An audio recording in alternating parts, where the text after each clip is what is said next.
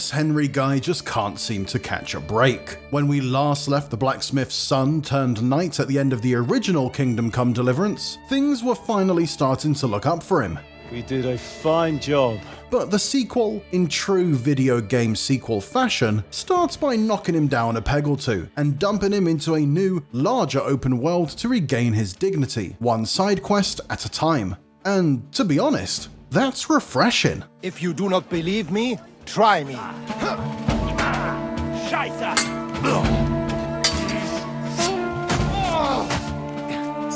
The story of Kingdom Come Deliverance 2 picks up almost immediately where the first one left off, but it's certainly not essential to have played it to follow what's going on. Thanks to an extended intro, that brings you up to speed on the broader strokes. The year is 1403. Henry is a village boy from Bohemia, modern-day Czech Republic, who saw his home burn to the ground due to a civil war for the crown taking place between two half-brothers. He ended up in the service of a frustratingly good-looking nepo baby, Sir Hans Capon, to try and help out the supporters of the royal brother, who isn't going around burning down villages. And that plan got a little sidetracked. What's the matter? Females! Let's go to them. It's not exactly a start back from square one though. Henry began the first game as the kind of old school RPG protagonist who is really just some random guy with no skills to speak of. He could barely hold a sword, and the unforgiving combat really made you feel that until you put in the time to master it. But Henry's a seasoned adventurer now. He knows how to read, which is practically a superpower in medieval Europe. And while you were out partying, he studied the blade.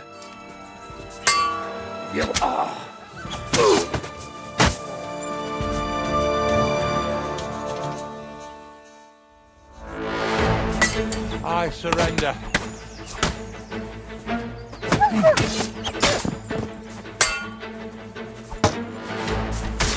This is reflected in the changes to combat in KCD2, which the developers described as lowering both the skill floor required to play competently and raising the skill ceiling for the most devoted warriors. There are only 4 attack directions now instead of 5. Thrust attacks are no longer a separate attack button, and have instead been folded into the combo system for weapons that make sense with them only. Parriers are a bit easier to pull off, and much to my delight, blocking can now defend you from multiple attackers, as long as they're all in front of you. Come on then! Basically, whether you mastered KCD1's combat or not, the lower skill requirement at the very beginning models the fact that Henry is simply a better fighter by now. But careful stamina management is still the core of every scrap, and button mashing is one of the quickest ways to die. I came across plenty of challenging encounters even as someone with more than 100 hours across 2 playthroughs in KCD1. It's not as easy to spam your way through them by getting a couple of powerful combo moves down to muscle memory. Mercy, spare me. The world of Kingdom Come Deliverance 2 is quite a bit larger as well, with 2 distinct maps about the size of the first games that you can travel back and forth between once both are unlocked. The terrain feels fairly familiar, for the most part. We're still in the central Bohemian woodlands, basically just over the hill from where KCD1 left off. But the level of detail on the terrain and vegetation is a noticeable step up, and better yet, it's way more optimized. My RTX 4070 Super still can't run KCD1, a 6-year-old game, on max settings. But what I played of KCD2 rarely had any performance problems. You won't.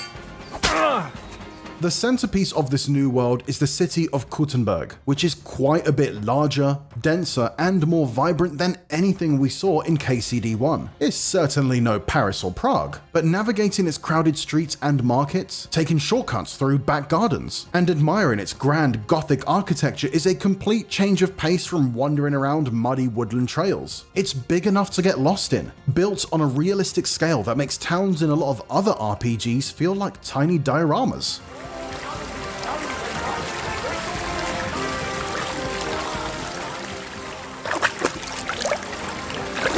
The side quests I got to play were also very open-ended and complex. The most notable example of this was an arc involving two rival sword schools in Kuttenberg, with the older and more established one, who just so happened to support the wrong king, trying to force out the newcomers, who were loyal to our boy, the rightful heir. It fell on my shoulders to steal a ceremonial sword from the established school and display it on the walls of the town hall, which would be seen as an open call for challengers. The quest doesn't much care how you get the sword. I took a sneaky approach, picking a lock to the guild's side entrance, but often you'll be able to choose violence, or even diplomacy, to solve your problems. What it does care about is whether or not you got caught carrying out this little false flag operation, as it can affect how the tournament between the two schools play out. I, of course, maintained plausible deniability and won the competition for my school, but there are a variety of other ways it could have progressed, some of which have long-term consequences.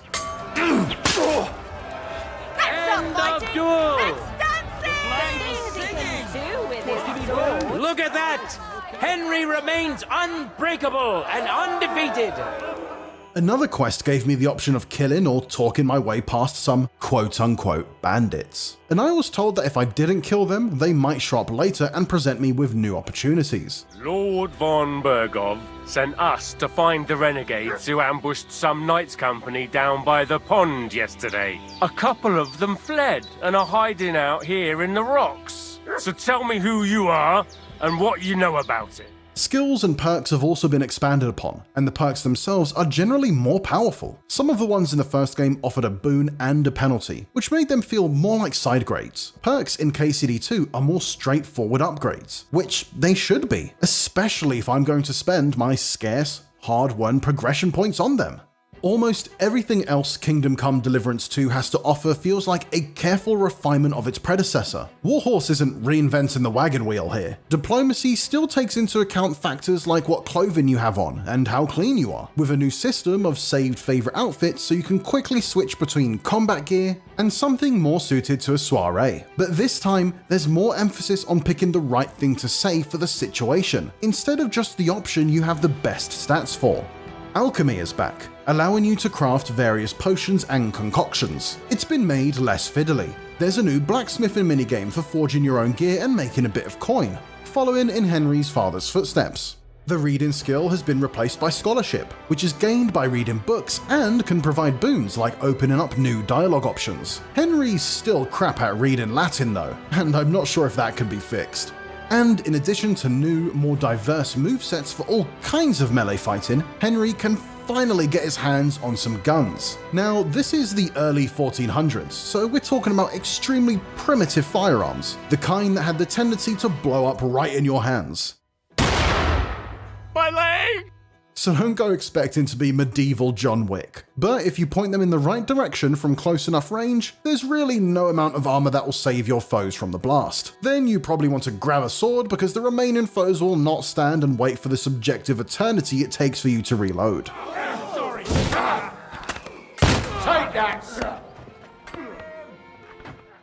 In just about every sense, Kingdom Come Deliverance 2 is shaping up as simply a smoother, prettier, more refined continuation of the things I liked about the original. The core mechanics are mostly the same, but sharper and with deeper progression. The world looks familiar, but broader and more grandiose. I had 2 whole days to play it, and it felt like far too little. When I was first turned loose from the stocks to pick my own path to glory, I felt that tingly feeling you get the first time you play Skyrim or The Witcher 3, of a massive world full of diverse adventures that aren't just clearing icons off a map. I look forward to spending dozens of hours exploring, gearing up the authentic medieval weapons and armor, and progressing through the improved perk system. Maybe Hans will stop being a huge bag of dicks too. We've got no message, no coin, nothing but our ragged arses. You know, anything is theoretically possible. I'm just glad I won't have to wait much longer. As 2024 comes to a close, there is one question on everyone's mind. What is the game of the year?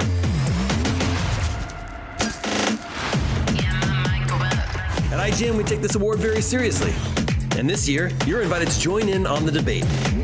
The payoff to our Game of the Year watch begins on the week of December 16th with our podcast, Nintendo Voice Chat. Hey, what's up, Super Ninfrendos? Beyond. I could see you wielding a Buster Sword. And Unlocked. What'd you think after playing it? Where we'll deliberate and bicker about each console's Game of the Year. It all culminates with the reveal of the big winner on December 20th on our special episode of Game Scoop. It's been a great year for games already so far. Lots of great games. Log on and join us in celebrating this year's Best in Gaming. Only on IGN.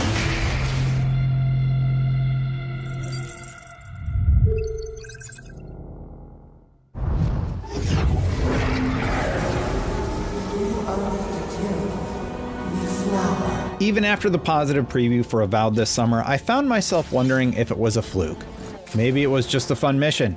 Maybe Obsidian won't be able to keep my interest as more quests are discovered. Maybe it was just a nice day. Nope! Avowed is just a lot of fun. Coming fresh off of trying out Dragon Age the Veilguard, I was so happy when I discovered just how evil I could be to people I met along the way right from the start of Avowed. Something Veilguard just didn't fulfill. I am ready. Do it. From the start, I had one NPC dropping F-bombs because I was going to leave her in prison. A short while later, a duo would try to intimidate me on a bridge only to meet a swift demise. I wasn't in the mood for their nonsense, I just wanted to be evil, and while I could have handled it the nice way, sometimes being evil is just more fun. Another win, but who's counting?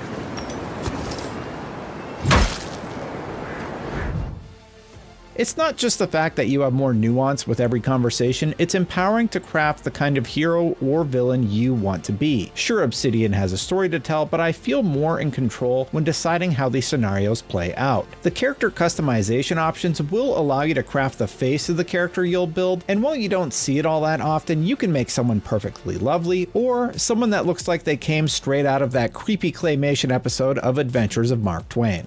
Try to survive. Same thing I do every day. Even the vendors have unique banter. I had the chance to meet the ex-husband of another nearby vendor, and the two would talk badly about each other because of their failed marriage. Another vendor had a past relationship with my companion Kai and warned him not to cross her again. These little beats do a lot to make the world feel like it has a history, and you'll uncover more of that as you adventure. I love these dangling threads that are teased throughout the playthrough. Hopefully, I get to tug on some of them and see how deep each story goes.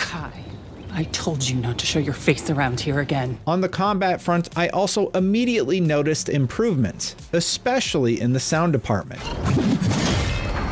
Obsidian clearly spent a lot of time working on the audio and combat flow, and it's immediately noticeable. The sound spikes are so satisfying to hear when you've stunned an opponent and can execute a flurry of blows or bullets, or when using stealth and you're able to execute your prey with an ethereal blade.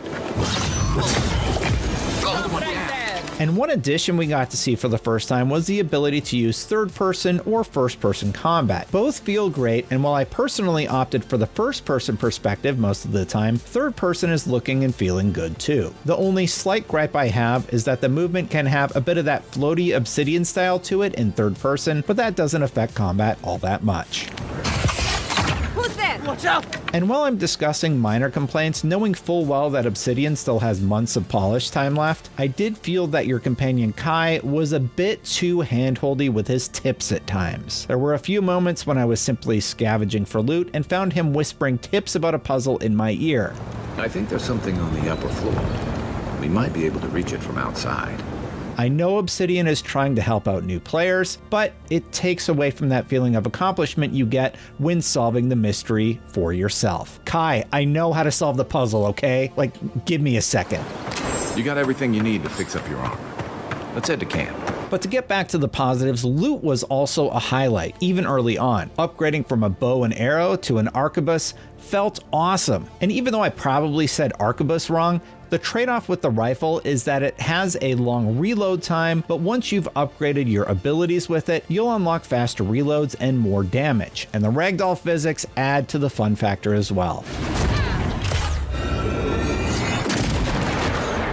Yet again though, my time with Avowed felt all too short. And make no mistake, there was plenty to explore in this small area. I found a spider cave where I took on a spider boss. I found the entire hour-long demo that we had the first time we played Avowed, and a plethora of small stories within the world, like this one guy who happened to be missing a ring and trying to find it. And I left wishing that Obsidian had given us more time to play, but that's a good sign. And so far, everything seems to be coming together in what I can best describe as a really fun RPG. But more importantly, it feels like an RPG where I'm in control of my own destiny, and while the decisions I'm making will have consequences, I love knowing that I get to be the one directing the orchestra, so to speak. We'd be most appreciative, of course. In both of my hands-on sessions with Avowed, I've only been able to see the Dawnshore section of the map and not much more. I do hope there's plenty of content here, but I'd really like to see more given how close the February release date is now. When I asked Obsidian about this, they promised several biomes would be explorable, and that will no doubt add a lot to the visual diversity of the world. I just wish we could get a peek at it beyond the footage from the very first gameplay reveal from many months ago.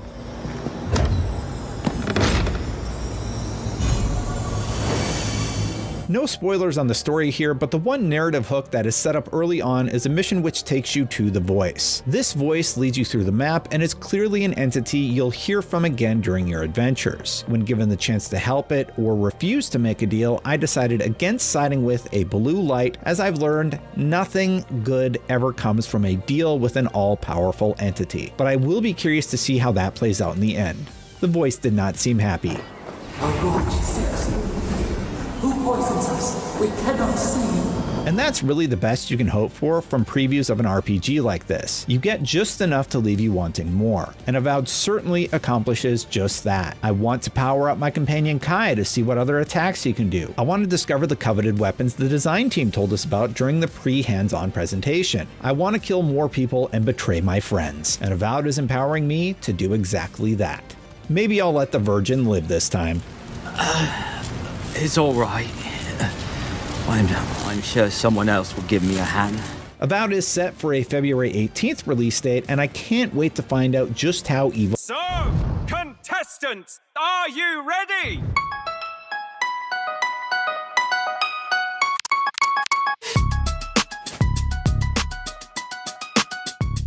You coming?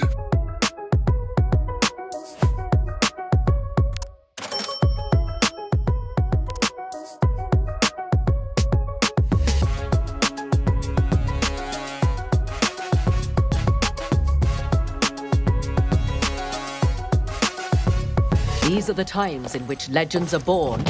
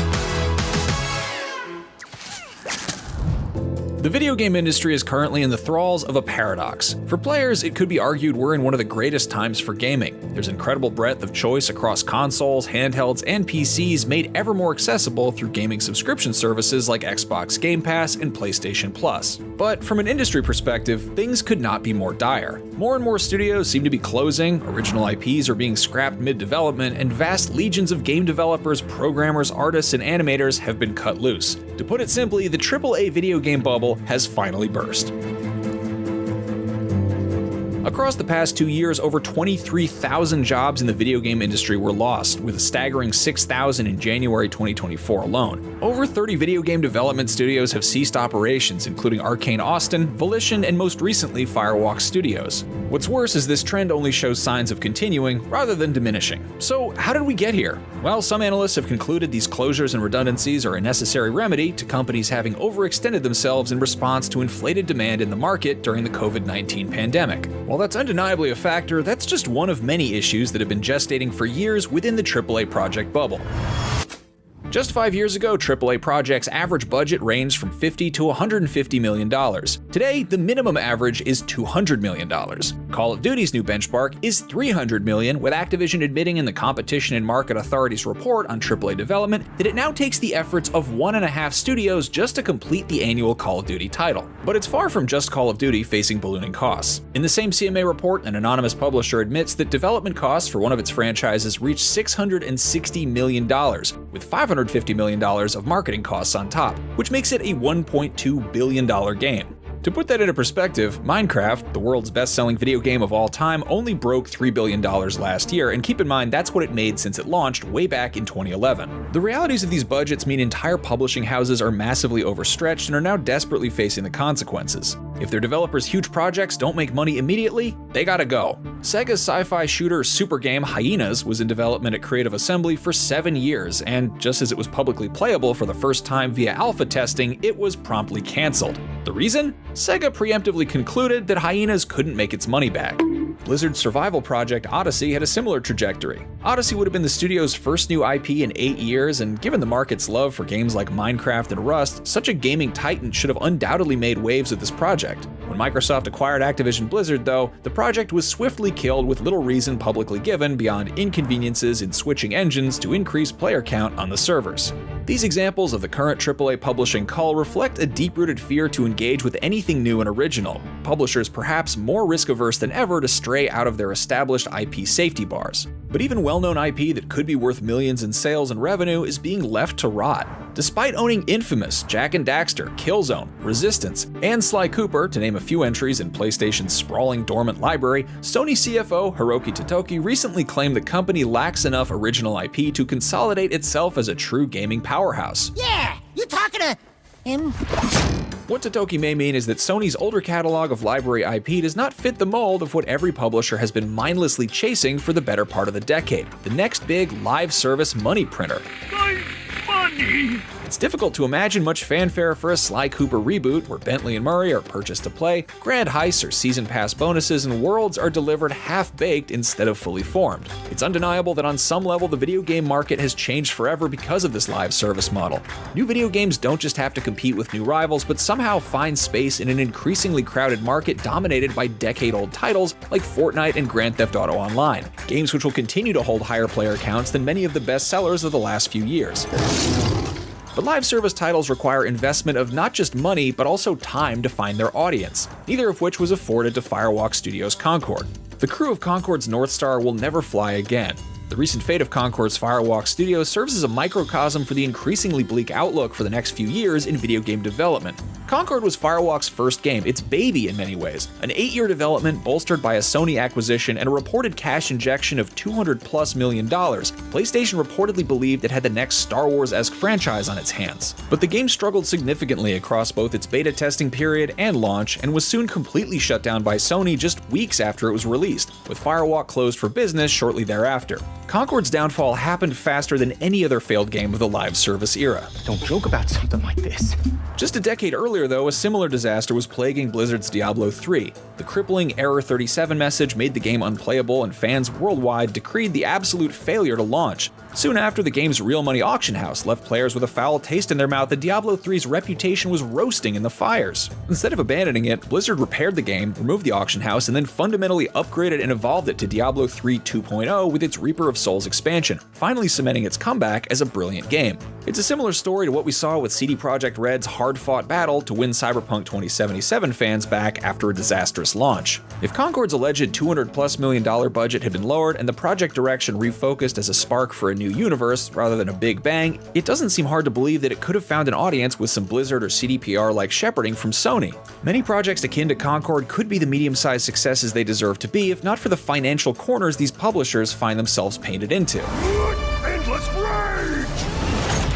And really, maybe some publishers should consider steering clear of these financial quarters entirely. Gamers are beginning to wane interest in these monolithic projects. You need only look at a top-rated games of 2024 list. While 2023's award lists were littered with AAA titles from 500-strong studios, 2024's show a revitalized hunger for a smaller, more independent spirit. Arcade machine throwback UFO 50, the Metroidvania-esque Animal Well, poker roguelite Balatro, and text-based pixel art adventure The Crimson Diamond are just some of the games you'll see appearing again and again on these lists. Despite their numerous differences, they share one thing in common: a smaller, more refined experience that recalls earlier eras of gaming where marriages of mechanics and storytelling were key through technological craftiness, rather than literal country-sized game worlds. The nostalgia they create for older video game generations are central to the heart of their creation. They just want you to pick them up and have a good time. The slow but increasingly clear pivot of video game audiences to a potential indie renaissance is a clear message to publishers that if everything is bigger and bolder, who possibly has the time and energy to play more than 1 or 2 games each year? Did I ever tell you the definition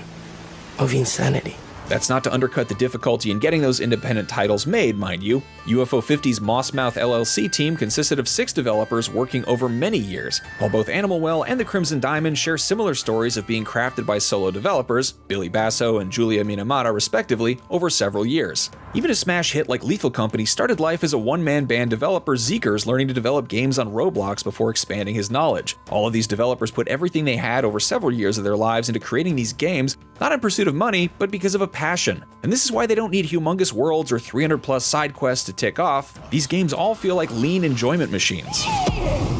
It feels like the top end of the video game industry is currently faced with 2 paths to choose from. The first is the status quo. It can continue to engorge on bigger budgets with impossibly open yet incredibly empty worlds filled with 80+ hours of content, about 10 of which have any meaning to its players, and or hopelessly pursue the live service train which left the station over 5 years ago with late passengers wondering why the money isn't rolling in anymore. These billion-dollar gambles could pay off, but it's seeming less and less likely every day. Conversely, companies could opt for a second path and take a page out of Julia Minamata, Billy Basso, and Zeekers' books, a wider breadth of projects, smaller in scope and scale, with a refined focus on gameplay mechanics and perhaps a return to older styles of video games long dormant. Projects where developers aren't afraid to make weirder choices and take some unexpected left turns, lest they crash their $400 million ship into a mixed to decent reception and lackluster sales. Maybe studios, and more importantly publishers and shareholders, can remember that we used to play video games because they were fun, not because of their bigger than last year maps carpeted by denser, higher resolution grass that you walk across to finish another piece of side content that pushes you just 1 digit closer to that 100% completion. This wasn't the plan. No, it just wasn't the one we started with.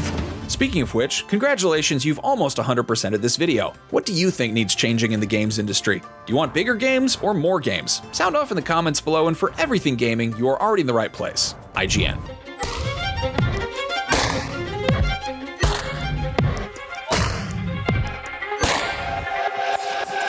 When it comes to the Call of Duty franchise, it's easy to typecast every game as the same big blockbuster Hollywood action movie where you single-handedly save the world from this year's nuclear threat.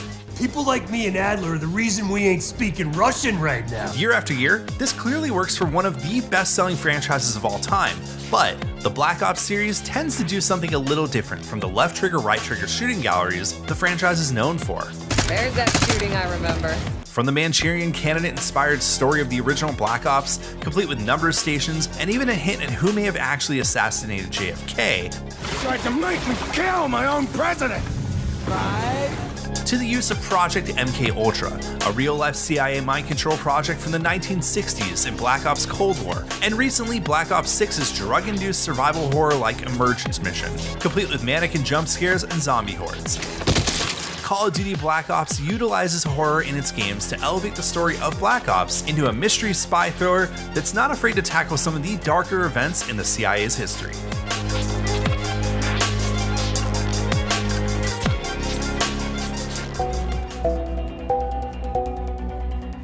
What's a video about black operations without talking about one of the strangest and at times scariest real-world examples of the CIA's desperation to win the Cold War? Without digging too deep into the rabbit hole, MKUltra was a project run by the CIA from 1953 to 1973, where they hoped to develop new forms of interrogation using brainwashing and psychological torture.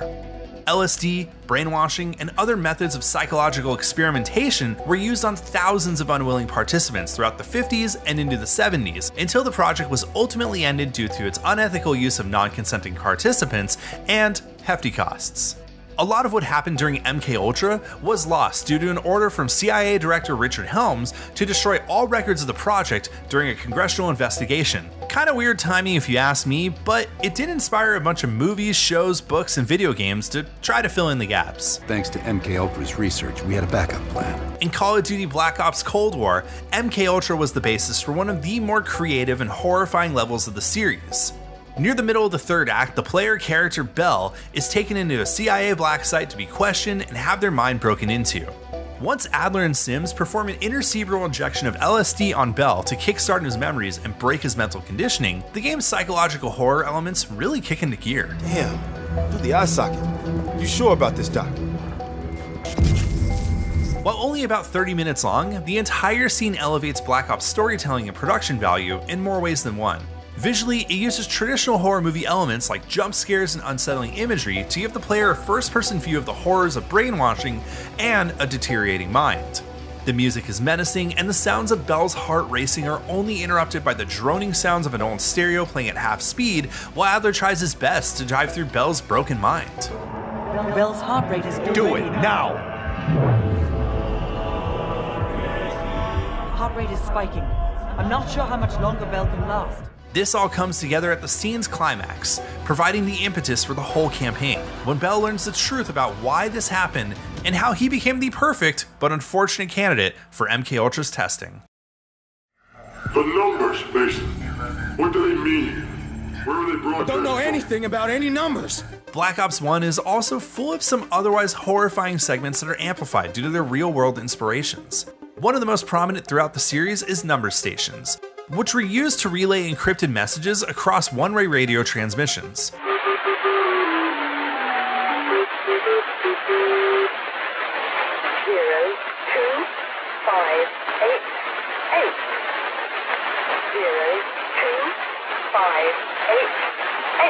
During the Cold War, these stations gained prominence and were used frequently by Soviet spies operating in Western countries.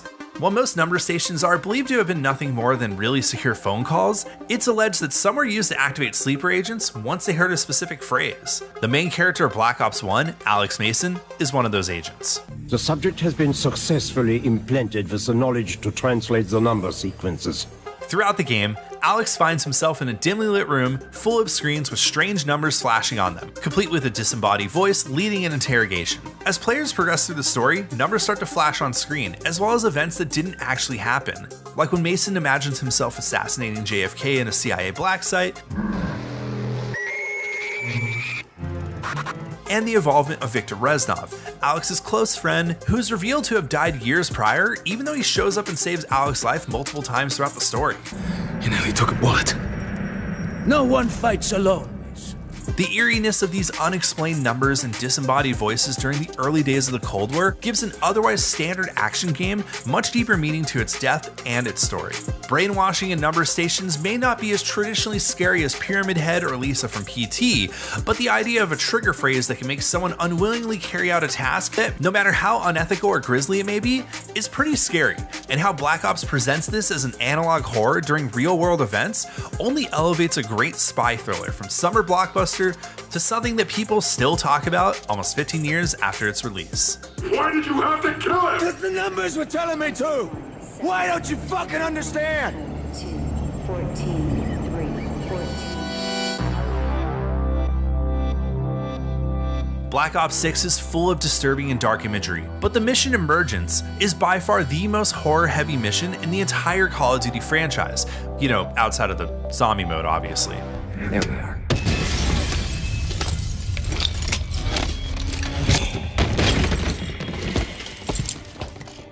This mission is a culmination of a few different aspects we've covered so far. There's mention of MKUltra programming, drug-fueled psychological warfare, brainwashing, and even zombies. Prior to this mission, players will have come across notes and audio logs that detail a human experiment involving a set of twins and a mysterious drug called Cradle. They developed the Cradle.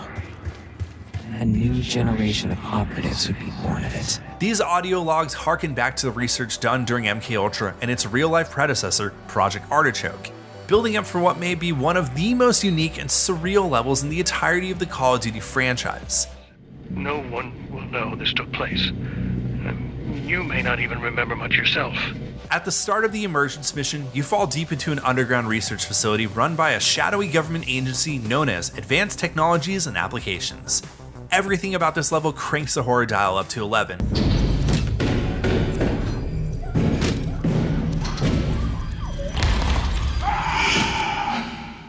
And the game immediately shifts from its modern military roots to something more akin to BioShock than Battlefield.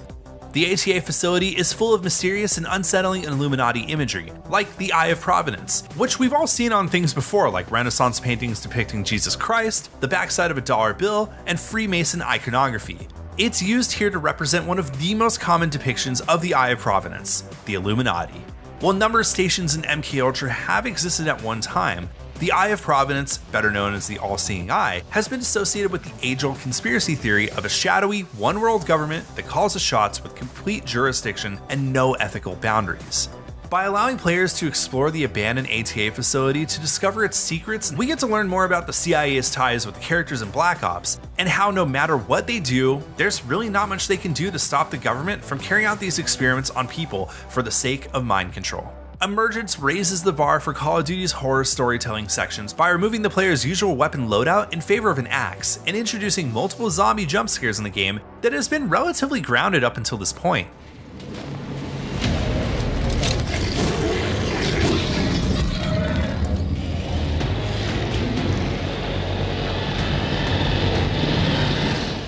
Black Ops 6 is able to lean heavily into the dark and mysterious world of Black Operations and the more fantastical side of things with Illuminati imagery and even more references to Project MKUltra. After treating us with the Cradle, they tried to mold us into the perfect soldier. They planned to break down the walls of mind and body.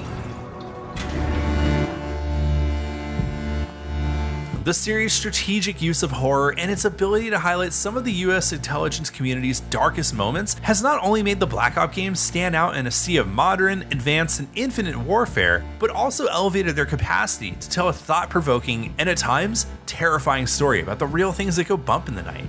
While they may only dive into traditional horror for a few brief moments in each game's campaign, the effectiveness and unsettling nature of each mission, along with many other explorations of disturbing topics, have proven time and time again that the Black Ops series' use of horror has contributed to some of the best campaigns in Call of Duty and modern military shooters ever.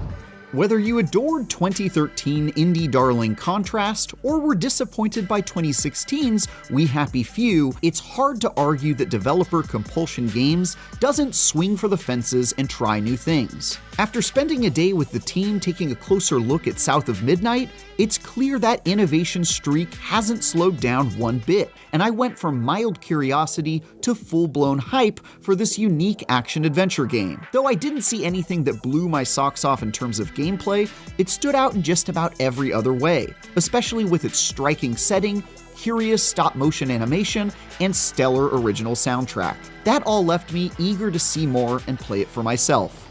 You mean to tell me your mama never told you stories about critters and weavers? Oh, you're lucky I come along. A quick disclaimer before we get started. I wasn't provided footage of the hands-off demo shown at Compulsion Games' office, and so won't be able to show you all the things I saw. Instead, I'll be relying on existing, publicly available sources, and you'll just need to fill in the blanks. Shaking bones. Been a while. South of Midnight is set in a part of the world we don't see too often in games, the American Deep South. It isn't just a backdrop for you to fight monsters, but rather the entire premise on which the adventure sits, with characters, folklore, and mythical creatures all drawn from real-world places and stories. During a hands-off demo, I saw flooded wetlands after a recent storm, mosquito-riddled swamps, and ostentatious antebellum manors, each infused with elements of fantasy I'd not seen anywhere else. These exotic places fit nicely with an equally unusual art style that emulates stop-motion animation, yet another rarity in games, and one that would be sure to fog up Guillermo del Toro's glasses. The whole thing looks like it was ripped from the pages of a children's storybook, which I really dug. It definitely took some getting used to at first, as the jerky movement might easily be mistaken for frame rate wonkiness to the untrained eye, but it also adds to the otherworldly fantasy charm that South of Midnight oozes. It can sometimes be pretty difficult to understand how exactly a game will feel to play during a hands-off demo, but in the case of South of Midnight, touching a controller wasn't necessary to recognize its best quality, its music. Each level has you facing off against a cryptid from Deep South folklore as Southern-inspired blues and jazz intensifies, and the lyrics help tell the story of whatever beast you're tracking down.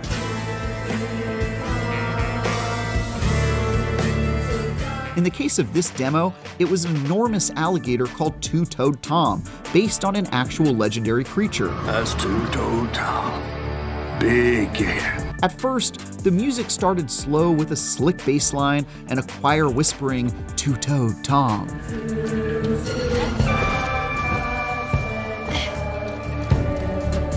But by the time we unraveled the mystery of the mythical gator and progressed to the final confrontation, the chorus reached a fevered pitch, the words of which told the tale of poor old Tom.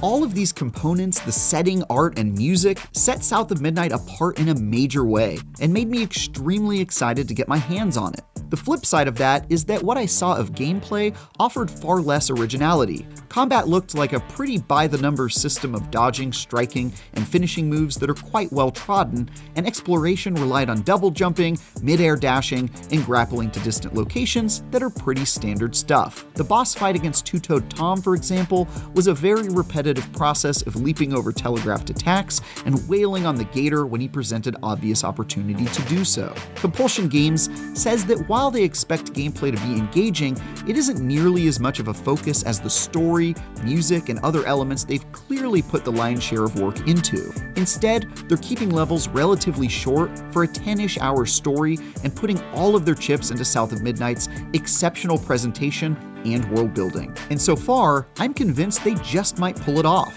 After all, even without playing it myself, it's made a great impression on me. Here's hoping it delivers when we finally get to play it next year. I'll pick you up yonder after to go find your mom. As 2024 comes to a close, there is one question on everyone's mind. What is the game of the year?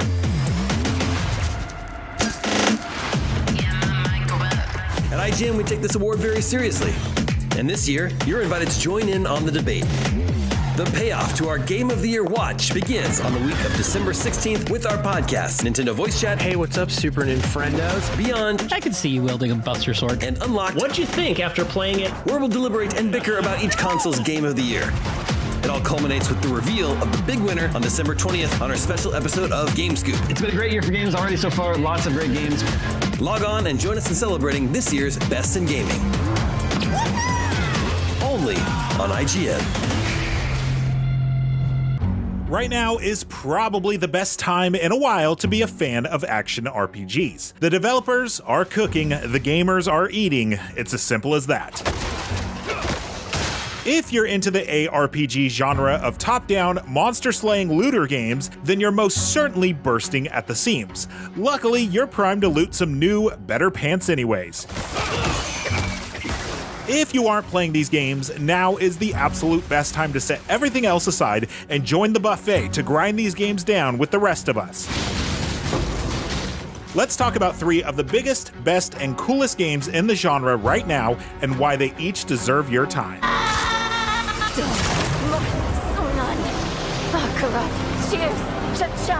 The developers of games like Diablo 4, Path of Exile, Last Epoch, and soon Path of Exile 2 are seriously competing in a brutal war for your engagement.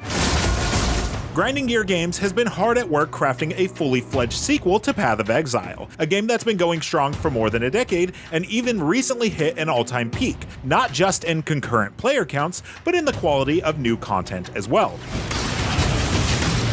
Meanwhile, Blizzard has spent the last year reacting to critical feedback from its fanbase to turn Diablo 4 around and introduce meatier in-game iterations that keep players satisfied. And we're not just getting ARPGs from legendary, iconic game studios. There's also the newcomer, Last Epoch from 11th Hour Games, a studio that built a hit game that was mostly birthed out of a Reddit conversation. See, about 8 years ago, Reddit user MoxJet200 made a post on the social media forum asking for input from other ARPG fans on what features would make for a great entry to the genre. That user, Judd Cobbler, is now founder and CEO of 11th Hour Games, the developers of Last Epoch, a studio with talent from all over the world working to keep this game going. While there are other notable ARPGs out there in the wild, Diablo 4, Path of Exile, and Last Epoch come together to keep us well fed throughout the year with regular seasonal or league content updates.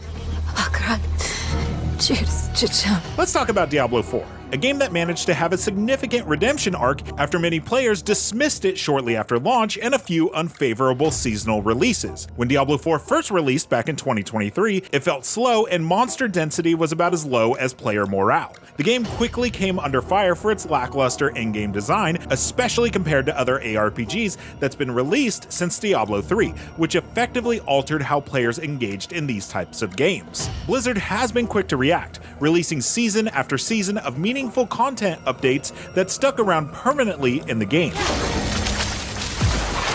This feels like a direct result of healthy competition in the genre. While Grinding Gear Games implemented new ways to ease the quality of life in the endgame with Settlers of Calgar and the introduction of gold and auto mappers, Blizzard shook up the very fabric of their game to change its pace, the weight of their itemization, and overall relevance of content.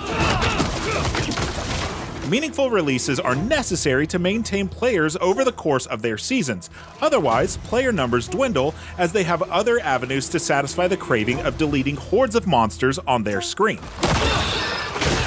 So if you were one of the many action RPG fans let down by Diablo 4 early on, it's definitely worth a second look now.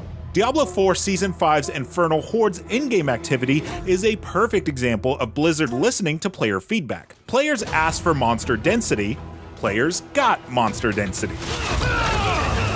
Jumping into the Infernal Hordes feels like a completely different game than what we got with Diablo 4's vanilla release, another clue that competition is key.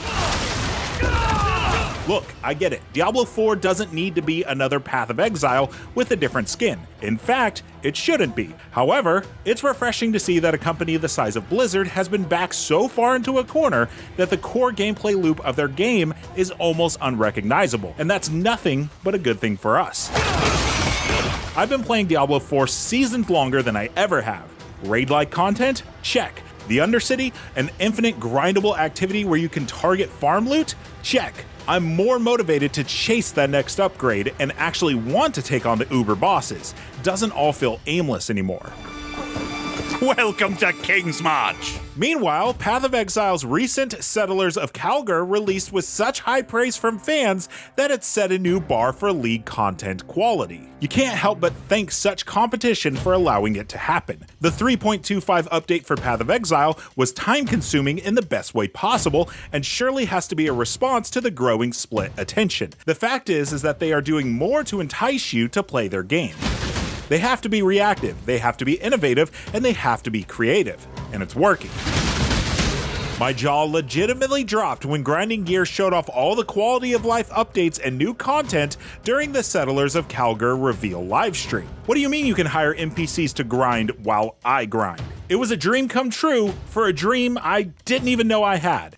There have been nothing but promising updates for Path of Exile 2, and this most recent release for its predecessor gives me nothing but faith in what's waiting for us in the sequel. Not only will Grinding Gear Games be continually adding content to Path of Exile 2, they will also still support the original Path of Exile with regular leagues as normal. They've even alluded to porting back features that they add in Path of Exile 2. Features like gold, the currency trade market, and more prominent health bars have already been added. So not only will Grinding Gear be in constant competition with other developers, they'll also be competing with themselves. Here lie the answers you seek. But what about the little guys? 11th Hour Games are still here. Their 1.0 launch for Last Epoch was insanely popular with high concurrent counts. While Last Epoch did suffer from major server and connectivity issues, the game was still an excellent grind. Their monolith endgame mapping system, while still a little shallow, has so much potential for the addition of depth and player engagement. Soon after launch, Last Epoch got its 1.1 update, Harbingers of Ruin. Sure, the update wasn't as massive as something Grinding Gear Games or Blizzard could pull off, but it shows the devs' commitment to the game that was made by devoted fans of the genre. They're a bit silent at the moment on content updates, but the imminent release of Path of Exile and Diablo 4's ongoing seasons likely play a role here. As I mentioned, they're the little guys. They need more time to cook. In Grinding Gears Games' recent Path of Exile 2 livestream, they blew the lid off most aspects of the game. One of these aspects being their new Atlas mapping in-game system, which, if you peer closely, it looks eerily similar to Last Epoch's Monolith system, an infinite mapping system where if you die, you'll be locked out of rewards. Of course, it can be argued that Path of Exile's Delve was the actual inspiration for Grinding Gears Games' new Atlas iteration, but I like the narrative that developers are just sharing ideas now because they love and need our attention. Anyways, you hungry yet? Luckily, the sweet ambrosial allure of this genre is hearty enough to keep you well fed. When one game is on the downswing, but you're still looking to scratch that lootin' and slayin' itch, ARPG games are aplenty and of excellent quality. Diablo games, the Path of Exiles, Grim Dawn, the Torchlight series, Lost Ark, the list goes on. The genre has never been better than it is now. It's a space in gaming where the developers are truly getting the meaning of live service and what it takes to keep players engaged and happy. And to that we say, keep them coming. So, contestants, are you ready?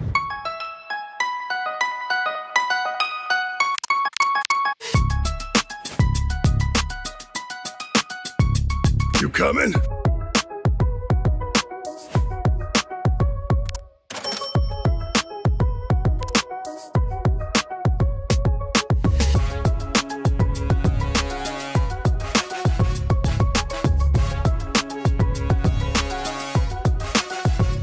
These are the times in which legends are born.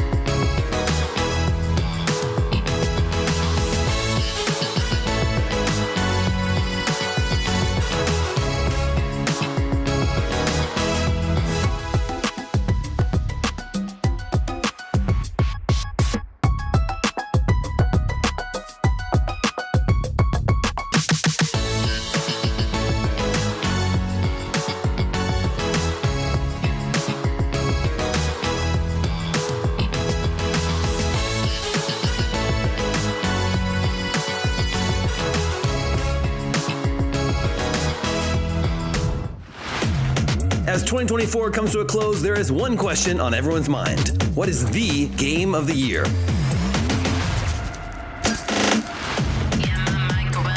At IGN, we take this award very seriously. And this year, you're invited to join in on the debate.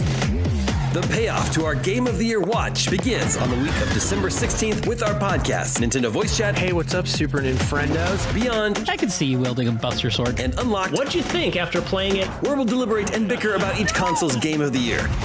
It all culminates with the reveal of the big winner on December 20th on our special episode of Game Scoop. It's been a great year for games already so far. Lots of great games. Log on and join us in celebrating this year's Best in Gaming. Only on IGN.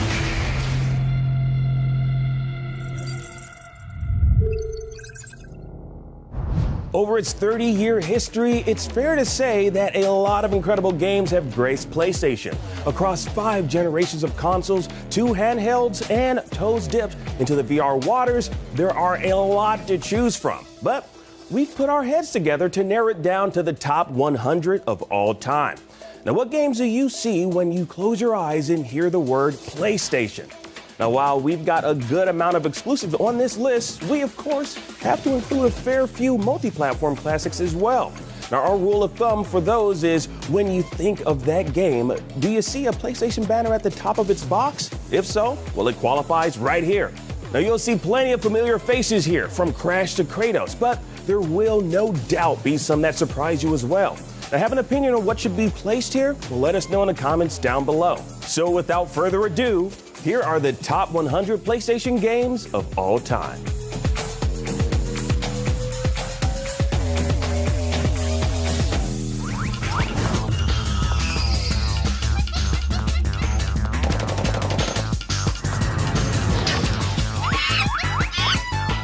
Mascot platformers were all the rage at the height of the PS1 era, and hot on the heels of Crash Bandicoot and Spyro, Sony opened a whole barrel of colorful new characters with Ape Escape, a family-friendly chimp hunting adventure that armed players with a slew of monkey-capturing gadgets. Ape Escape was popular enough to spawn many sequels and is still referenced as recently as in 2024's Astrobot, but perhaps its most important legacy was being the first game that could only be played with the newly released DualShock controller, introducing players to the world of dual analog sticks that would soon become not just the norm for PlayStation devices, but the industry standard to this day. Gotcha! Yes!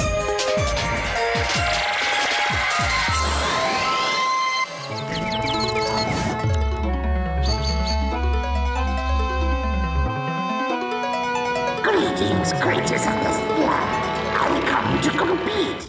Crash Bandicoot was Sony's answer to Nintendo's Mario, so naturally, if Mario had a kart racer, Crash needed one too. A shameless imitation of Mario Kart, Crash Team Racing is nonetheless a genuinely fun time with a great selection of tracks and all of the silly weapons and power-ups you'd expect from the genre.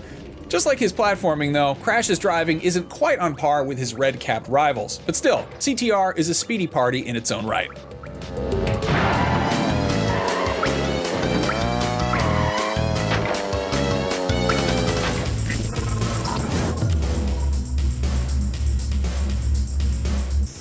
It's working!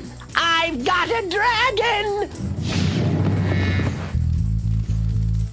Whoa, rough landing. Ripto's Rage is the most complete Spyro package. More challenging than its predecessor, it improved on everything that everyone's favorite little purple dragon brought to the table the first time around. A certain Bandicoot may have ultimately come out on top as the original PlayStation's most beloved platforming mascot. He was, after all, the guy in the suit who showed up in PlayStation commercials, but Spyro certainly played his part.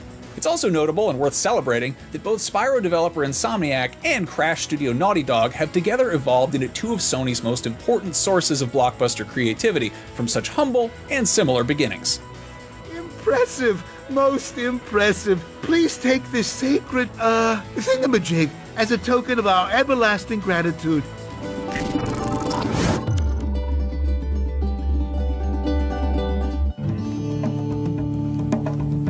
Jumping ahead a few console generations and taking a smaller detour, Little Big Planet developer Media Molecule reinvented its arts and crafts approach for portable gaming with Tearaway, one of the PS Vita's shining stars, truly showcasing the versatile little handheld's capabilities. Tearaway made innovative use of the console's rear touchpad and front-facing camera, letting you enter Tearaway's papercraft world by pushing your fingers through the landscape, or by having your own mug adorn the skies as a big colossal shining sun. But even without all the clever gimmicks and set dressing, Tearaway is still, at its core, just a great, charming platformer.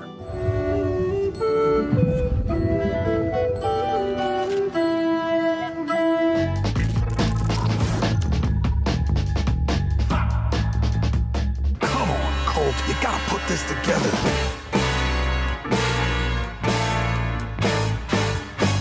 Deathloop was an exciting and stylish new property from Arcane Lyon, the studio behind the Dishonored series. Microsoft acquired Arcane's parent company shortly before Deathloop's release, but the game still released as a timed exclusive for the PS5, and it was a good one.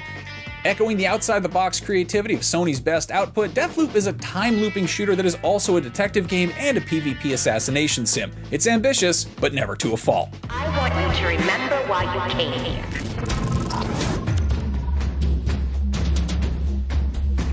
I want information. Where the hell am I? It's a little ironic that most of the beloved PlayStation properties mentioned so far have since been acquired by Microsoft, but that is not the case for Jak and Daxter, who remain some of Sony's most beloved characters. Rockstar may have dominated the PS2 era of open-world games, but that didn't stop Naughty Dog from trying its hand as well. Jak 2 moved away from the mascot platform Bedrock of its predecessor to take Jak and his Ottsel companion Daxter to a hub-world city filled with danger. An ambitious pivot to a more combat-heavy focus, it was a gamble that paid off, as well as being one of the best-looking games of its generation. I think the Baron set me up. Actually, I think everybody's trying to kill me.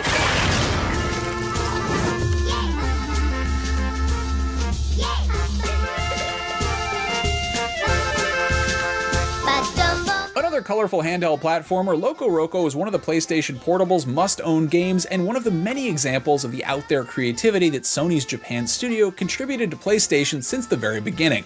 A relatively simple concept based around the idea of rolling colorful jellies from point A to point B, it contained hidden complexities that accentuated its elegant design. Packed full of charm that threatened to burst out of its portable confines, it was a treat in every sense of the word.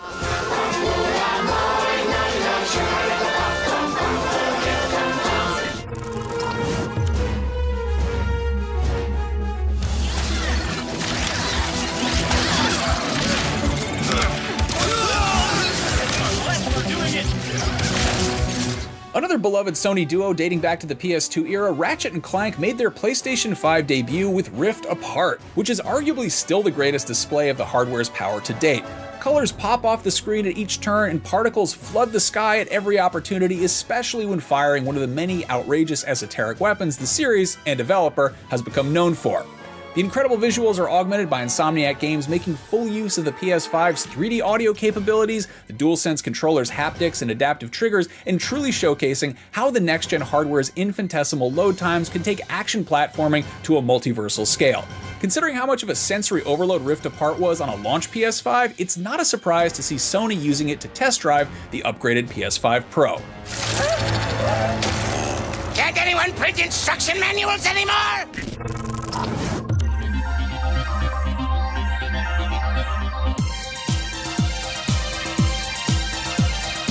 Before reinventing the Tetramino and Tetris effect, designer Tetsuya Mizuguchi had an idea that combined block-based puzzling with electronic music that could be played on the go. That idea became Illuminous, one of the best puzzle games to ever grace the PSP. While solving its Tetris-like puzzles was what made it fun, the kicking soundtrack that synchronized its beat to the gameplay made it so that anyone who played Luminous felt like a third member of Daft Punk.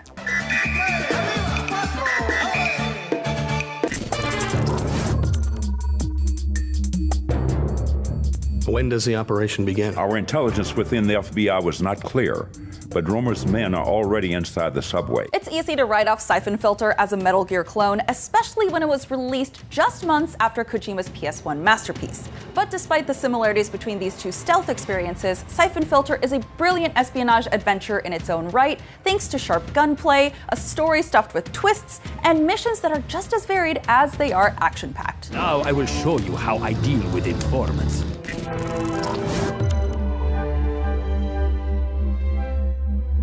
Look at this place. It's amazing. So this is your world. The PlayStation 3 library is loaded with gorgeous games, but Ni no Kuni: Wrath of the White Witch is the only one that comes close to feeling like a playable Studio Ghibli movie.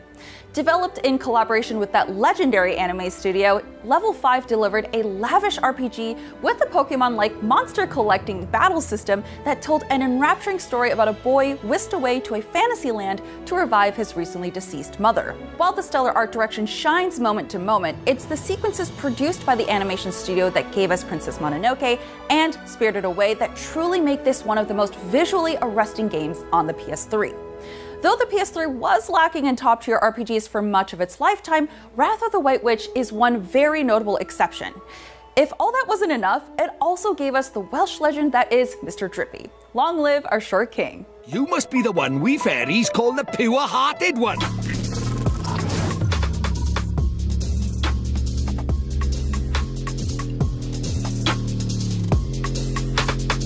Pro Evolution Soccer 6 is as good as football games have ever been. At a time when the rivalry between Pro Evo and FIFA was at an all-time high, Konami's soccer simulation was the sports game to play on PS2. It's the sort of standout opposition that EA sorely misses now, as with no strong competition, the genre is left to wallow in mediocrity. Oh, for those glory days to return.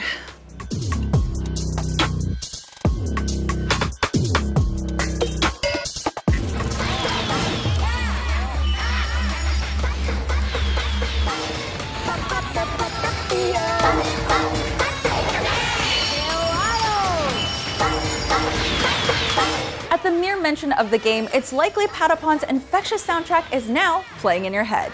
If you were never hooked, Patapon was a PSP game that marched to the beat of its own drum, quite literally. Gameplay was a unique blend of rhythm and strategy because every note you hit, in this case a different beat to an actual drum, issued commands to a band of one-eyed warriors you led into battle.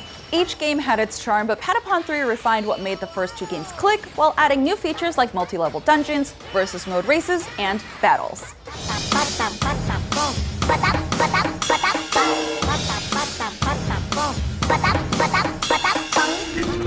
Untamed, majestic, but lethal. If you hunt these wilds, no matter how skilled you are, no matter how clever, you will become the hunted. Killzone developer Guerrilla Games took a big swing on the PS4, ditching its desaturated shooter series for the altogether much more vibrant world of Horizon Zero Dawn.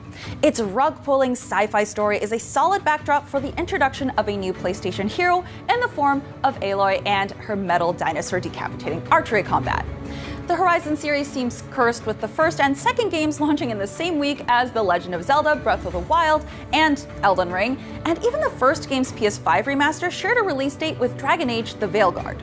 Still, Horizon has persevered against some very stiff competition, and Zero Dawn has already seen a PS5 sequel, VR experience, and LEGO game spawn for it, so something tells us we're going to be seeing a lot more of Aloy.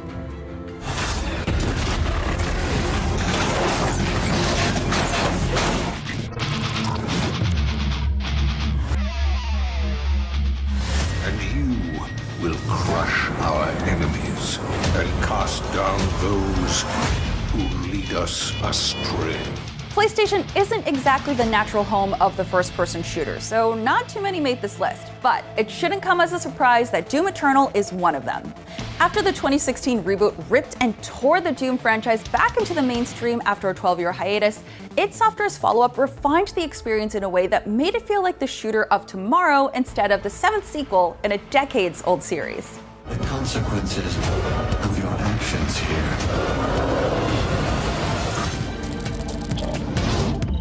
Welcome to SSX Tricky.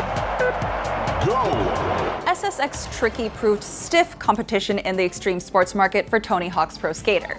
Barreling down perilous mountains and flipping around in every direction was fun in its own right, but it's Tricky's colorful style that made the otherwise snow-white vistas truly pop off the screen. The PS2's abundance of BMX, surfing, and skateboarding titles made for some tough foes to rock around, but SSX Tricky stuck the landing.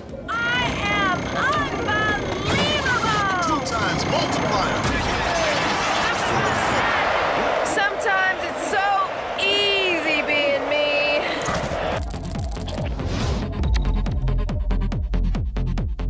Long associated with the Game Boy, where Tetris was sold as a bundled game, Tetris Effect saw Rez mastermind Tetsuya Noguchi reimagine the Eternal puzzle game for the PlayStation VR headset. Themed around the psychological effect of the same name that occurs when playing the block stacker for long hours, Tetris Effect transformed the classic game into a psychedelic trip by combining the timeless Tetraminos with far-out visuals and a stellar soundtrack. A VR Tetris game could have been the most phone-in shovelware imaginable, but Tetris Effect elevated it to a practically religious experience.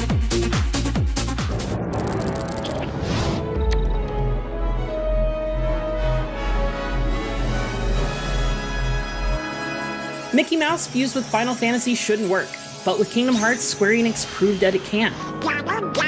Name's Goofy. I'm Sora.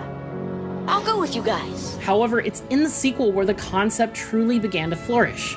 Sora, Goofy, and Donald and the whole gang embark on a convoluted adventure through beloved Disney worlds with particular highlights including the Steamboat Willie-inspired Timeless River level, Hercules Olympus Coliseum, and Tron Space Paranoids. Does it all make sense? That's a question for another day. We'll enjoy any game that lets us chat with Winnie the Pooh in between bashing enemies with a giant key, though. Guess it's about time to be moving on.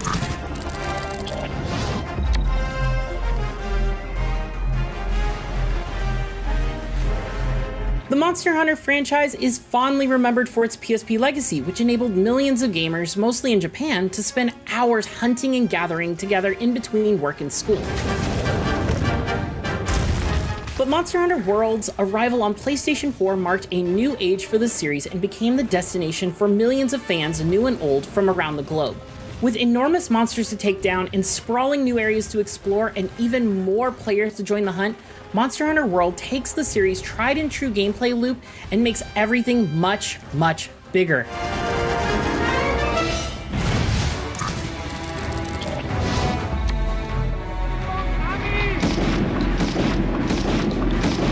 The original 1999 Medal of Honor, co-created by Steven Spielberg, was a true PlayStation classic. However, it's 2002's Medal of Honor Frontline on PS2 where the historical shooter series finally fulfilled its lofty ambitions of making Saving Private Ryan's most iconic scene playable. Opening on an intense recreation of the D-Day landings, Frontline's exciting and varied campaign would prove to be the blueprint for Call of Duty's later success. We're placing you on a special mission. Good luck, Patterson.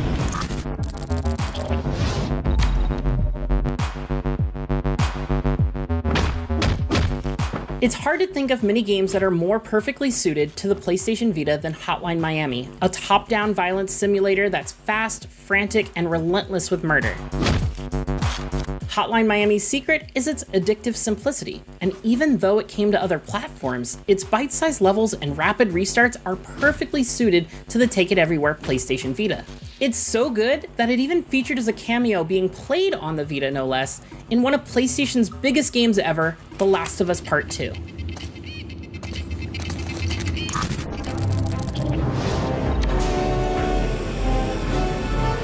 Yeah, they want to buckle up. Killzone may have never proved to be Sony's Halo killer, but its industrial weight shooting and grimy aesthetic were instrumental in putting Horizon's developer Guerrilla on the map. Killzone 2 is particularly memorable for being a graphical showcase to a controversial degree. An early E3 demo may have been too good to be true, but the final game was nonetheless a stunning example of the cinematic visuals the PS3 was capable of.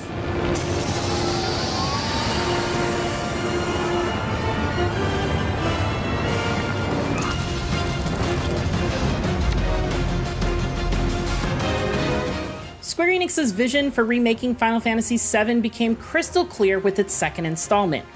Untethered from the need to set up the familiar events of Final Fantasy VII, Rebirth is able to throw our beloved heroes into a vibrant open world that brings to life what every gamer who played the original Final Fantasy VII was only able to imagine previously. Bursting at the seams with love for its iconic characters and world, Rebirth is an ambitious second act in this three-part remake that's already proving as essential as its blocky PS1 predecessor. The big question is, how long will we have to wait for the final installment? But in reality, it's barely hanging on.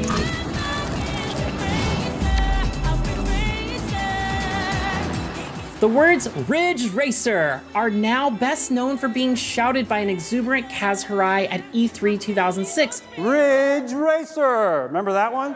All right, so let me go right ahead. But years before that, it was PlayStation's standout driving game.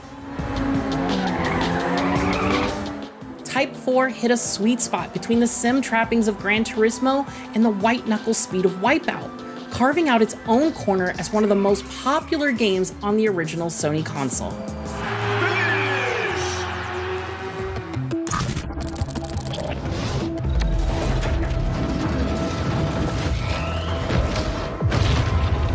Before Returnal, Housemarque was known for its exhilarating, but relatively niche, twin-stick shoot-'em-ups. Then, in 2021, Celine's time-looping sci-fi roguelike burst onto PS5s to showcase exactly what the console and the studio could do. Encountered hostile predator. Its psychologically twisting story, excellent shooter gameplay, and stunning art design locked it in as one of the generation's must-play games, with bonus points for being one of the few PS5 games that really got creative with the DualSense's adaptive triggers.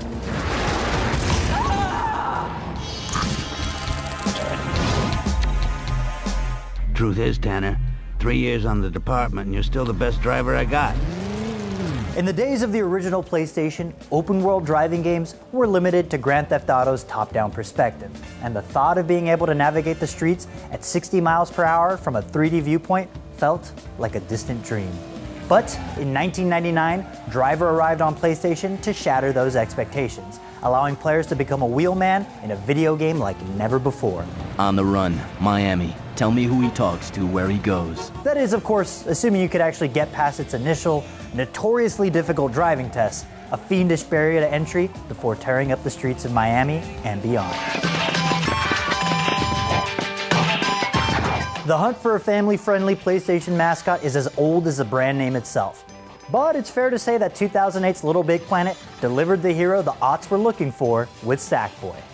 Little Big Planet was not only the birth of a mascot, though. It was also PlayStation's first significant experiment in user-generated content, giving players the tools to share their woolly, 2D creations with the world. Developer Media Molecule would unquestionably do it a whole lot better with sequels and spiritual successor, Dreams, but none of that happens without the whimsy, charm, and just plain adorableness of Little Big Planet.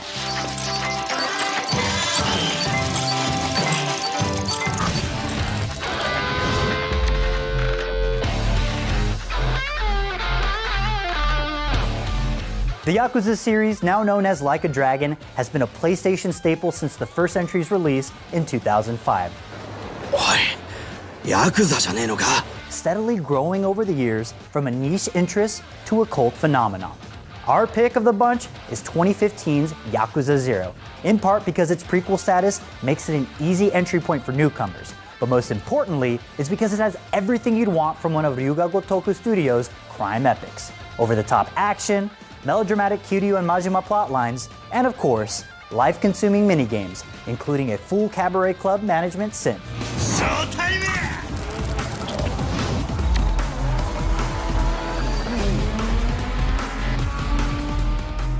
Between MTV's Pimp My Ride and Need for Speed Underground 2, it seemed like every car in the world in the early 2000s had tinted windows and underglow neon lighting. The PS2 was home to Need for Speed at its height, with Most Wanted's pink slip system and open-world police chases providing just as many thrills. But Underground 2 uses its nitrous oxide to just edge in front here thanks to its electric street racing drenched in glow-in-the-dark painted cool.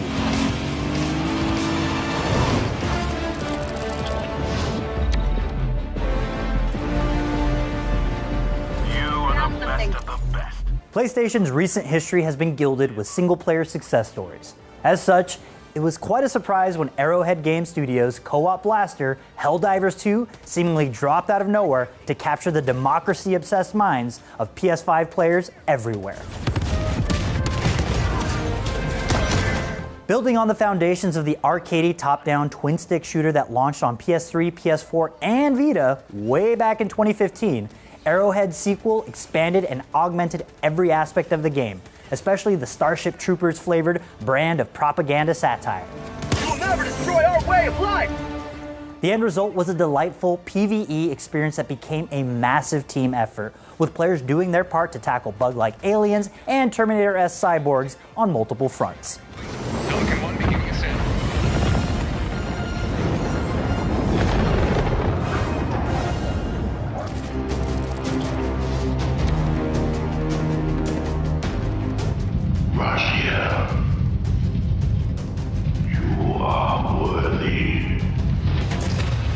Legacy of Kain has emerged as one of PlayStation's favorite cult series over the years, and we think it peaked with 1999's Soul Reaver on the PS1. Crystal Dynamics introduced players to Vampire Ghost protagonist Raziel, whose supernatural abilities were put to the test with a combination of combat and puzzles that were equal parts stylish and challenging. It was incidentally the first game directed by Amy Hennig, who would then go on to help shape Naughty Dog into the modern PlayStation behemoth it is today. All of the aspects of what has become Sony's trademark single-player formula can be felt way back here in Soul Reaver. What pitiful form is this that I have come to inhabit? Death would be a release next to this travesty.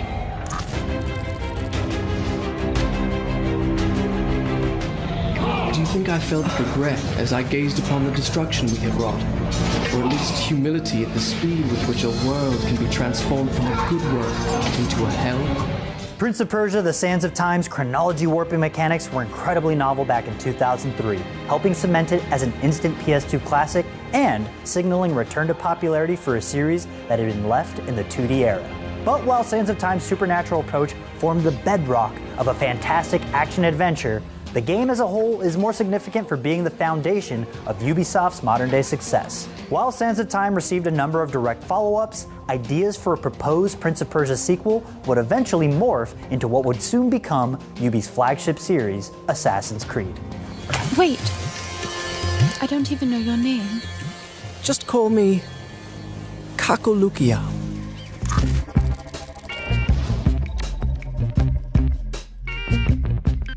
I'm Pete Kowalski. Jimmy Hopkins, and don't ask how I'm doing.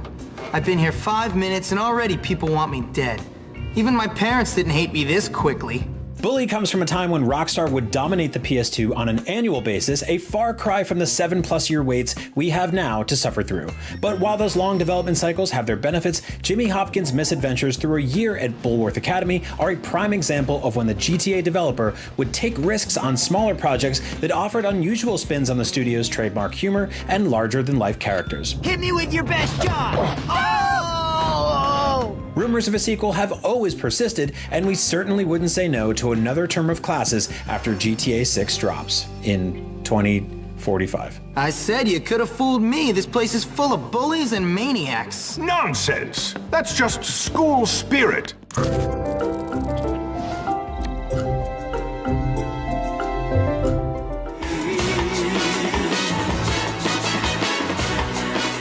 Katamari Damacy was the cool artsy kids' favorite PlayStation 2 game. Before the need to roll up famous IP and turn them into AAA blockbuster games, the Prince of All Cosmos was rolling up everyday objects into a larger and larger ball and taking over the gaming world with it. Katamari Damacy is emblematic of the kind of madcap video game ideas that we don't really see from big studios these days, but were a regular blessing during the PS2 era. Thankfully, Katamari Damacy's legacy lives on in the quirky indie games developed by those same cool artsy kids who grew up playing it.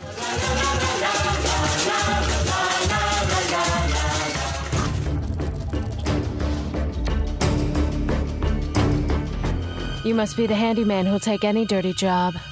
Am I correct? I only take special jobs, if you know what I mean.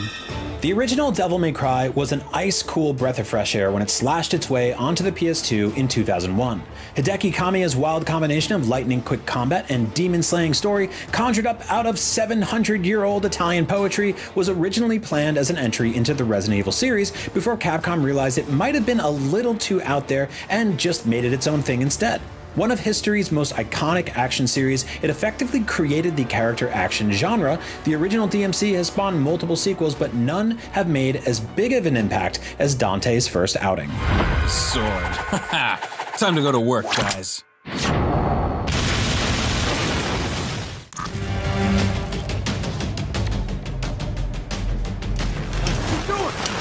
around you. This is your family.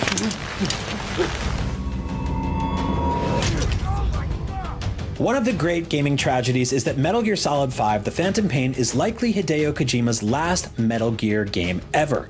But what a game to go out on. Though it was the series' first foray into an open world, The Phantom Pain integrated almost all the core mechanics from the previous games, refined into their most advanced, evolved iteration. Fire! Though The Phantom Pain's troubled development begins to show in its later missions, the moment-to-moment gameplay truly feels like the perfected final form of the tactical espionage action Kojima pioneered way back on the original PlayStation. The only language left to me, revenge.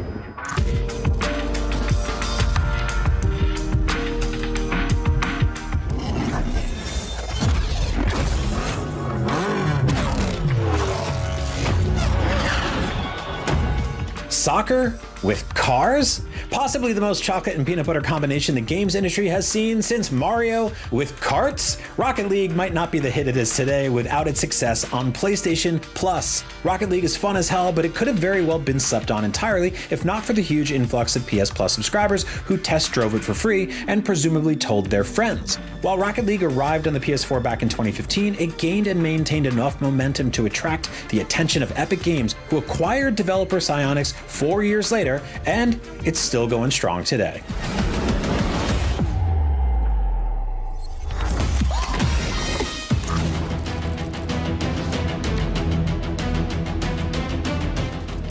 I'm a ghost. Actually, now I'm your ghost, and you? Well, you've been dead a long time. After making its mark on Xbox with the Halo series, Bungie forged close ties with PlayStation for its ambitious MMO shooter, Destiny. While it may have been multi-platform, Destiny's timed exclusive content drops on PS4, including an all-important alpha test, made it feel like an exciting Sony experiment. The original Destiny is flawed, but it was the lab where Vault of Glass was born, the raid that set Bungie on the path towards both Destiny 2 and its wobbly multiplayer crown. The darkness is coming back. We will not survive it this time.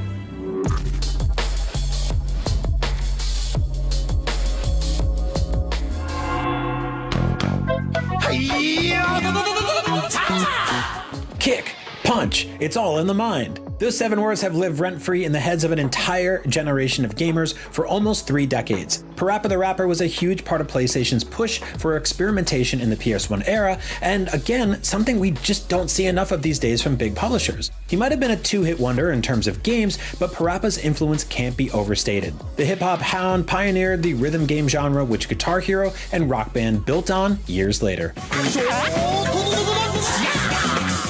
That's it for today.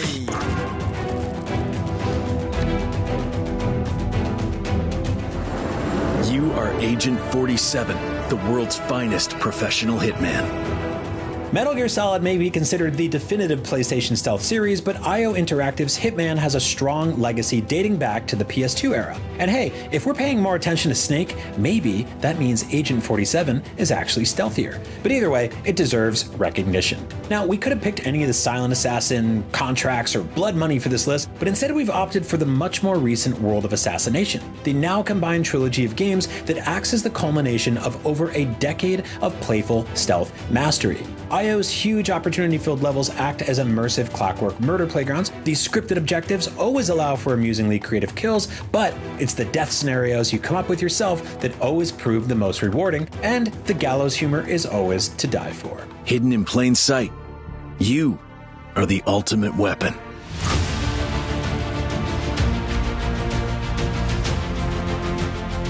I want food that don't make me sick. I want walls that hold back the wind. I want a decent life.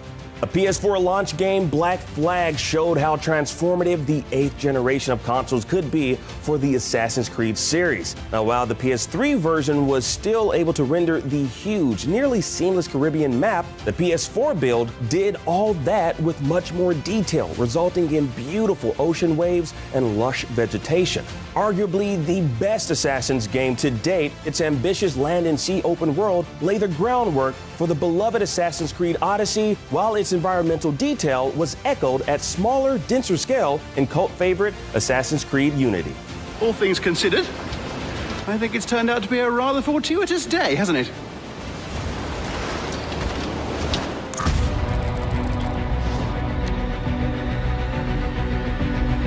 What a pleasant surprise, brother. Save it, you brother of mine. Don't say you've forgotten me, Snake.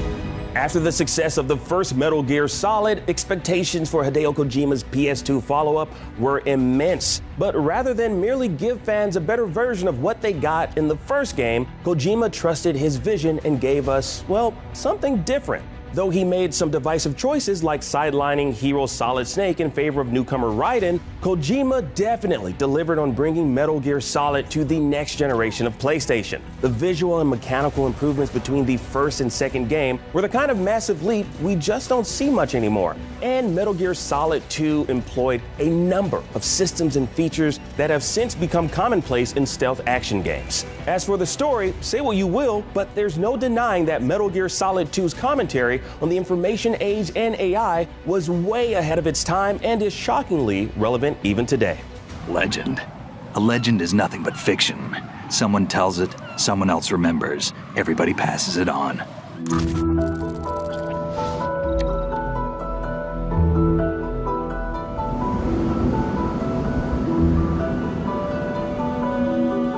The PS3 was the major starting point for online multiplayer on PlayStation. Now, while there are many examples of great PvP games from that generation, that game company's journey was easily the most innovative and whimsical way of showing how connections can form between players. A completely wordless adventure, players would encounter a mystery co-op partner, and despite the complete lack of communication, they would navigate Journey's ethereal world and uncover its quietly impactful story together, creating a singular and unforgettable shared experience.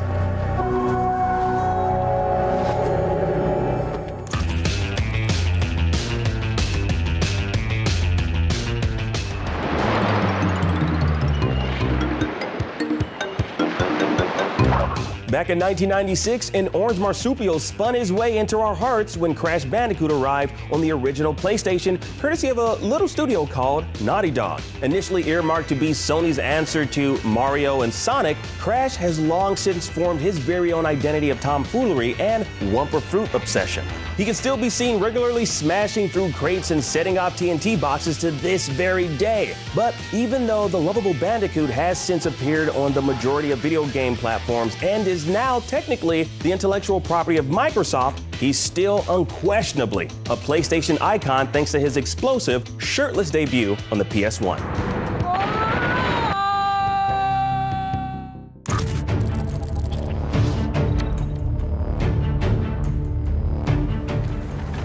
There must be thousands of them. We will face death and defend our home. Ghost of Tsushima was the PS4's last big hurrah, and few consoles get to go out on such a high. Sucker Punch transported its open-world learnings from Infamous to feudal Japan in astonishing style. Perhaps the most purely cinematic of PlayStation's blockbusters, Ghost told the story of Jin Sakai's quest for vengeance. Though its superb sword combat was invigorating, the stunning scenery was as good a setting for relaxing as it was for revenge. I'm ready, Uncle. We end this together.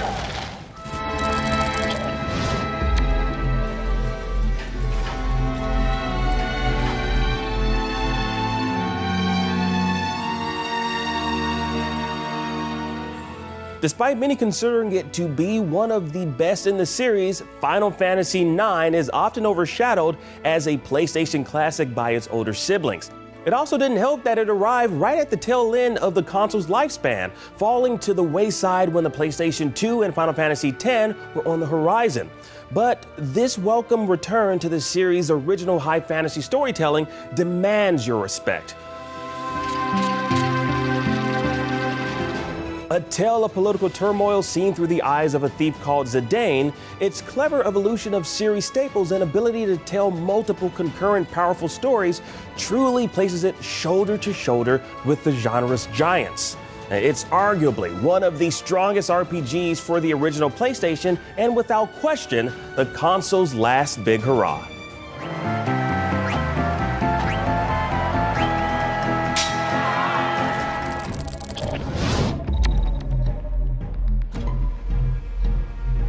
Does it feel, Wayne, to stand on the very stones that ran with your parents' blood? 2009's Batman Arkham Asylum was a surprise hit with its intricate Metroidvania action, but it was Rocksteady's follow-up that truly blew the doors wide apart as we were unleashed to an open-world Gotham.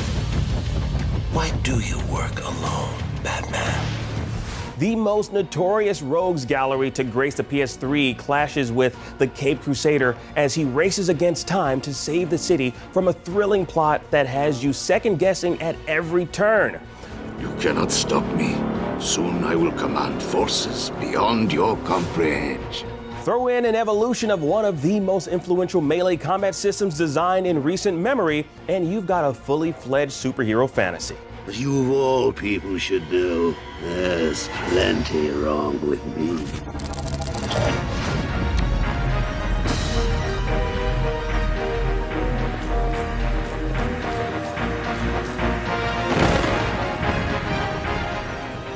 Vagrant Story is a fantastic RPG with a finely tuned battle system and interesting puzzles, but it's best remembered for exploring new depths in video game storytelling.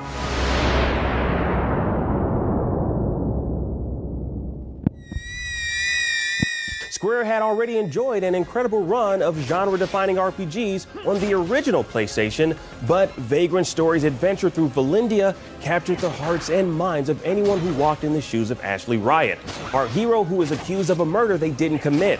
Perhaps the biggest crime of all, though, is that we never got a sequel.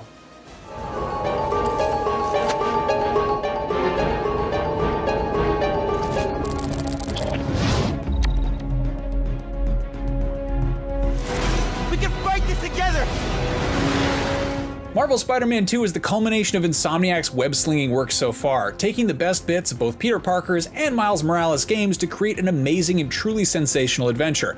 With silky smooth swinging across a stunning New York City, a twisting comic book storyline, and exciting melee combat, it is yet another in a long line of highly polished releases from a studio that can consider itself among PlayStation's most prolific.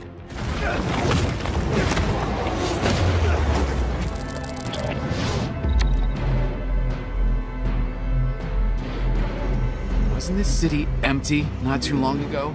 Do you enjoy crying? Well, maybe we could interest you in a trip across the zombie apocalypse with Lee and Clementine in Telltale's The Walking Dead. Season 1 of this episodic choose-your-own-adventure saw the studio working at the peak of its powers as agonizing decision after agonizing decision was placed in front of us on the PS3. A tonally faithful expansion of the post-apocalypse introduced in Robert Kirkman's seminal graphic novel series, Telltale's Spin reinvigorated the adventure genre in 2012 and is to this day probably the most upsetting video game that involves cel-shaded zombies.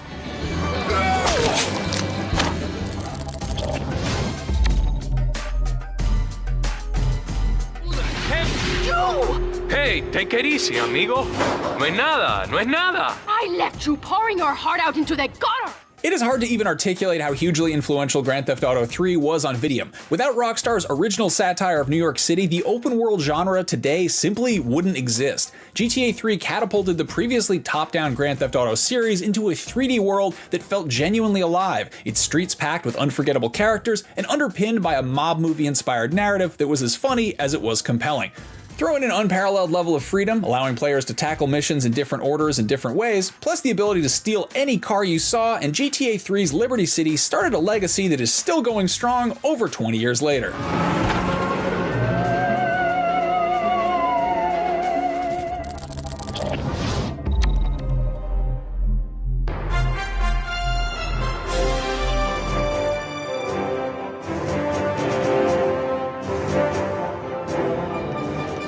As part of the burgeoning relationship between Final Fantasy and PlayStation, series creator Hironobu Sakaguchi conceived of a tactical spin-off for Final Fantasy, combining his beloved role-playing series with a more strategic genre he loved.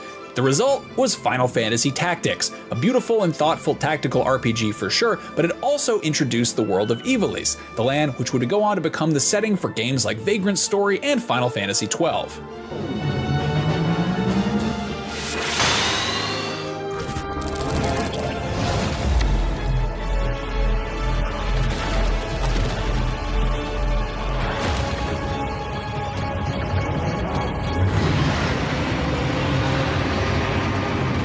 A grimy fantasy dungeon delver thick with mystery and lore, Demon's Souls' place in the halls of PlayStation history is secure thanks to being the starting point of From Software's modern legacy.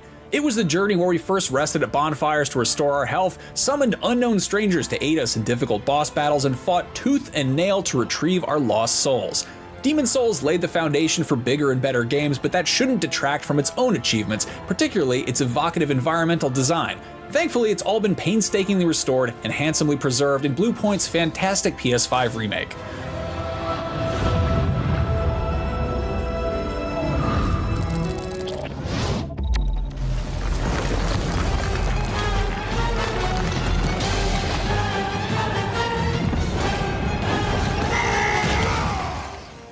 The PS2 era God of War was a completely different proposition to its character-focused modern reinvention, but what 2007's God of War 2 may have lacked in nuance, it made up for in scale, ferocity, and excess. Chaining together combos with the Blades of Olympus never felt so good as ancient Greece's gods fell at Kratos' sandaled feet. Initially created as a Western answer to a genre popularized by Japanese developers, with this sequel, God of War secured its place in the pantheon of great character action games.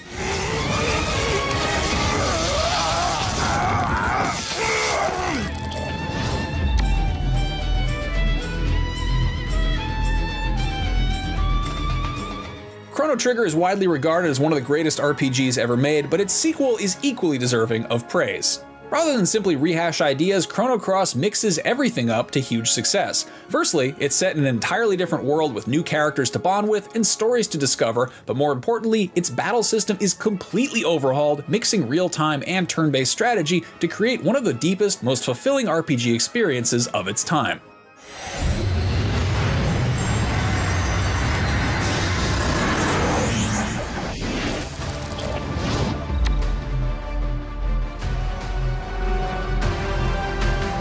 The beauty of Metal Gear Solid Peace Walker is how Hideo Kojima really emphasized the portable in PlayStation Portable.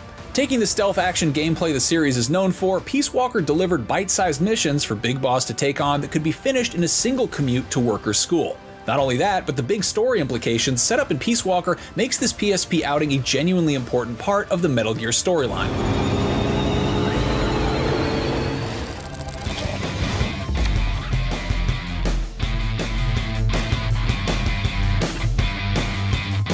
Picking a favorite Guitar Hero game is difficult because ultimately it comes down to which era-spanning setlist of rock songs you most preferred to pretend you were performing in front of 20,000 people. Sure, Guitar Hero 2 had War Pigs and Freebird, but 3 had a killer edition that would become synonymous with the series, Dragon Force's Through the Fire and Flames.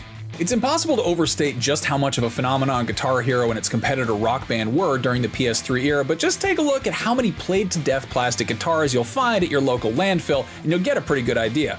Go on, head over to the dump, I'll wait.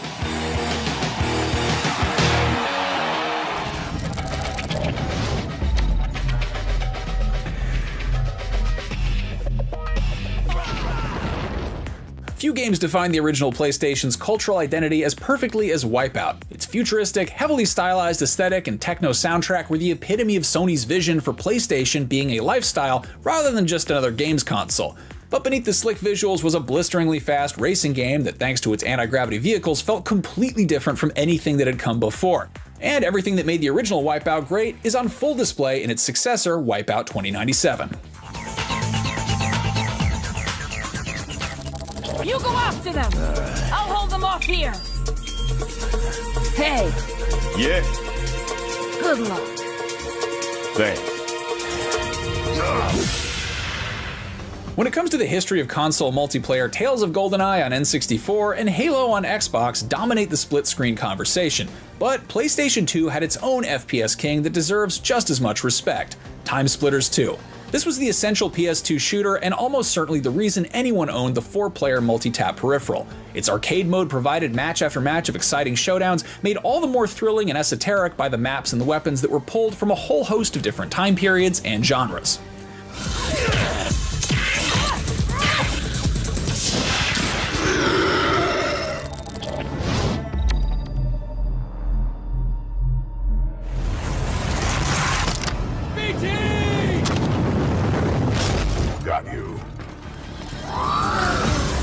The original Titanfall was an Xbox exclusive without a campaign. When its sequel arrived on the PS4 with one of the finest set of first-person shooter single-player missions ever constructed, the series' full potential was finally realized. Toss in an exhilarating and criminally underplayed multiplayer mode to the mix, and Titanfall 2 is not just one of the best shooters to appear on a PlayStation console, but one of the best FPS games of all time. And of course, because we can't have nice things, we're still waiting on Titanfall 3. What are you doing? Trust me.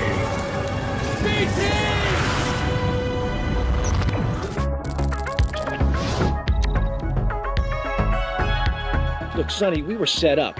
The deal was an ambush. After an 11-year and counting wait for Grand Theft Auto 6 to arrive, the thought of a Grand Theft Auto sequel coming only 1 year after its predecessor is unimaginable. But it happened back in 2002 with fan favorite Grand Theft Auto Vice City promptly arriving 12 months after GTA 3. And it wasn't a quick and dirty spin-off either, or a half-baked expansion pack. Vice City was a triumph that took everything its predecessor had to offer and improved it. The characters were better, the storytelling stronger, and the decision to create an 80s set ode to Scarface, set in a fictionalized Miami, was inspired, opening the doors for an incredible soundtrack and exciting visual flair. Grand Theft Auto 3 may have laid the foundation, but Vice City coated it with irresistible style and a whole lot of neon. That's a good idea. That's a great idea.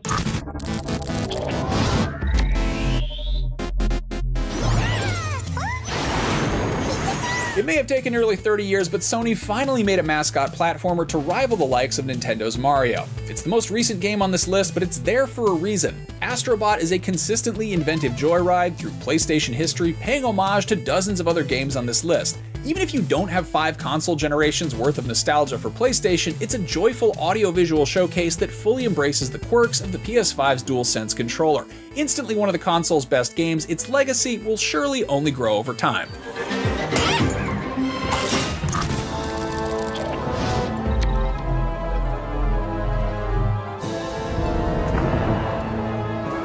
There would be no Uncharted without Tomb Raider. In fact, it's hard to imagine what action-adventure games would look like without Lara Croft's first outing. Hitting the PlayStation in 1996, it's often considered the first game to approach storytelling in a truly cinematic manner, an outlook Sony would adopt for decades to come. It may be a little unwieldy to play at this point in time, but there's no denying the original Tomb Raider's impact.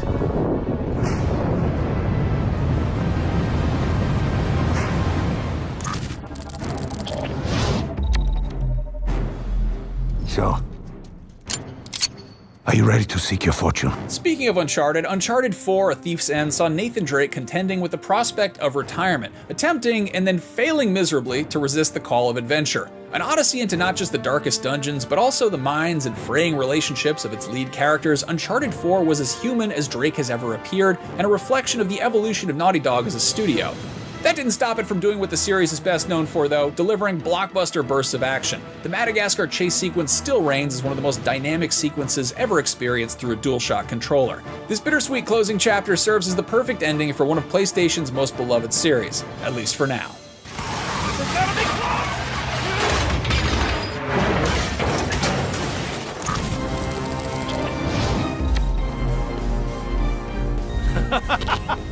Is that all you've got, little android? In order to fully uncover the secrets of the wild ride that is 2017's Nier Automata, you'll need to play through it 3 times. That would seem like a chore for most games, but Platinum Games' one-of-a-kind exercise in narrative structure makes that journey thrilling from start to finish. Tasked with saving a post-war planet from machine forces, it's as dynamic as it is compelling, packed start to finish with varied gameplay approaches that range from third-person hack-and-slash action to top-down bullet-hell battles. It's exactly the sort of exciting experiment synonymous with the PS1 era, making Nier Automata a perfect fit for this list. It was an honor to fight with you. Truly.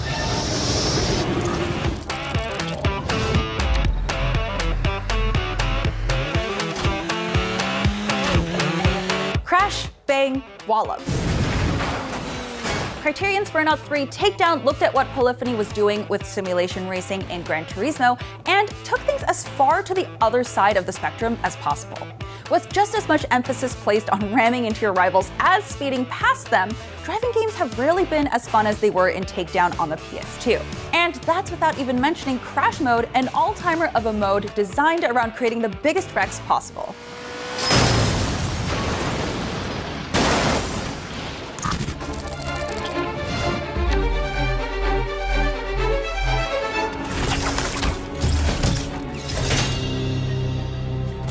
You cover your face, but I know who you are. Emily Caldwin. If clockwork-like intricacy and artistic elegance is what you're searching for in a game, then look no further than Arcane's beautiful supernatural assassin sim, Dishonored 2. This PlayStation-friendly gateway to the player-driven ideals of early 2000s PC gaming is packed with wickedly smart level design in which targets can be attacked and approached in any way you see fit. Going stealthy or stabby is just the first choice, and Dishonored 2's world reacts appropriately to every single decision you make while playing.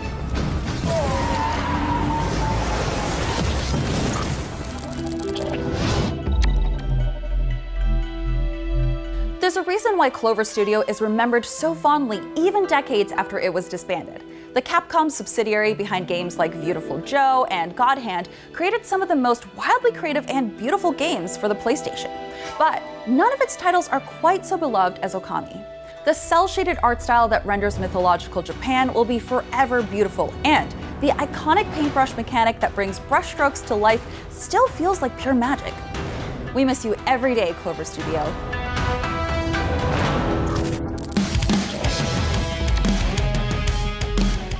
Although Tony Hawk's Pro Skater made an important mark on PlayStation, it's the sequel that took the series to the next level, birthing the generation of extreme sports video games that followed.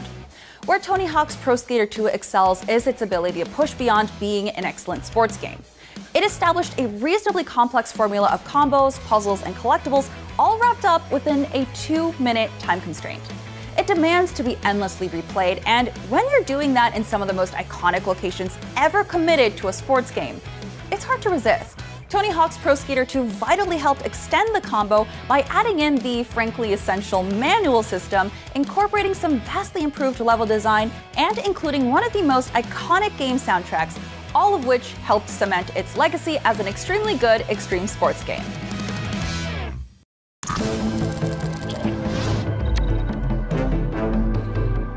Listen to my story. This may be our last chance. Final Fantasy X is perhaps the best example of how the PS2's DVD drive revolutionized console gaming.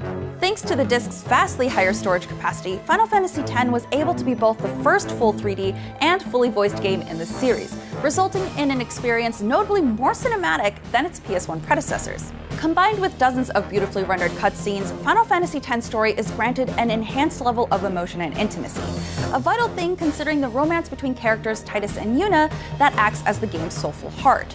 This, along with rock-solid turn-based combat and a bright, fascinating world, makes Titus's journey arguably the last truly essential Final Fantasy game. And that's no laughing matter.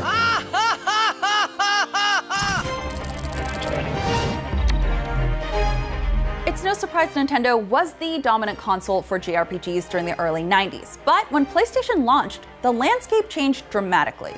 This was in part due to Square's Final Fantasy and Chrono series coming to Sony's console, but also Konami's beloved Suikoden games. Their storytelling, especially in Suikoden 2, was a notable highlight, filled with depth, emotion, and characters so wonderfully realized you couldn't help but fall in love with them. It's those connections that make Suikoden 2 as fondly remembered today as it was 25 years ago.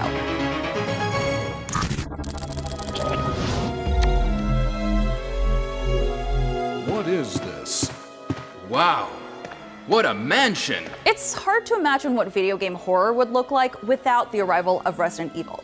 The first in the long-running and extremely successful series debuted on PlayStation in 1996, letting players explore the zombie-infested, puzzle-filled Spencer Mansion.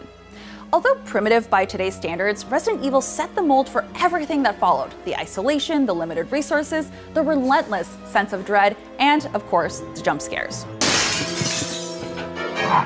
The formula has been regularly improved upon, and the original is arguably weaker than most of its sequels, but none of Raccoon City's later highs would have been possible without the progenitor. Its importance to the genre and PlayStation is unquestionable.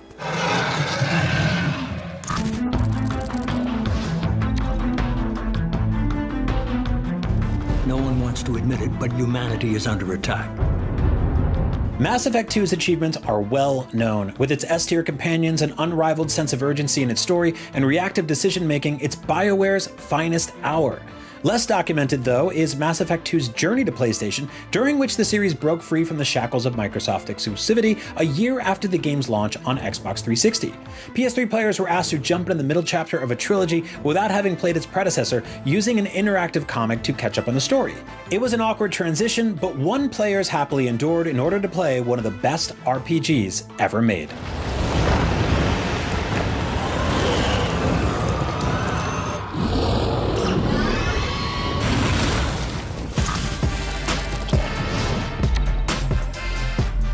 Both Street Fighter and Mortal Kombat dominated the fighting game space in the 90s, but neither was synonymous with the PlayStation brand in quite the same way as Tekken, the new up-and-comer that, along with Virtua Fighter, established and cemented the 3D fighter.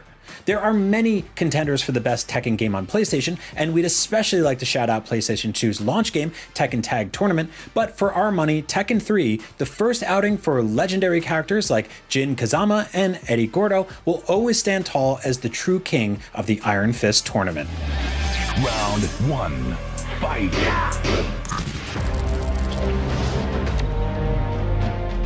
Well, I recognize that dour expression anywhere. It was no easy task for Sony Santa Monica to follow up its 2018 Norse masterpiece, but with God of War Ragnarok, it succeeded to almighty effect.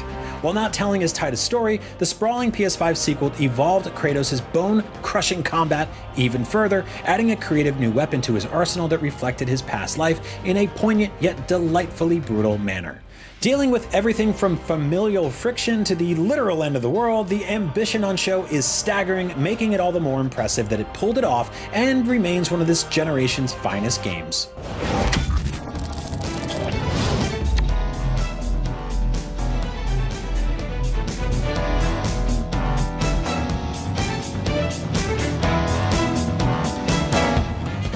Just take a quick glance at one of its eye-catching menus or listen to 5 seconds of its acid jazz soundtrack and you'll quickly realize that no PlayStation game possesses more style than Persona 5 Royal. A 100-hour roller coaster ride through modern Tokyo and its darker parallel metaverse, the Royal version enhances the original Persona 5 by adding an extra chapter and gameplay tweaks to an already stellar RPG. It's a flashy, fun foray into the hearts of the worst people encountered by the Phantom Thieves, a group of teenagers pulling off Inception-like heists using monsters pocketed along the way. Your gang of heroes must do all that while also managing the delicate bonds created in its high school setting. Incredibly exciting from start to finish, it cemented Atlas as one of the all-time great RPG studios. Such is the code of the Phantom Thieves.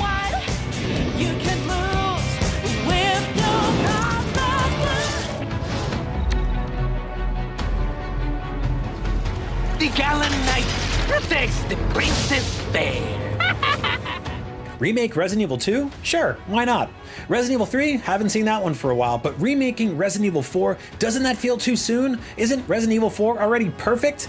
Well, it turns out you can teach an old dog new tricks. Capcom decided to tackle the seemingly impossible task of remaking one of the greatest video games of all time. Rather than a beat-for-beat remake, Capcom took some ingenious liberties with RE4, doubling down on the horror and losing some of the campier elements of the original. It still strikes that perfect balance between scares and action, but the PlayStation 2 horror classic may just have been usurped with its newest edition. This is kind of fun!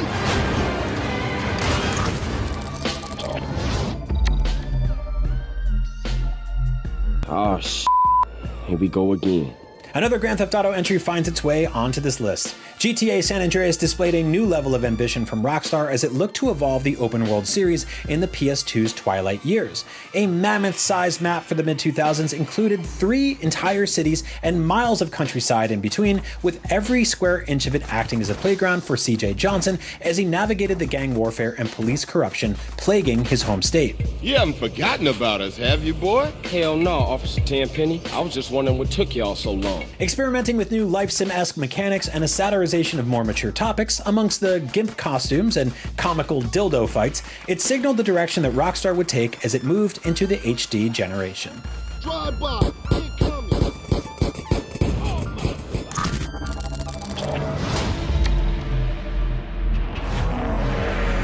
These next tests require cooperation. Consequently, they have never been solved by a human. That's where you come in. Tucked away in 2007's Orange Box bundle was a small-scale interdimensional puzzle game called Portal. It was fun, created a few memes, had a great song, and a story, right? Well, for Portal 2, developer Valve decided a fun distraction wasn't enough. Along with a much more comprehensive story and more ingenious puzzles for the sequel, Valve doubled down on the fun with one of the best co-op modes ever made for a puzzle game, or any game for that matter. Don't disappoint me.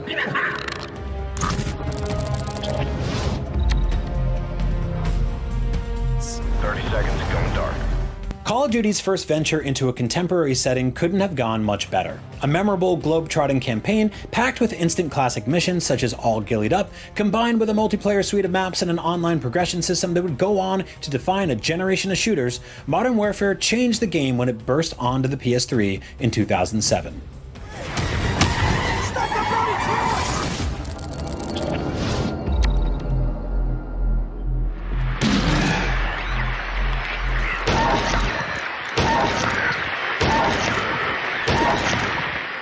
Silent Hill was always the David Lynch to Resident Evil's George Romero. The PlayStation's other iconic horror franchise prided itself on taking pure horror gaming as far as it could go, and with Silent Hill 2, Konami created an unrelenting nightmare of a game. Everything about Silent Hill 2, from its creatures to horrible locations, was meant to fill you with overwhelming dread. Forget power fantasy, this is the game that forces you to take several deep breaths and calm your nerves before you push open the doors to some new, horrifying location. Get the hell out of here! Leave me alone already!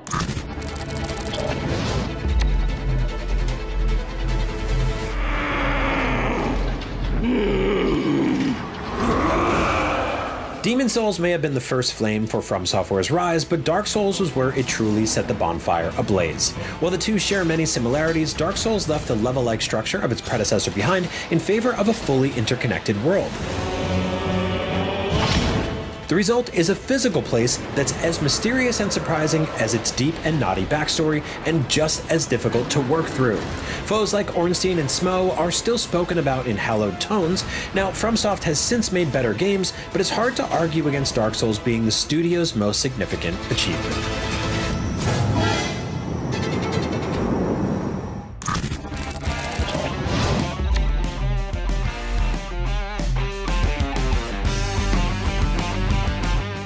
It's easy to forget just how huge the Gran Turismo series is.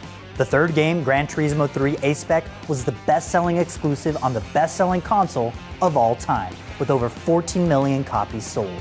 The PS2 racing sim blew people away at the time with unmatched graphical power, attention to detail, and authentic car handling. What could so easily be an overwhelming experience for those used to the arcade rough and tumble of Need for Speed, Gran Turismo 3 managed to lure in even the most casual of fans thanks to its intelligently designed progression system that ranged from fun test track challenges to concentration testing and multi-hour endurance races. In an era when driving games were all the rage, A-Spec created an unmatched legacy, coming out on top as the best of the bunch.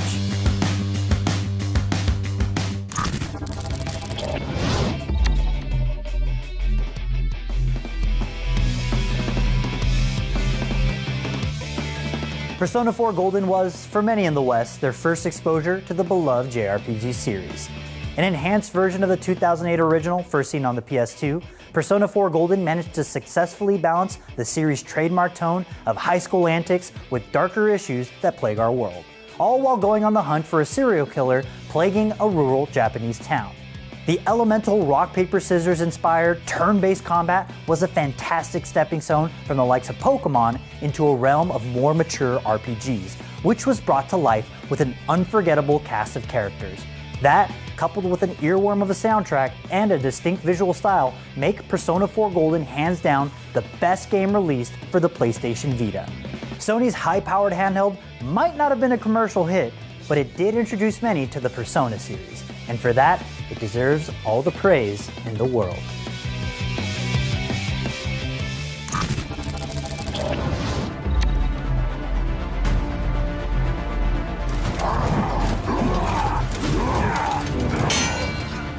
Few games have had as much of an impact on RPG design as The Witcher 3 Wild Hunt. CD Projekt Red's landmark fantasy epic practically reinvents the side quests, transforming optional adventures from extracurricular busywork into complex, twisty narratives that were as deep and essential as any main chapter. Geralt's side hustles add a unique richness to the overarching story, coloring between the grimy lines as each tale overlaps and intertwines, making the game's famous choices and their often devastating consequences all the more powerful. You really do feel the world and its people move with each decision you make. The Witcher 3 is unquestionably the greatest RPG in the PS4 library, but its position as such is such a fascinating indicator of change. PlayStation's RPG history is primarily a Japanese story told by the likes of Squaresoft and Konami, but the 2010s saw more and more traditionally PC-focused Western developers bringing their RPGs to console.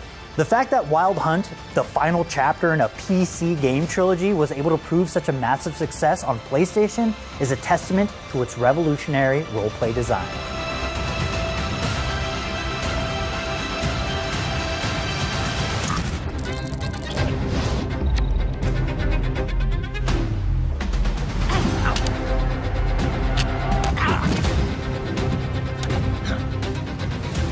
It's hard to think of a game more ahead of its time than Metal Gear Solid 3 Snake Eater. Reframing the espionage action series as a 60s set, James Bond-style behind enemy lines mission, its intricate stealth and camouflage systems, bold cinematic flourishes, and unmatched boss design make its release on the PS2 seem like a miracle for 2004. Naked Snake's journey through the Soviet jungle manages to balance moments of genuine emotional weight, best showcased by his final showdown with former mentor, the boss, with points of frivolity and experimentation, an indulgent theme song, crocodile headwear, and of course, a famously long ladder sequence, just to name a few. However, it's in those game-changing boss designs that Snake Eater truly shines. The multiple ingenious ways you can take down Elderly Sniper the End, the thrilling Shagahad chase and Volgan showdown, and of course, the stunning surroundings of that aforementioned encounter with the boss. Snake Eater was a masterpiece at the time of its release and remains one to this day. So it's quite a relief that the upcoming remake is barely changing a thing about it.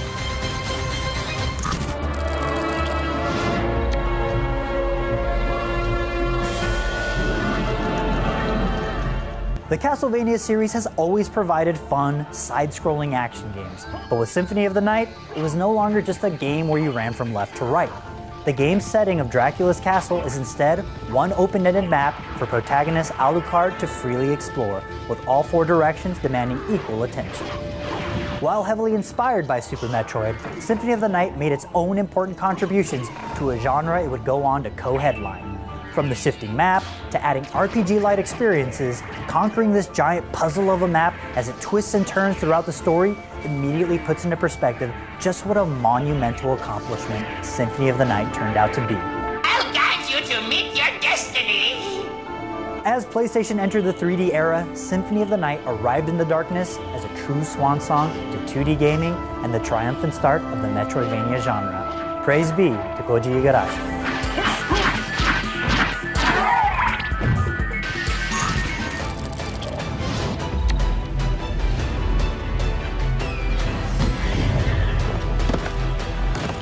The biggest surprise in Elden Ring might just be how similar it is to past From Software games. But don't let the time-tested combat and epic boss battles fool you. Elden Ring is a monumental achievement and a true evolution that rose from the primordial RPG soup Demon's Souls served up on PS3. every corner of its massive open world holds some kind of new secret, boss fight, or dungeon. And the freedom it extends to players feels downright radical compared to other open world RPGs. Must extinguish thy flame. While some games have a fear that players might get lost without some sort of invisible guidance, Elden Ring provides players with a few specks of light to point them in the approximate right direction, but otherwise lets them loose onto its magnificent playground. Pick a direction, encounter a boss fight that's too hard, change directions, and then you find an even harder boss. It's great.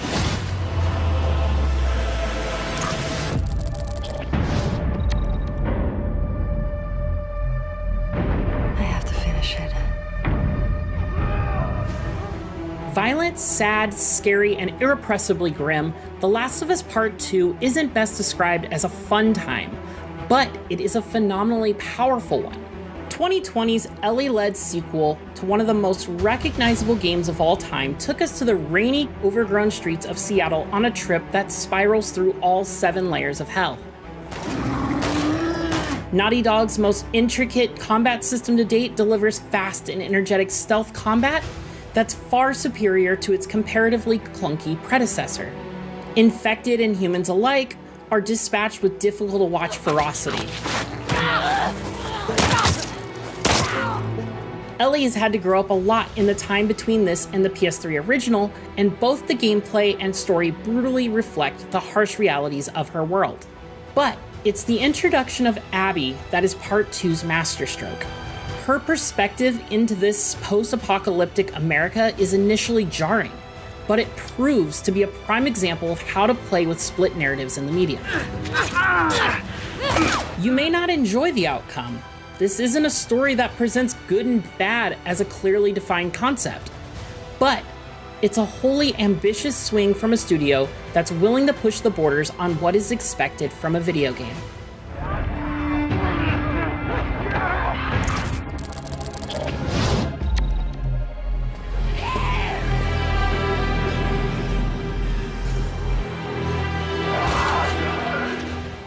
There are many contenders for the best entry in the Resident Evil series, but our vote emphatically goes to the 2019 remake of Resident Evil 2. The original Resident Evil 2 took everything successful about the survival horror formula established by its older sibling and refined it.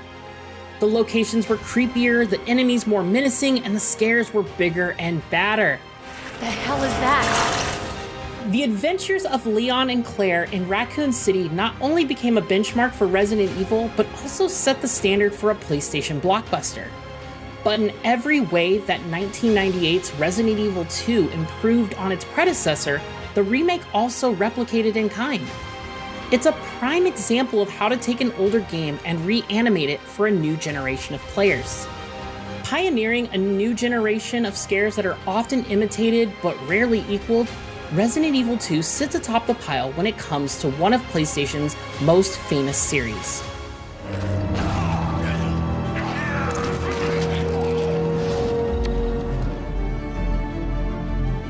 The future of Baldur's Gate hangs in the balance. Will you be the hero and save it from looming darkness? Perhaps it's bold of us to put Baldur's Gate 3 in the top 10. With its complex character menus and fiddly inventory screens, Larian's Dungeons & Dragons adventure is clearly a dyed-in-the-wool PC game. But there's no getting away from the simple fact that while Baldur's Gate 3 is far from a classic PlayStation game, it is undoubtedly one of the very best games you can play on Sony's current machine. A monumental achievement in RPG design, Baldur's Gate's world reacts to your every single decision, be that something as simple as a little white lie or as devilishly grand as slaughtering an entire population, or sow chaos in your wake. The physical and emotional impact of those choices can be felt across the entire journey, shaping the character arcs of your companions and adjusting the trajectory of the epic finale.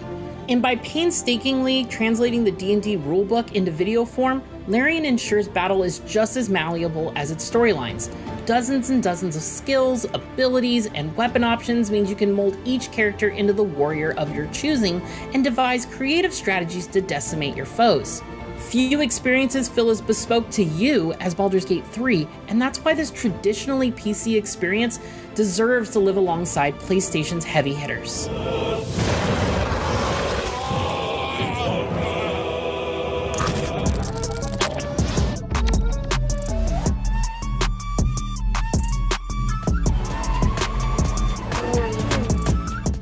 Beyond all the crime cinema homages and wanton violence, the Grand Theft Auto series has been an exercise in perfecting the urban open world. Rockstar finally nailed it with GTA 5's Los Santos, a digital city that feels authentically alive. In the campaign, the street's heartbeat comes courtesy of the series' most accomplished mission chain, which combines the character study narrative of GTA 4 with the wild objective variety of San Andreas. The ambitious character switching mechanic gels perfectly with the story's heist focus, pivoting the action between the team's specializations as each job demands. But as good as the campaign is, it's GTA 5's multiplayer mode that captured the imagination of millions. Taken online, Los Santos becomes a crime playground where it's the purge every day.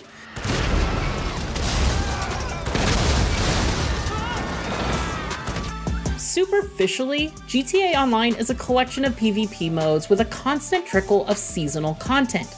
To the people who walk its streets, though, it's a community stomping ground where friendships are forged, rivalries sparked, and dominance achieved. Multiplayer heists provide a taste of that Rockstar single-player storytelling magic, but it's the emergent tales spun by players that make GTA Online an enduring favorite.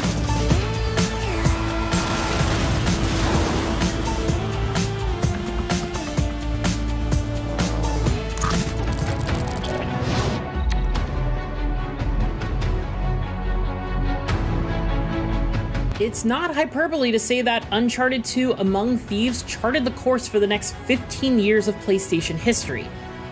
Its predecessor built solid, if unspectacular, foundations, but it's in Nathan Drake's Himalayan adventure that he really found his footing.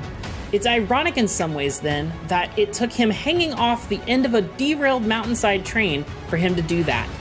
For many, Among Thieves remains the apex of the Uncharted series, although just as many would argue in favor of A Thief's End, but there's no doubt that 2 is the most impactful. Its explosive dedication to delivering blockbuster cinematic action would spark a fire inside Sony to make single-player stories like this their focus for a decade and a half to come. Naughty Dog's PS3 legacy can be seen in everything from God of War to Ghost of Tsushima to Horizon Zero Dawn.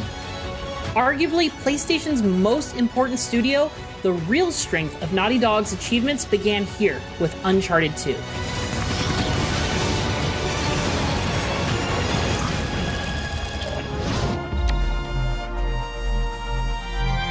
and gentlemen, this is a robbery. Sons of Dutch. Makes us brothers. The highest ranking multi-platform game on our list, Red Dead Redemption 2 saw Rockstar hit its greatest creative heights following a chain of success that had been tied to the PlayStation since the PS2. Offering unparalleled immersion into the American West at the turn of the 20th century, the fateful tale of Arthur Morgan is arguably still the best looking game on a PlayStation console, despite having been released on a past generation's hardware in 2018. But Red Dead Redemption 2 is so much more than just a technical achievement. It is an open-world developer firing on all cylinders, inviting you to get lost in its land full of quirky characters, genuinely worthwhile side activities, and of course, an impeccably told story. Only the feeblest of men take jobs in the government. With the devilishly charismatic Dutch van der Linde operating as his foil, Arthur steals the hearts of any who controls him, making us cherish each and every moment spent walking in his shoes. A world-weary man with a violent past looking to usher in a brighter future for those close to him, he's brilliantly reflective of the time and place he lives in. Managing to tell such an engaging and affecting tale in as huge an open-world setting as this is an art form in its own right. And through Red Dead Redemption 2, Rockstar showed us why it's the master of its craft. Stay with me. You have to love yourself apart.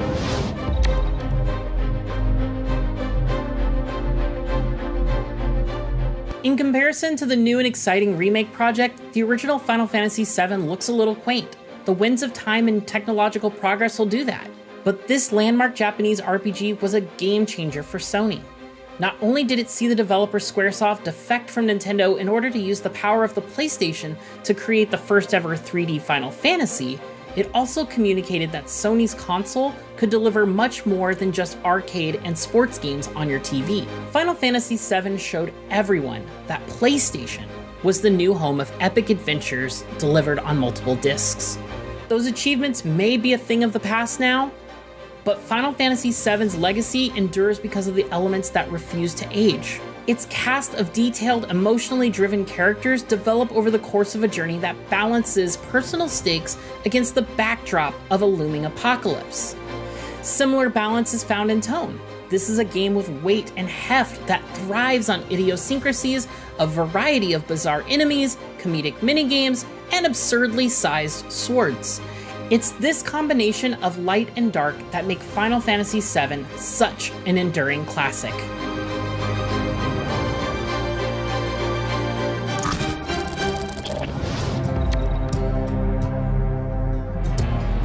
You have no idea what loss is.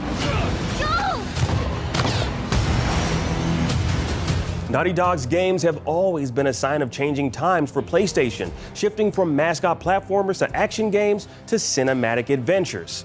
The Last of Us is the shining example of that latter phase, a game that took the interactive movie ambitions of Uncharted and grounded them in a compelling character drama. Exploring the surrogate father-daughter relationship between Joel and Ellie, the increasingly distressing circumstances of the post-apocalypse setting help drill deep into raw emotions and personality flaws. The script, elevated to classic status thanks to performances by Troy Baker and Ashley Johnson, is smaller scale and less ambitious than its sequel, but has proven more enduring in the minds of gamers thanks to its focus on the relationship between its central duo. Many of its achievements are admittedly found in its movie-grade cutscenes, but The Last of Us wouldn't rank so highly on this list if it weren't for the way Naughty Dog entwined its narrative and gameplay goals. The survival horror-inspired gameplay communicates a sense of desperation, be that in the constant search for supplies, DIY equipment, or the messy struggle that is Melee. While Ellie is technically invulnerable to damage, combat triggers a guardian-like rage inside of you, a feeling that pays off to tremendous effect when it comes to the muddy morality behind its final act. Joel, I can handle myself. It's called luck, and it is gonna run out.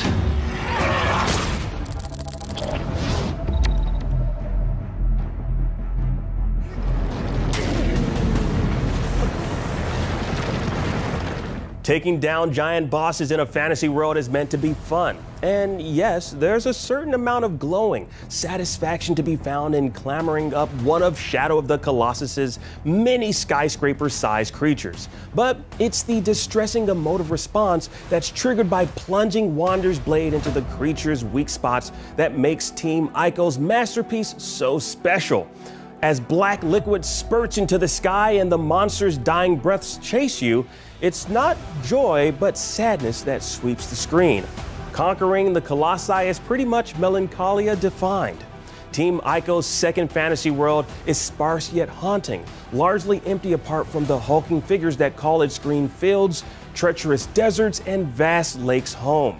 Each one is a delicate puzzle waiting to be unlocked, the battles proving to be enigmas that demand the use of brain over brawn. This artistic, poetic approach creates a singular piece of work only enhanced by the stunning PS4 remake that arrived 13 years after the original first lumbered onto the PS2. You may have some regrets following your in-game actions in Shadow of the Colossus, but you'll certainly be left with none about experiencing it.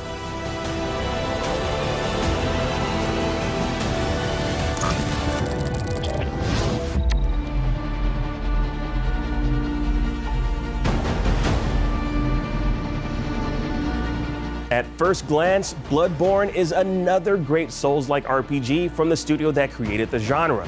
But look a little deeper and you'll find something truly sinister running through its veins. Yes, the boss fights are supreme and the level design is tremendous, but There are dark and old secrets hidden all throughout Bloodborne. The way the game unravels such secrets for the player is the true majesty of From Software's PlayStation 4 magnum opus. This isn't just a game with hidden treasure chests behind disappearing walls. Taking direct inspiration from author H.P. Lovecraft, From Software took the concepts of arcane knowledge and eldritch horror and translated them beautifully into video game form. Parts of Bloodborne don't even reveal themselves to the player until they gain a certain amount of insight, which can only be revealed from encountering Bloodborne's most horrifying and beautiful sights. Bloodborne isn't just action RPG greatness, it's pure interactive literature.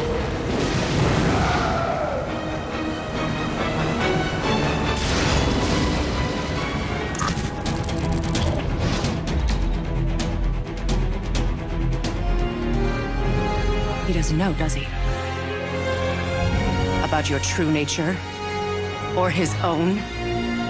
The peak of modern PlayStation, 2018's God of War is the quintessential cinematic blockbuster that defines Sony's first-party pedigree. Santa Monica Studios' masterpiece acts as not just the reinvention of a series, but also the reinvention of a beloved character. Slow down. Your haste will cost us. It takes Kratos on a journey as heart-wrenching as it is head-splitting. The combat is fierce and the performance is nuanced, something perfectly exemplified in the unforgettable sequence when the exiled Spartan recovers his long-buried blades, a moment that draws you in emotionally before bursting into a fiery frenzy of violence. It's all elegantly woven into a tale that tells a profoundly human story in its beautiful God-filled mythological world, all anchored by a seamless, never-cutting camera that makes sure you never miss a beat. A monumental achievement in both narrative construction and game design, it's PlayStation's best game of this century.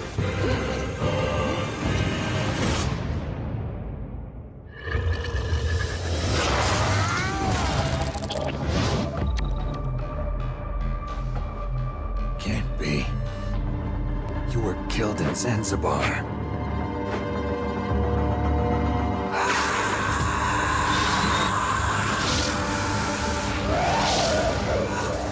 The word PlayStation has become synonymous with a very particular kind of game, a single-player blockbuster that deftly weaves together cinematic storytelling with smart, accessible gameplay mechanics. While that reputation was truly solidified during the PS3 era, its roots go right back to 1998 and the original PlayStation's most enduring masterpiece, Metal Gear Solid. Director Hideo Kojima brought his cinema obsession to the console through a dramatic espionage story that frequently sacrificed playtime in order to examine its characters through lengthy, well-performed dialogue sequences. But it looks like our little diversion got their attention. Now's your best chance to slip in unnoticed. Despite its playful, oftentimes meta tone, Metal Gear Solid explores the theoretical real-world consequences of nuclear aggression with genuine insight, delving into subjects that remain as essential today as they did in the late 90s. Between the codec calls, though, are Metal Gear Solid's strongest achievements. We can't forget its all-important Vision Cone revealing radar, which enables a brilliant stealth experience in which Bond-like gambits are easily planned and executed. But its true highlight are the bosses, each a perfectly executed duel with its own bespoke mechanics. The fan favorite, of course, being Psycho Mantis, whose mind-reading powers gave players a start and whose input-inverting powers could only be overcome by switching controller ports. But really, every single one of Metal Gear Solid's Wild Rogues gallery is a special showdown in its own right. There are arguments to be made that later Metal Gear Solid entries went on to offer better experiences. But despite their respective achievements, none of them, nor any other game on this list, are anywhere close to being as truly revolutionary, memorable, or timeless as the original. Metal Gear Solid is the PlayStation game.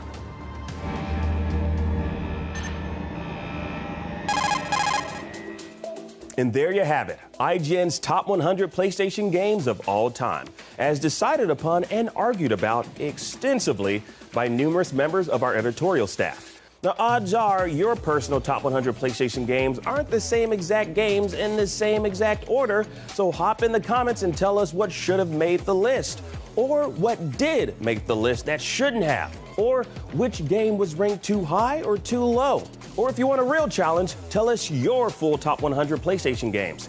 It's harder than it sounds. Keep an eye out for more big lists like this, or check out IGN's top 100 games of all time, though that one's a couple years old. Did any big games come out in 2023? Yeah, we should probably look into updating that. In the meantime, keep it locked right here on IGN.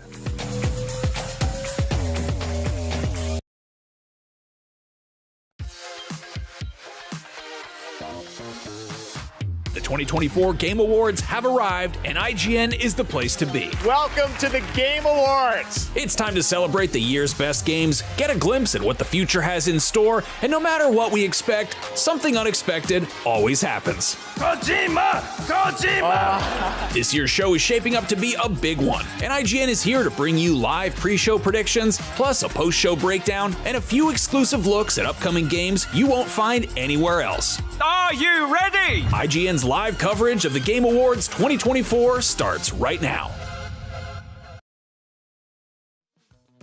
Hello and welcome to IGN's countdown to the 2024 Game Awards. For the next half hour, we'll be breaking down what we expect to see at the celebration of all things gaming.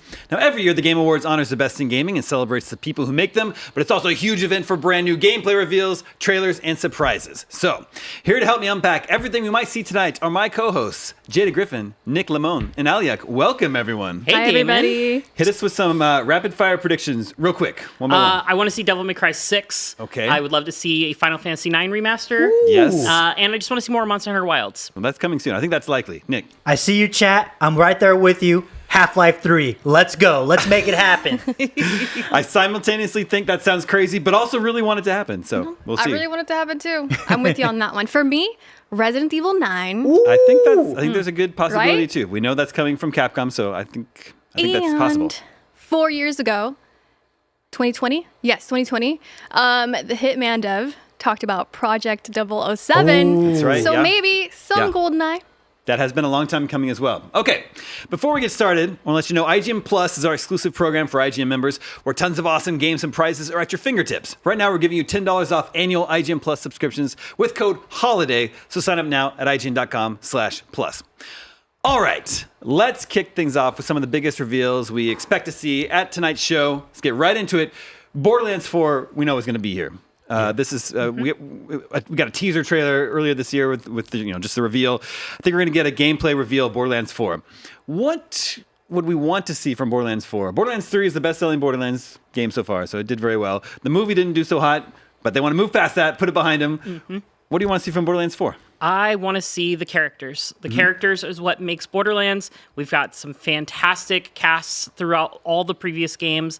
I just want to see who they are, and I want to know which Siren I get to play as this time, because it's always the Siren for me. Sure.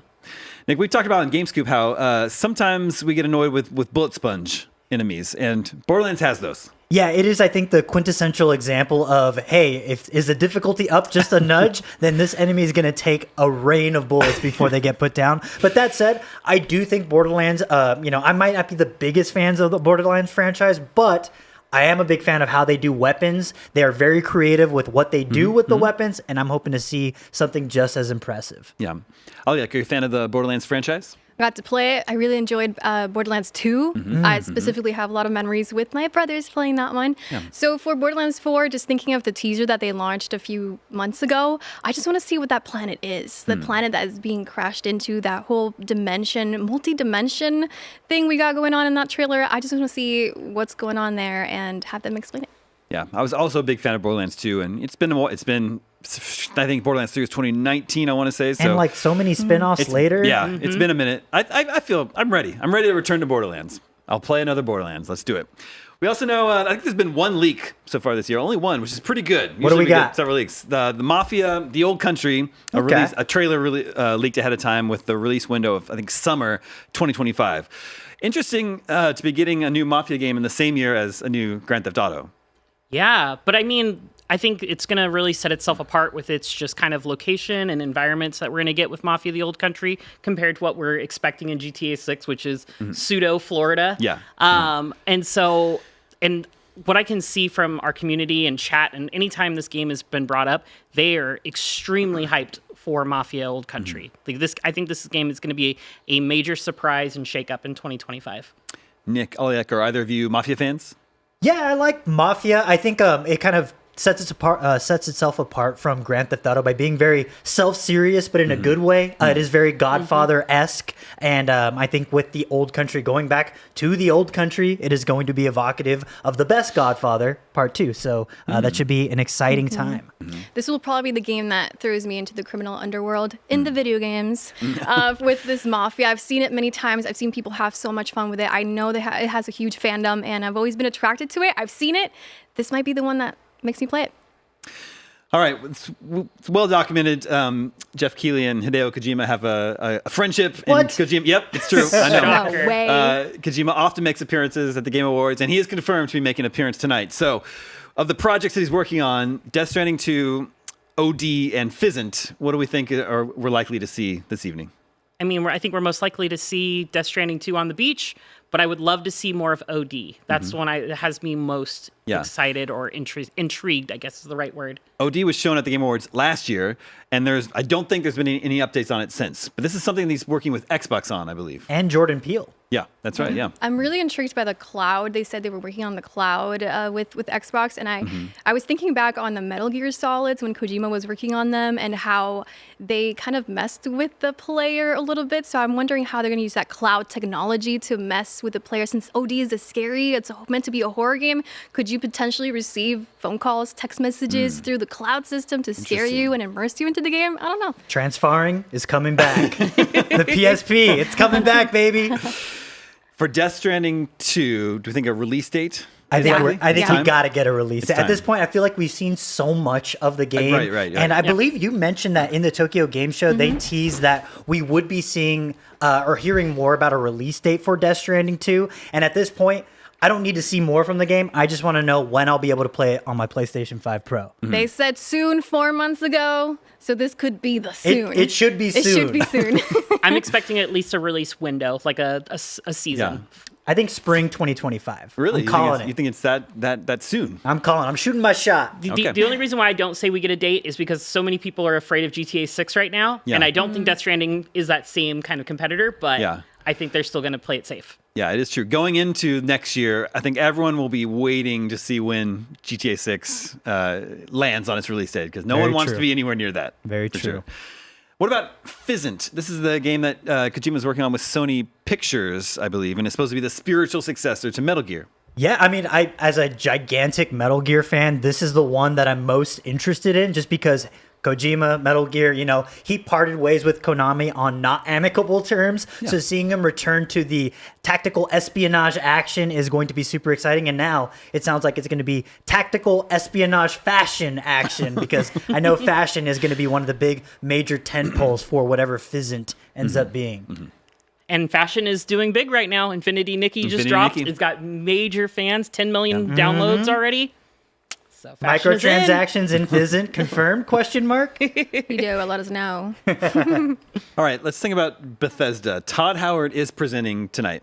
He's got Doom: The Dark Ages coming earlier next year. I think a new look at Doom is reasonable.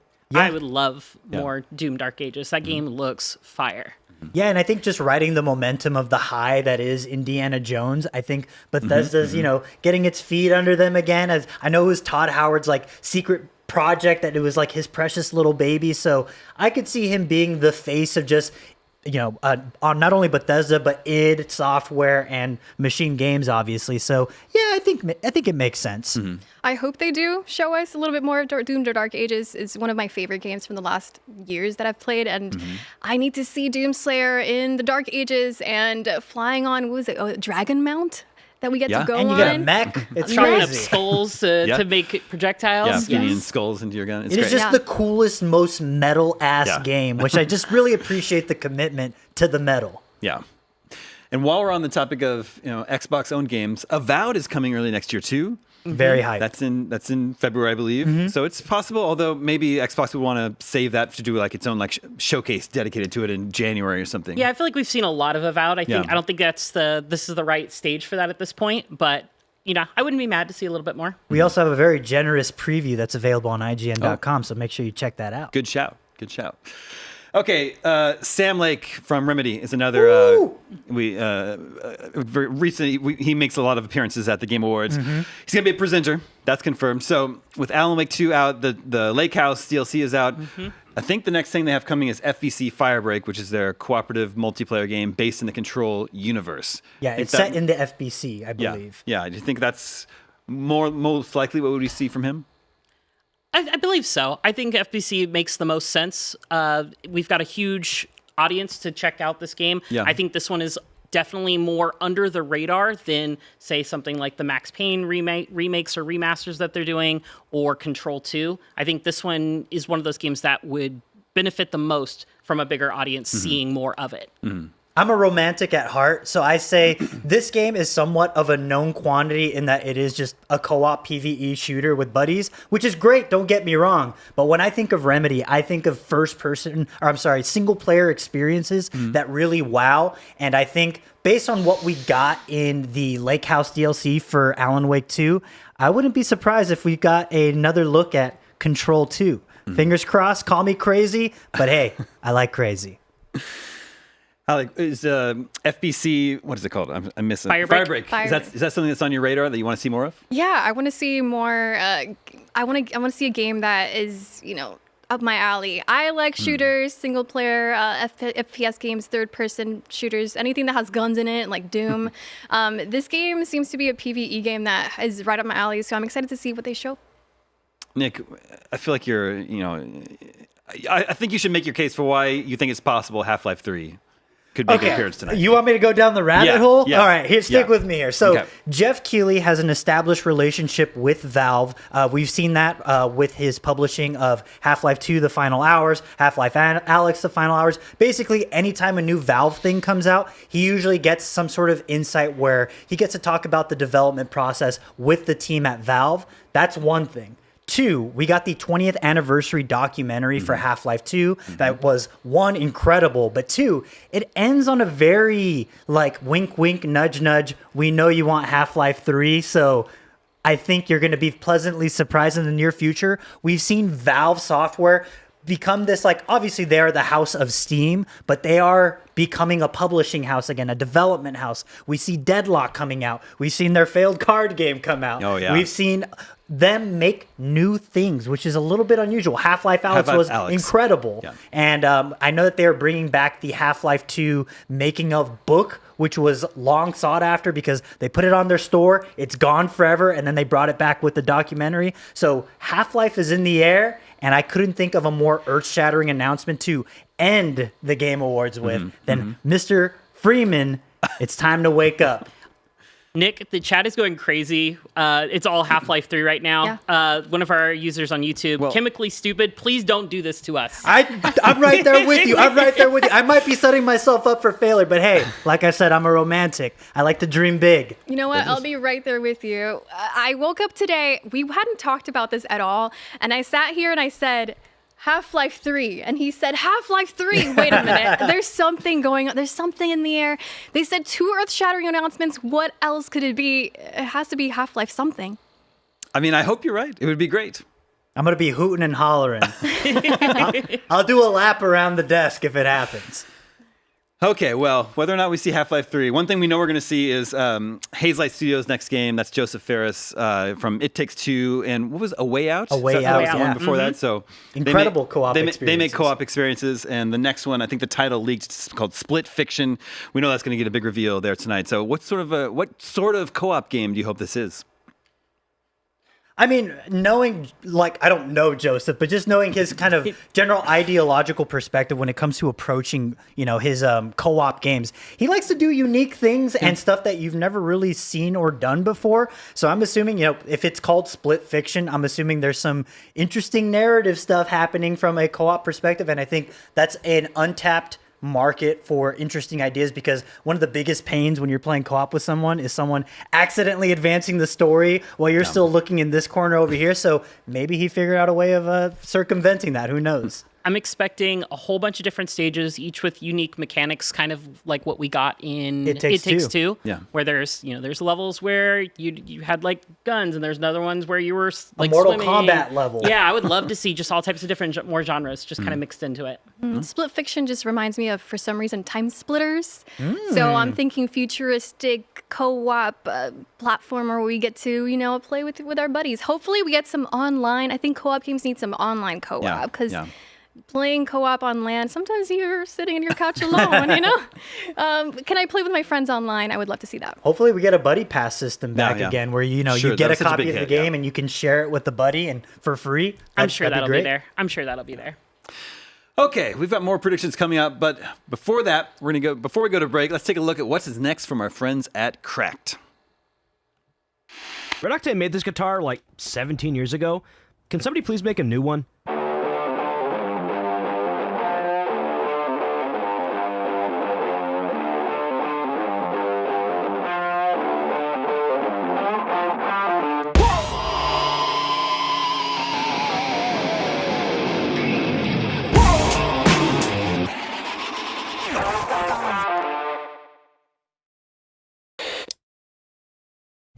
IGN's coverage of the Game Awards is presented by Lenovo Legion. Reach your impossible.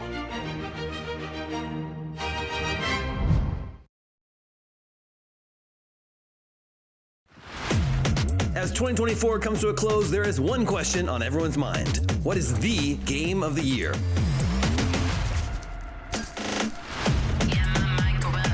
At IGN, we take this award very seriously. And this year, you're invited to join in on the debate. The payoff to our Game of the Year watch begins on the week of December 16th with our podcast, Nintendo Voice Chat. Hey, what's up, Super Nintendos? Beyond. I can see you wielding a Buster Sword. And Unlocked. What'd you think after playing it? Where we'll deliberate and bicker about each console's Game of the Year. It all culminates with the reveal of the big winner on December 20th on our special episode of Game Scoop. It's been a great year for games already so far. Lots of great games. Log on and join us in celebrating this year's Best in Gaming. Only on IGN.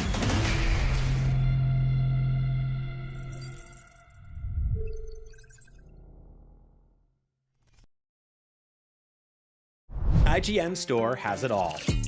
From clothes and collectibles to vinyl records, accessories, model kits, and action figures from the biggest and best franchises like The Legend of Zelda, Star Wars, Fallout, Dungeons and Dragons, and more. Whatever your pop culture passion, you're guaranteed to find something you love. There are new and exciting products hitting the store every week, like the Wasteland-ready Fallout Vault 33 hoodie, which pairs perfectly with the working wearable Pip-Boy. Plus, high-quality IGN Store exclusives like the powerful and spicy Star Wars Darkside Hot Sauce by Truff. We've even got merchandise for you to rock while tuning in to the IGN shows and podcasts you love. Or cap off a long day by relaxing to the soundtracks of your favorite video games, like Cyberpunk and The Last of Us. And the best part? You don't even need to leave the house to go there. Just head to store.ign.com and start shopping today. The IGN Store. You deserve it.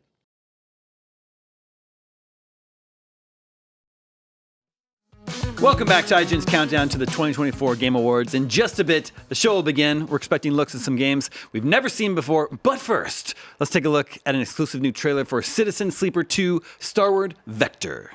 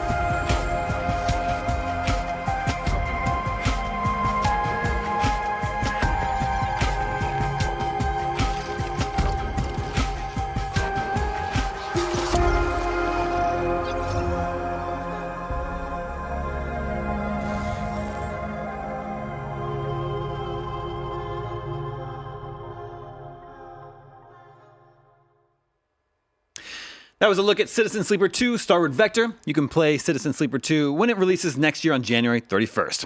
Okay, now we just went over what we know will be at the show. Let's talk about who will be presenting, why that can be important, as well as a ton of other confirmed announcements going into the show. Let's start with those more things that we know. We know that the head of Alarian, Sven Vinke, he's going to be presenting. It could just be, last year Baldur's Gate 3 won Game of the Year. So maybe just presenting this year's Game of the Year award, right? I don't know what they could have to show. We know they've started their next game, but I think it's probably too early days. Yeah, it's too early to see what Larian's up to. All we know is that it's not Baldur's Gate 4.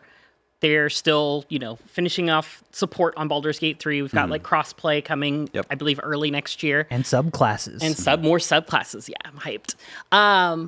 But we do know that it's going to be more than likely something that they can kind of control around and that they own. Yeah. They've been pretty outspoken about they're done with the Dungeons and Dragons license and are looking to kind of take full ownership over their next title. So I wouldn't be surprised if we got a Divinity Original Sin 3. That would be Divinity Original Sin 2 rocks, and I think that they could take a lot of learnings from their time in Baldur's Gate 3 and apply that to the next entry in Divinity Original Sin. I think the Baldur's Gate fame will also bring a lot more newcomers into Divinity Sin, because I know a lot of people didn't really know of that series until Baldur's Gate. Yeah. Also great games. Yeah.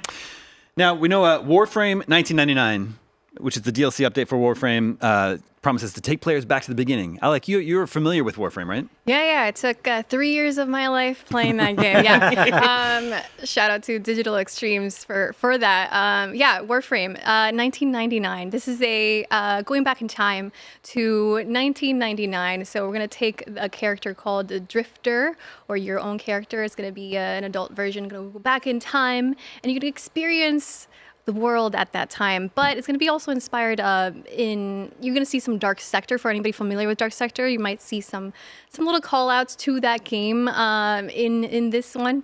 It's cool. There's going to be a new story expansion on here and some new factions too. To be clear, you're talking about the Xbox 360 PS3 game Dark Sector. Yes. How is that related to Warframe? Digital Extremes. So they developed it. Yes. They developed and published Dark Sector, the man with the little triglaive I love it. projectile. I had no idea, but that kind of rocks. So you said the guy's name is the Drifter? So the Drifter, how do I explain Warframe? Is that the character that Ben Starr is playing? How do I explain Warframe lore? I remember when I started this and I asked, what is Warframe lore? And everyone was like, listen, you just have to play it. The Drifter is a character that was introduced in the story of Warframe, and it's, how do I even explain this? It's a version of yourself. When you're a 10-0, which is the character. I'm going to nerd out here. I'm sorry. This is the place for that. This is the place for that. So your character is called a 10-0. And I believe earlier you asked me how Warframes are connected to 10-0 or 10-0 inside the Warframe.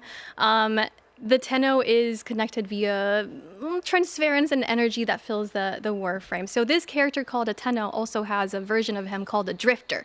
So you're going to go back in time into 1999, and you're going to experience the world during that time. And I see some cool characters being shown there.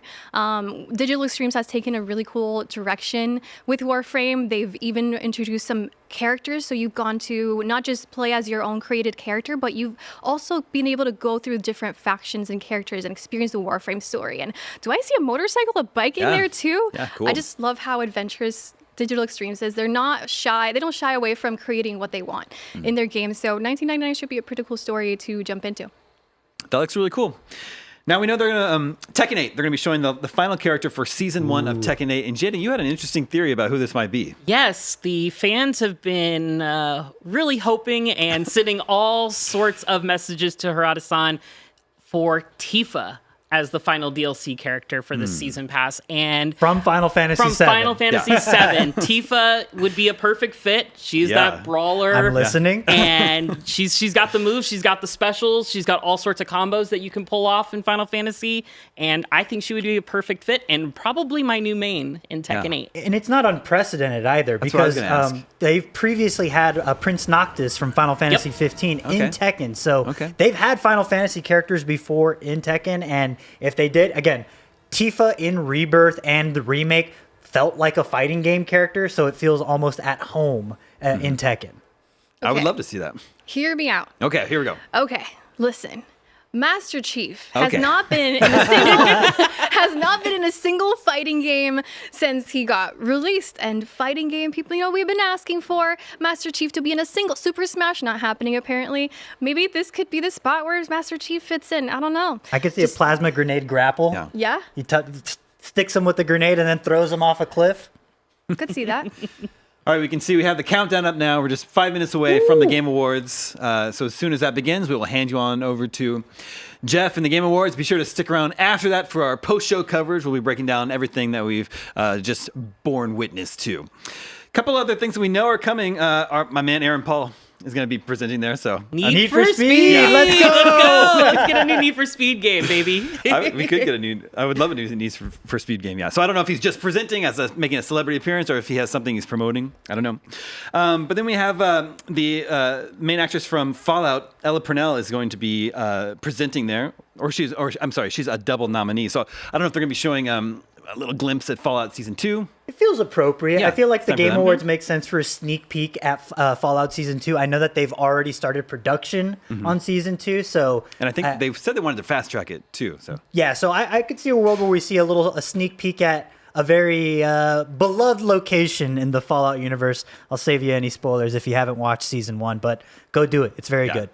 And then 2 actors from The Last of Us world. It's Isabella Merced, who appears in Season 2 of The Last of Us on HBO. And then the Shannon Woodward, who plays Dina in The Last of Us Part 2, and apparently she's in Alien Romulus, which I just learned earlier. She's also a presenter. So they're both presenting. So maybe a look at Season 2 of The Last of Us on HBO. I think it's probably time for that. That also fits. Yeah. Just like with the same theory with the Fallout. I think Last of Us Season 2 is, that's what, February? It's early this year. It's early very next early year, yeah. 2025. Definitely time for that. So, yeah. Another game that's coming early next year, if we're just starting to making predictions about what could make an appearance, Civ 7. That game's supposed to be out in February, and we haven't seen any gameplay of it, I don't think. That is a good point. I think we actually had a pretty extensive preview for it on IGN.com, but that said, it has been a minute, and I know they haven't really detailed too much about the game yet, so I'd be very curious. I know we got a lot of fans of Civ 7 in the IGN offices, so I'd be really thrilled for them to get another look at it, because it's a game that they won't shut up about. Do we have any, far-fetched ideas? I know Bloodborne remake, remaster, Bloodborne 2. There's the things that every year people want to see. They want to see Bloodborne and they want to see Silksong. Yep. Right. See, every time you say Silksong in chat, it gets delayed another day. So, you just take everything in this chat alone, and well done, guys. But yeah, I think above all, obviously Half-Life 3 would be incredible. Silksong for me, though, would be one of those that would just get me on my feet cheering, because it's been so long since I've played through Hollow Knight, and I just want to go back. I want to play Silksong so bad. In chat, there was some hope for Elder Scrolls 6, right? Elder Scrolls 6, yes. I don't think we see Elder Scrolls 6 tonight, let alone this generation, personally. We know it's a ways out, and I think we see it, come next console generation. I think if we see anything Elder Scrolls, it's maybe a look at something older in their library brought back in a form of a remaster or remake. Maybe a 3, like a Morrowind, kind of. Yeah, I've seen a lot of rumors of a Fallout 3 remaster. That could be cool. That's been an ongoing rumor for years now, so who knows? That game would benefit pretty greatly from a remaster or a remake, as would New Vegas. And I think New Vegas being the one that kind of strikes me as a little more of a natural thing to remake, given the popularity of the Fallout show, but who knows? Who knows? Well, Todd Howard is presenting. Aliak, at the top of the show, you were saying you were hoping to see Resident Evil 9. Yeah. Resident Evil 9. I mean, we just, I want to know what happened so the Winter Saga officially ended with the DLC for Resident Evil 8 Village, and there's been a lot of rumors online about what the characters will be for this new Resident Evil 9. There was a confirmation from the director that the game was officially happening 5 months ago. I want to see a release date for this game, and I want to see who the main characters will be. Will it be Leon? Will Jill and Leon be teaming up together for the first time in Resident Evil 9? And how will Rose Winters be involved, if she even will be? I love horror games, and Resident Evil is one of those that I absolutely need to see in the Game Awards. Yeah, well, based on Capcom's pattern since, the remake of 2, right? They go back and forth between doing a remake and now it's time for the new numbered entry in the series. Nick, what do you think about? Oh, I'm sorry, you have. I got one thing the chat popped up with our last couple seconds, and I know Nick will be hyped for Kingdom Hearts 4. Ooh, no way! Yeah. I didn't even think about Kingdom Hearts 4, but yeah, there's a good likelihood we see that. So I'm right there with you, chat. I want to see Sora in Shibuya. Let's make it happen. Anime is real 2025. Let's make it happen. All right, the show is starting. Everybody enjoy, and we'll see you on the other side. Half-Life 3, baby. Let's go. Half-Life 3.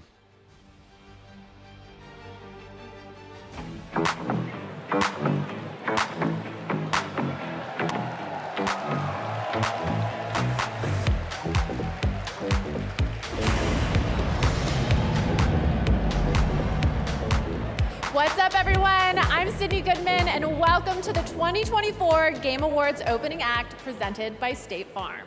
We are counting down to the main event, our 10th anniversary show. But I promise you, we are more than a pre-show. We are the extension of a program so packed that we need to start it early. Tonight, we are coming to you live from the Peacock Theater in Los Angeles to celebrate the best in gaming from the past year, with special performances from Snoop Dogg, 21 Pilots, surprise guests, and world premieres that will blow your mind, including Mafia: The Old Country, Borderlands 4, and more. In fact, I have one ready to reveal right now, and it's a very special one to kick off our 10th anniversary.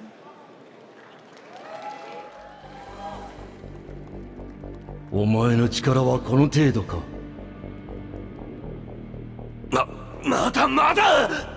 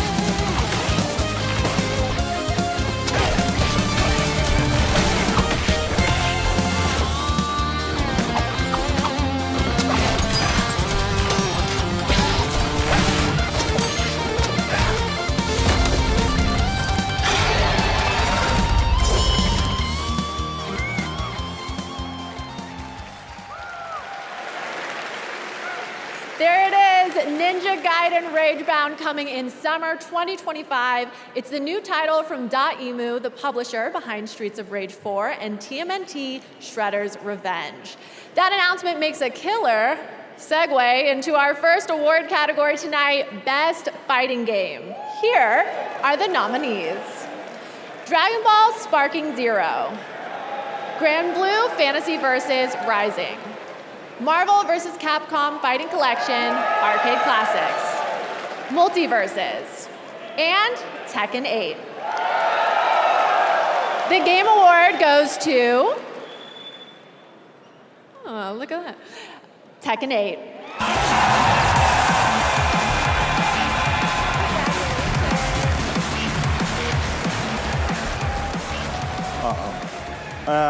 Thank you to all gaming community and Tekken community, and thank you to my development team and marketing team in all regions. And we will continue to update and to improve Tekken 8. So stay tuned and don't ask me for beep. Thank you. Thank you. Congratulations. Yeah. And now, a new kind of cozy game that is unlike anything you've played before. On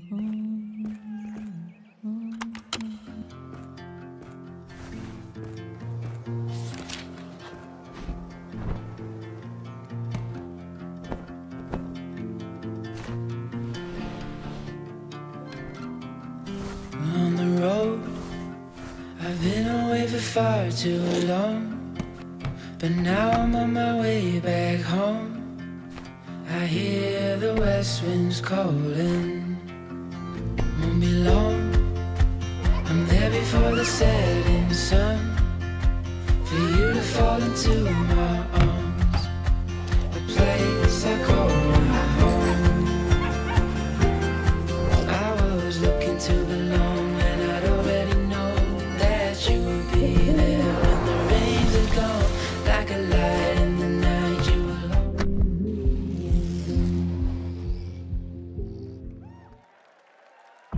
On the floor lies a tome covered in blood, titled Top Ways to Conquer the Spire. You find this manuscript highly suspicious because it's covered in blood. You read the book, covering your hands in blood.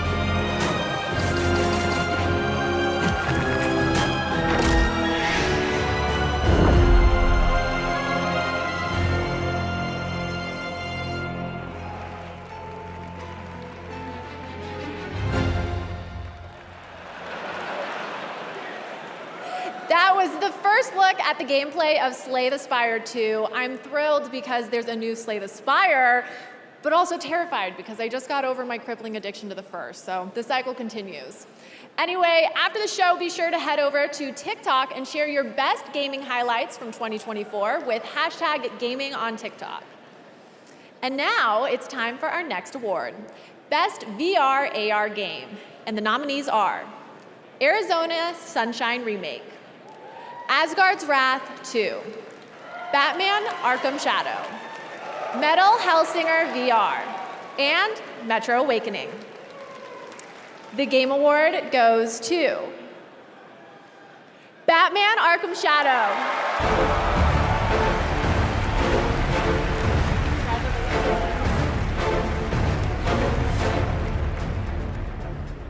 I just want to accept this award on behalf of my colleagues at Camouflage. You guys did some of the best work of your careers, and I have a feeling that the best is yet to come.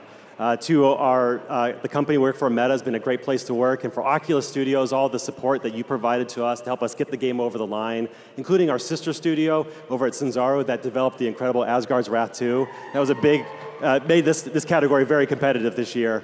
I also want to thank Warner Brothers and DC for entrusting that incredible Arkham franchise and allowing us to build a sequel to that incredible foundation that Rocksteady and Warner Brothers Montreal provided to us. And then lastly, to the amazing crew and cast to this game, Roger Craig Smith, Troy Baker, Elijah Wood, Tara Strong, Kari Payton. You guys crushed it. You guys are award-winning as far as we're concerned. Thank you for what you brought to our game.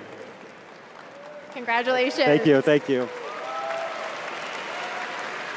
Since 2018, the TGA Global Gaming Citizen Program has recognized individuals doing their part to better the world through games. This year's recipient makes games that protect nature and fight climate change. Here's the story of Laura Carter, CEO and founder of Trees Please Games. I've worked in games for the best part of 20 years. PlayStation, Disney, Us2 Games, Square Enix. I loved working there. I loved working on such massive games, but I actually had a sense of guilt. In parallel with my games career, I've always had a passion, or actually I don't like to call it a passion, I like to think of it more as a sort of a purpose for making a difference in the world. Nice tree. It's comfy. We're less than 20 years away from climate collapse. There's one there. And for me, that's That's incredibly scary, both for our future, but for my children's future. It struck me that there was such an opportunity to use these games that were reaching hundreds of millions of people to create awareness about what's happening in the world. So when you play Longleaf Valley, you're restoring and saving a national park. And then as you're playing, you're actually collecting tree tokens to plant a real tree. Our players together have planted over 1.6 million trees now. But it's amazing to know that together we are making a real difference.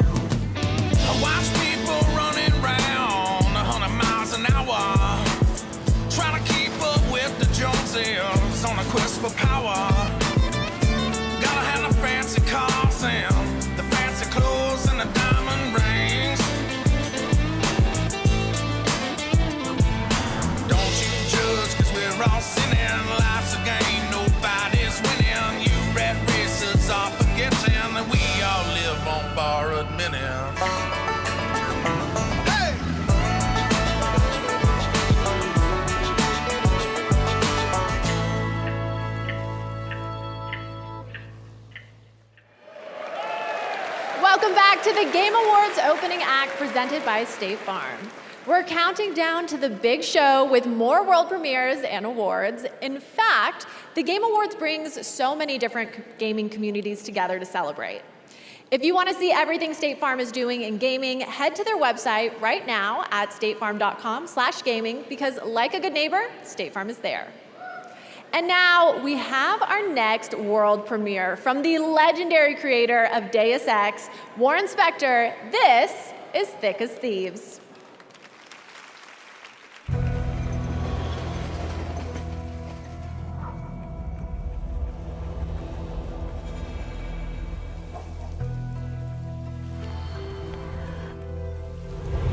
Another night on the town. Let's see what Razzo has for me. Nice of you to turn up. Oh, the McEwen estate. This one's always fun. You're not the only one who thinks so.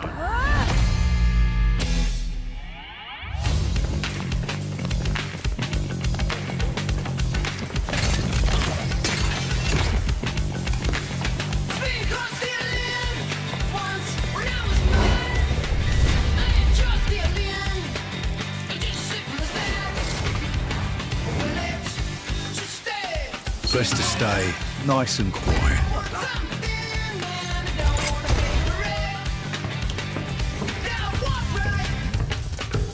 But keep your wits about you. Huh? You never know what's around the corner.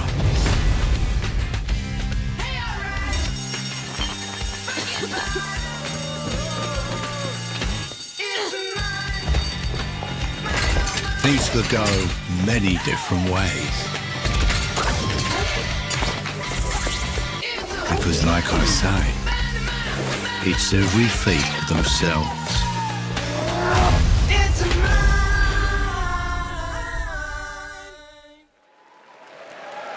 Love it, cannot wait to get that on my wish list.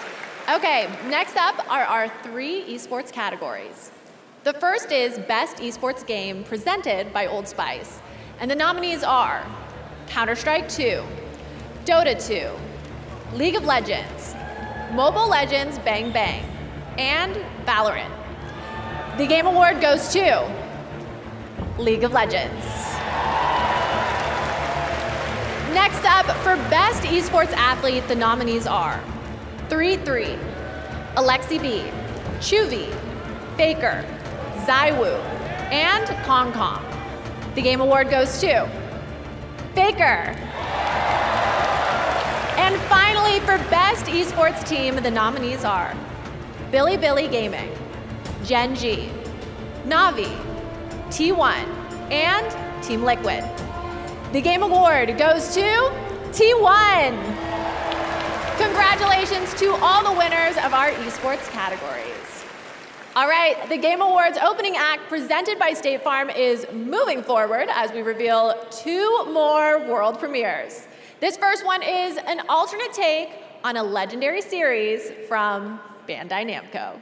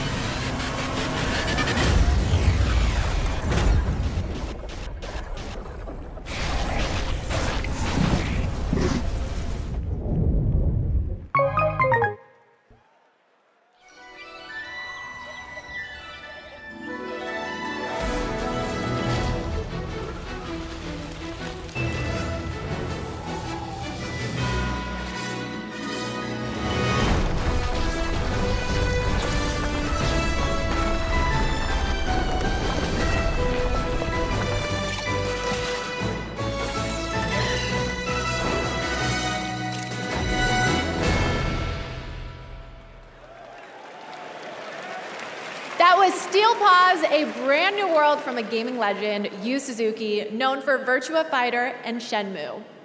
Our next award is one of my favorites, Games for Impact. It showcases thought-provoking games with a positive social message. Here are the nominees. Closer the Distance, Indica, Neva, Life is Strange Double Exposure, Senua's Saga Hellblade 2, and Tales of Kinzera Zhao. The Game Award goes to Neva.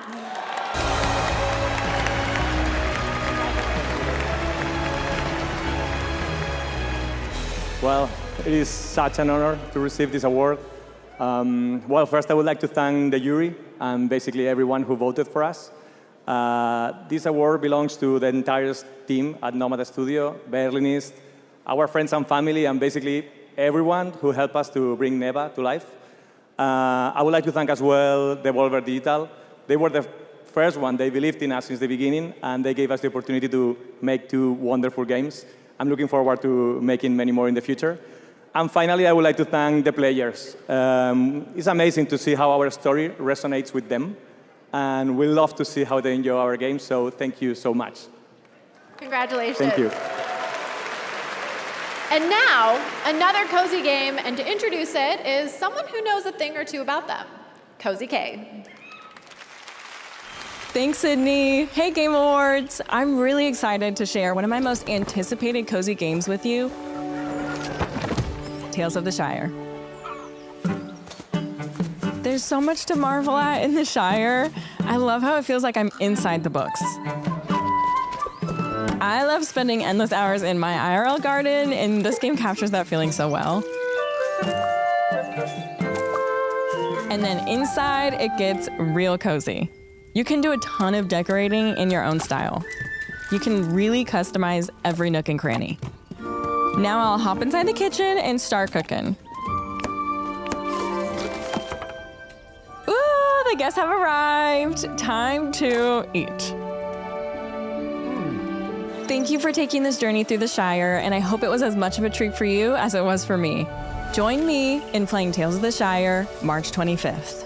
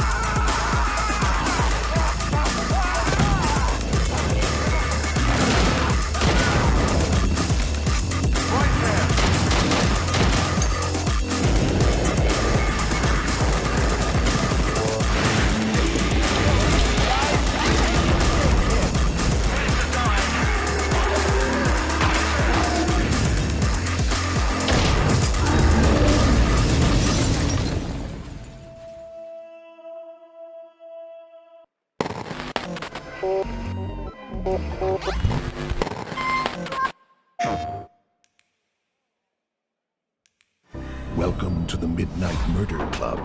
One flashlight, one gun. Use your senses and become the shadows. Let's go. Stay quiet. Okay. Do you know where we're going? Towards those. Come on. Hello? Oh, hello. Did he throw shit? No, no, no, no, no! Oh! You killed the piano! Oh, no! Came in from behind. Double kills? Oh, what? Did you get him? Oh, there's one more. Yeah! Come out here. Join the club and die trying.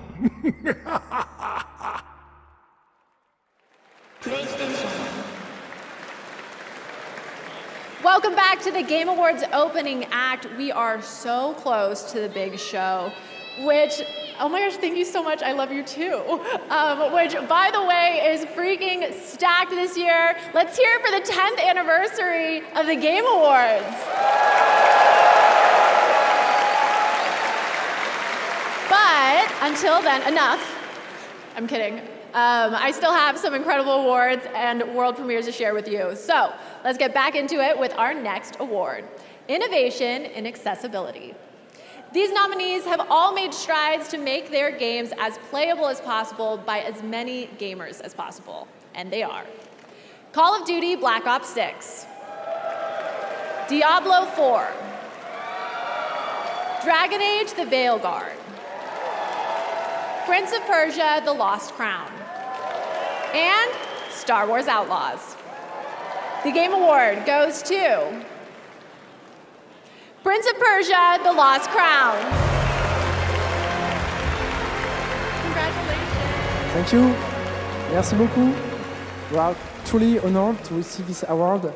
As from the beginning of the project, we aim to create a fun and challenging game, but a game as accessible as possible. And it proves that accessibility doesn't dilute, but rather reinforce the core of a game. More players enjoy the thrill of exploration thanks to our screenshot marker system. More players experience the intensity and expressivity of our combat thanks to the option. It was a passion project made by an incredible team. Big congratulations to the team. I know you're watching from Montpellier. Félicitations l'équipe. And a warm thank you to everyone who supported us, Ubisoft Global Accessibility Team, Jan, our families, our friends, and of course, you, the players. Thank you. Congratulations. And now it's the next game from Pugstorm, the Swedish team behind the indie hit Core Keeper.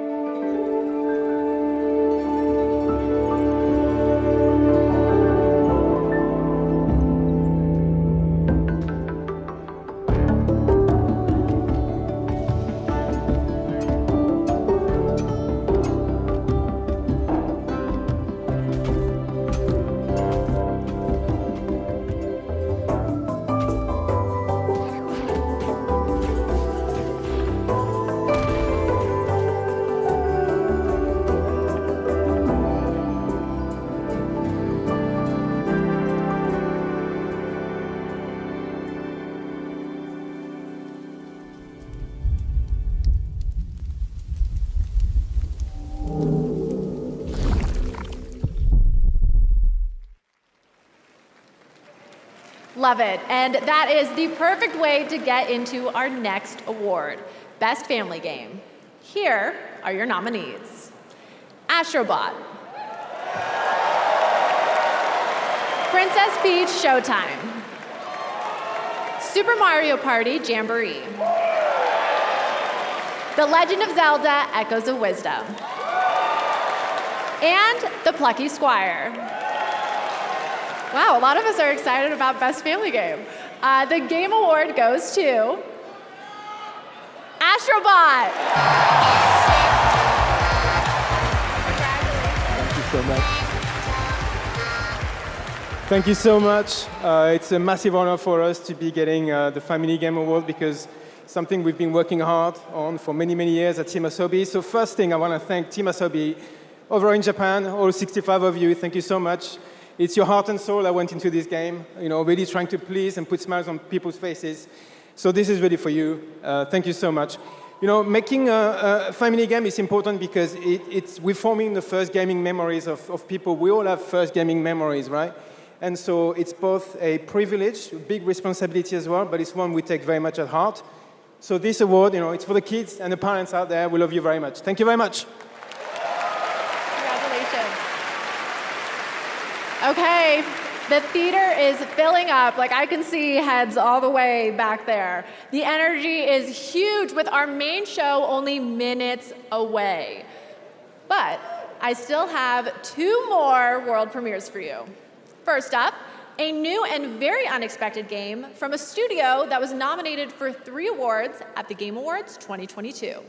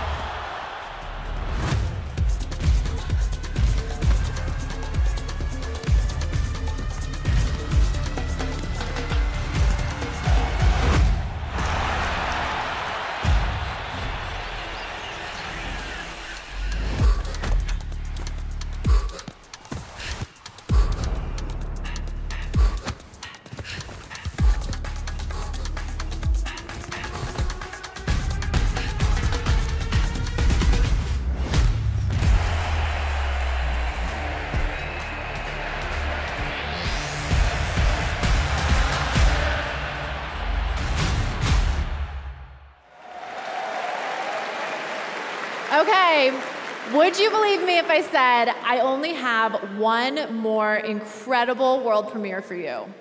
Get ready to have all your senses overloaded in the best way possible, of course.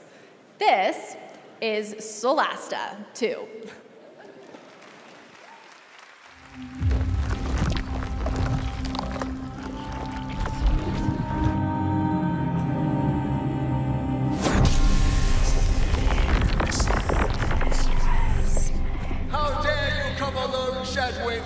For many years you've sent waves of stone soldiers we've decimated. What can you achieve with your solitude that thousands couldn't? Not thousands. Millions!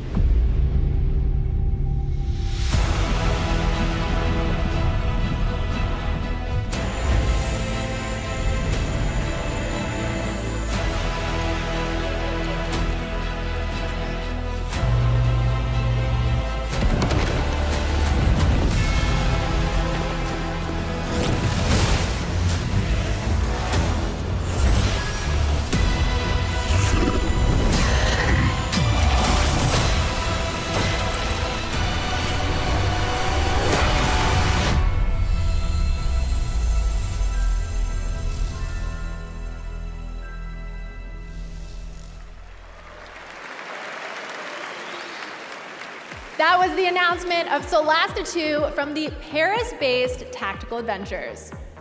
All right, my friends, that is it for our opening act, but the 10th anniversary show is just getting started. The Game Awards main event is about to begin with tons of big awards, big new game announcements, and amazing performances by the TGA Orchestra, 21 Pilots, Snoop Dogg, and more. This is a Game Awards you definitely do not want to miss. All right, the countdown is over. The 2024 Game Awards starts now.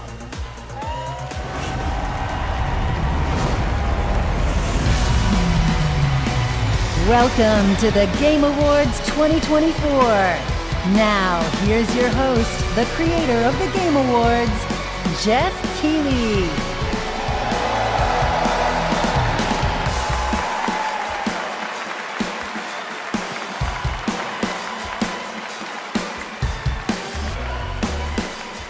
Good evening, everybody! Welcome to the Game Awards, the biggest global celebration of video games out there, and you have joined us on a very special night, our 10th anniversary. Welcome.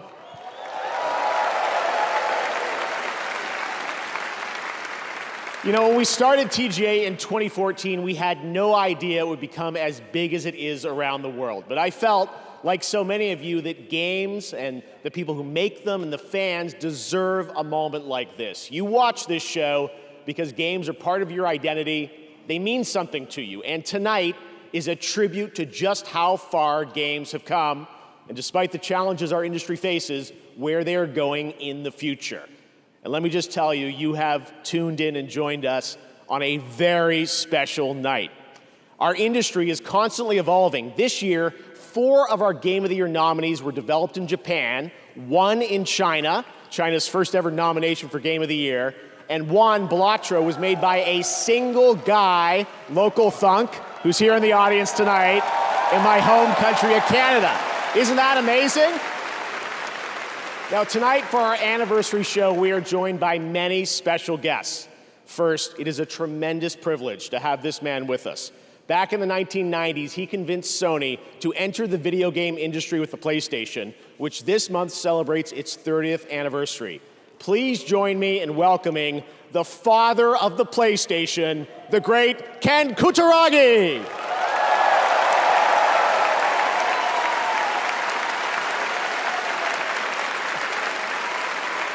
Also tonight, we welcome a double nominee who's competing against herself in Best Adaptation.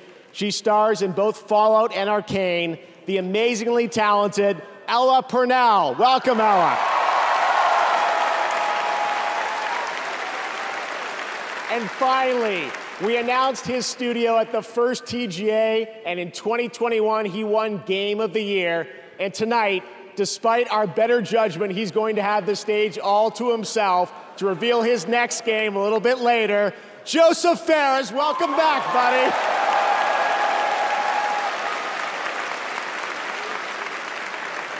Now, as always, we're recognizing an outstanding year in gaming while looking at Hey, Waldorf. What is it, Stadler? How long is this bozo gonna go on? Well, that's what I've been asking for the last 10 years. Oh! hey, guys, yeah, up here, host. Yeah, we're you know, we could hear you. Oh, good. Can you hear this? Boom! Yeah, please wrap it up. Statler and Waldorf, everybody. That's the last thing we need tonight. Listen, fellas, if you don't mind, we have a lot of people here in the audience waiting to see the show. Yeah. Speaking of a lot of people, why isn't this theater full, huh? Yeah, we heard you always sell out. Oh, got him. All right, let's keep the show rolling. It's already rolling. Off a cliff. Oh! Yeah, they're here all night, Statler and Waldorf. I don't know what we signed up for. All right, well, in any case, let's get this anniversary started.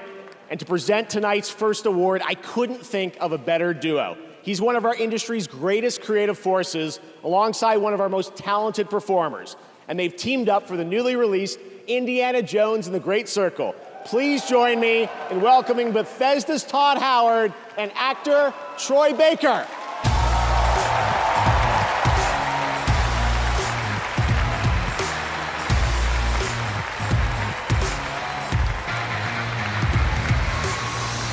Thank you, Jeff. Thank you, everyone, for being here. Now, as you know, the Game Awards for the last decade has celebrated the best performances in games by honoring some of my peers, some of my friends, like Nolan North, Roger Clark, yes, Laura Bailey. Actually, Troy, have you ever won this award? Look, they do give an award for best indie game, and I think everybody here can agree you make a great case for best indie performance. Oh.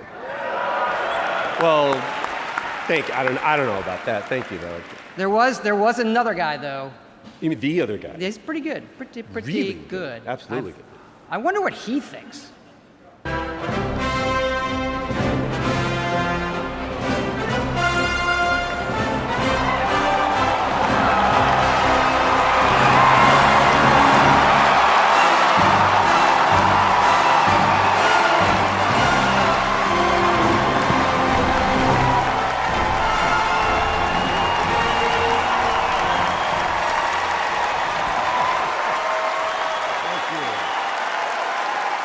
Thank you.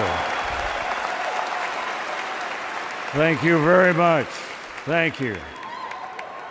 While you're on your feet, let's give a big round of applause to these two guys for the great circle.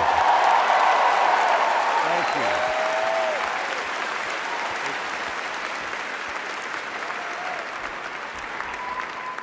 I think this guy did a great job. If I'd known he was so good, I would have done it myself.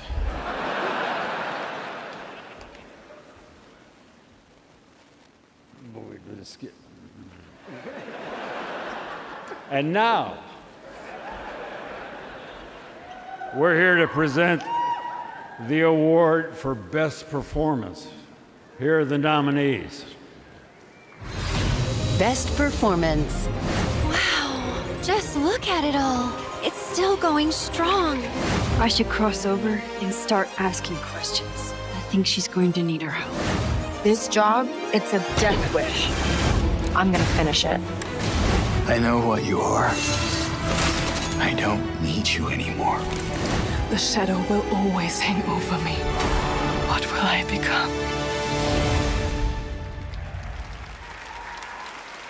And the winner is Melinda Juergens.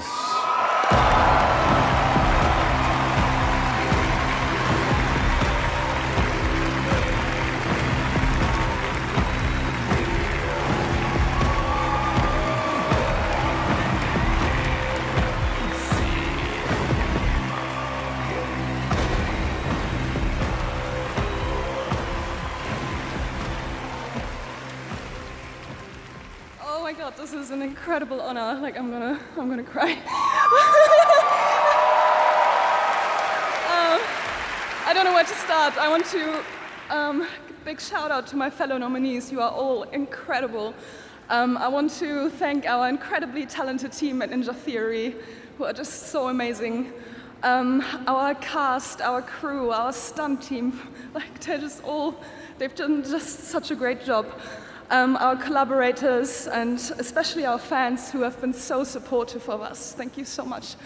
And also, congratulations to the Game Awards for 10 incredible years. Thank you.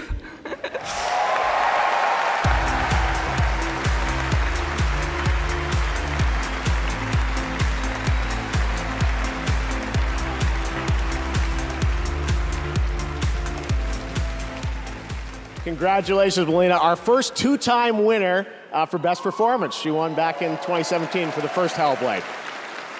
All right, we have lots more awards to come, but are you guys ready to get a glimpse of what's next? Yes, it is world premiere time. For our 10th anniversary, I traveled the world to ask developers, what could you share with fans that will give a glimpse not just of what's coming in 2025, that we'll have lots of that too, but what lies beyond for the next decade of gaming. Tonight's first game announcement is an absolute honor to share with you. It comes from a Game of the Year winning studio whose immersive storytelling has thrilled players with every twist and turn. So without further ado, here's a look at the unexpected.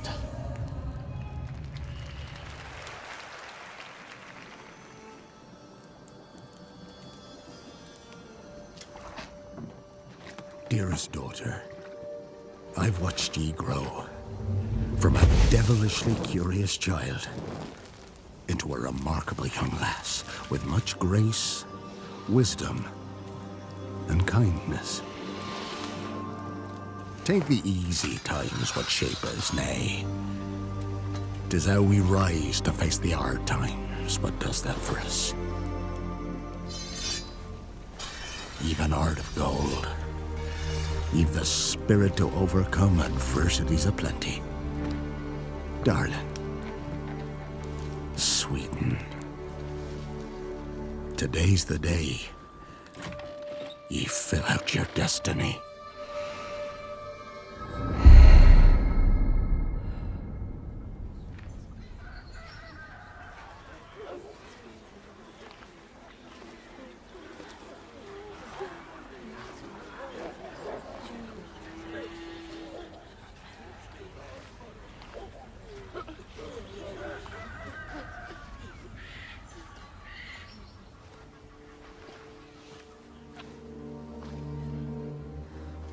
Forgive me, daughter.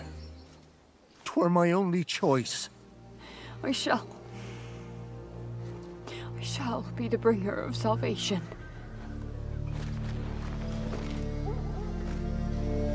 A witcher? Witcher! Whose coin did ye take? Nay, you can't. 'Tis tradition. Chosen she is. By the gods! No! You chose her.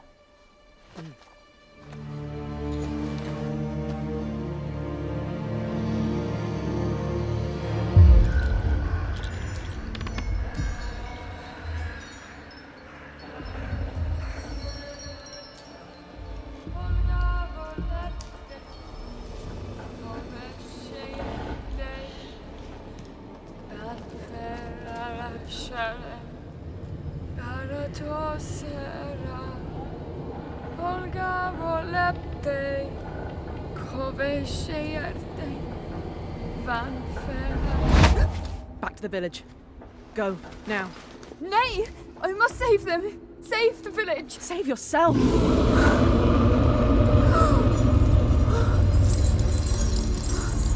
Run! To shelter! To your father! Run!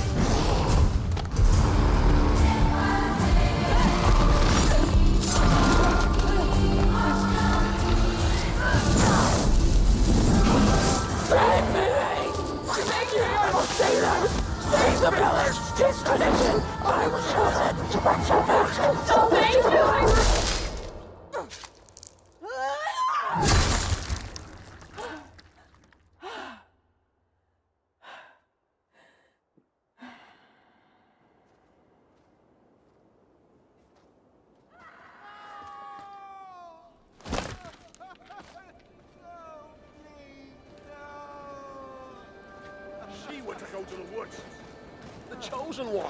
His tradition. Oh no, no, no.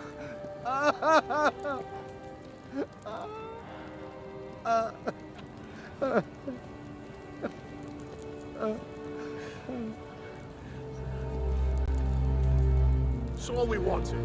For her to go to the woods, to go to the gods. Gods? There are no gods here. There are only monsters.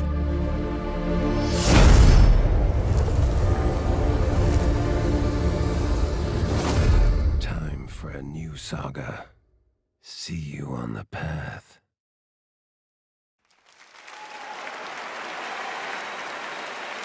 There you have it, the very first trailer for The Witcher 4 from CD Projekt Red. And yes, as you saw, obviously Ciri will play the protagonist in that title, and we're very excited to hear more about it. You ready to have more fun? Because tonight, trust me, the surprises just keep coming all night long. Right now, I am proud to present a brand new standalone game. Please watch.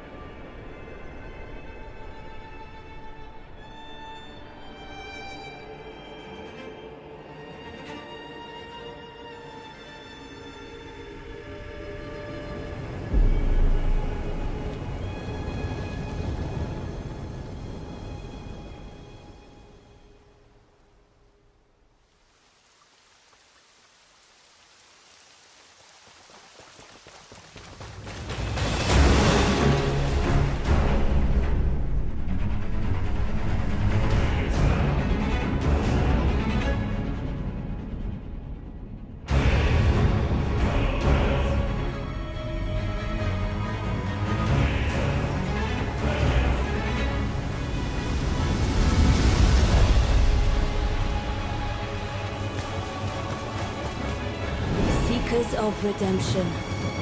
You were chosen. Thrown together by forces beyond our control.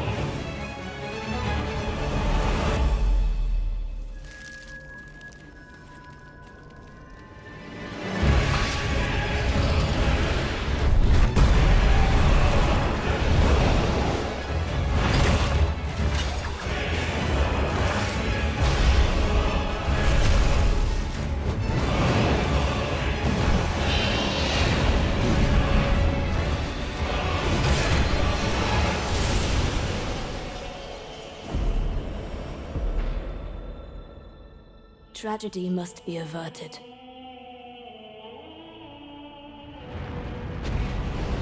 And for that, I need your help.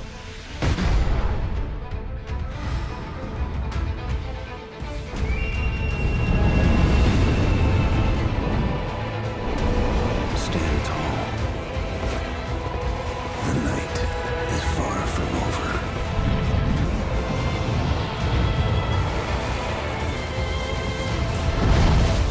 Little pillager, bent on stacking the lands of gold. I will swat away any and all who dare approach.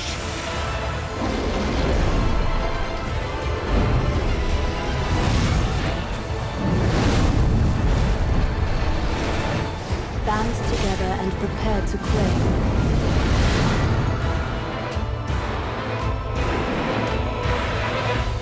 The life of the Night Lord.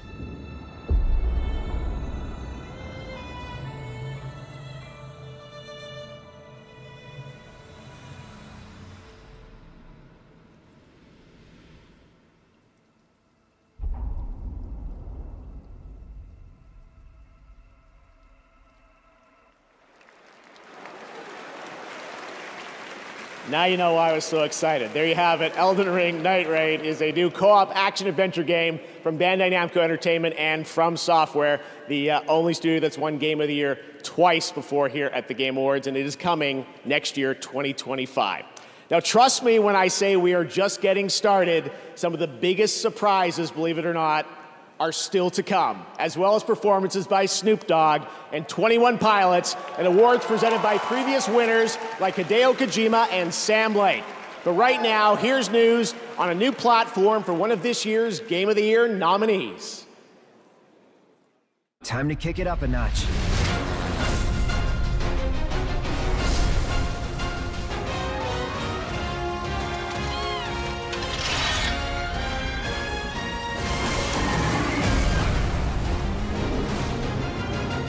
The time has come.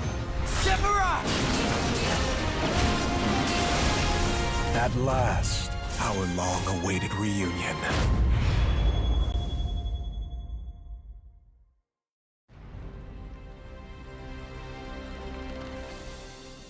Let us hurry. There is nothing to fear here. That's what scares me.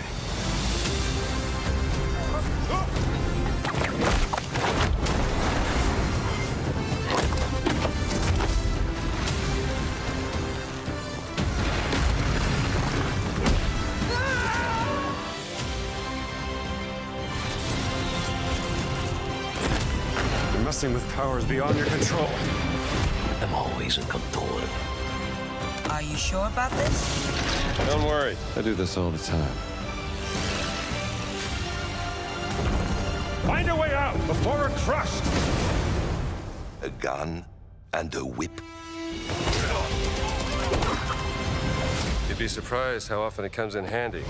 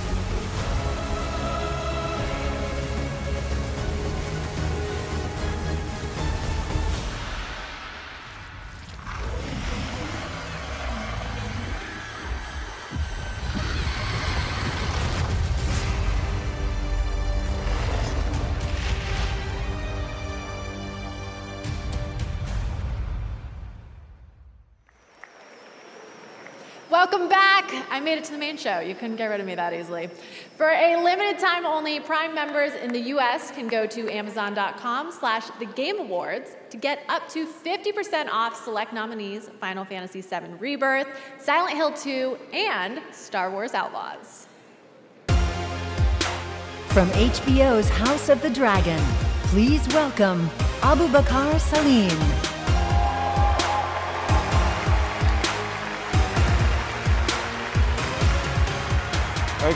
Thank you. Don't worry, I'm not gonna cry about my dead dad this time. But I'm here to present an award that celebrates victory. The thrill of conquering your foes in a battle where physical and mental prowess collide in a struggle that feels like the most important fight of your life. And no, I'm not talking about Twitter, but I am talking about the best action game. Here are your nominees. Best Action Game.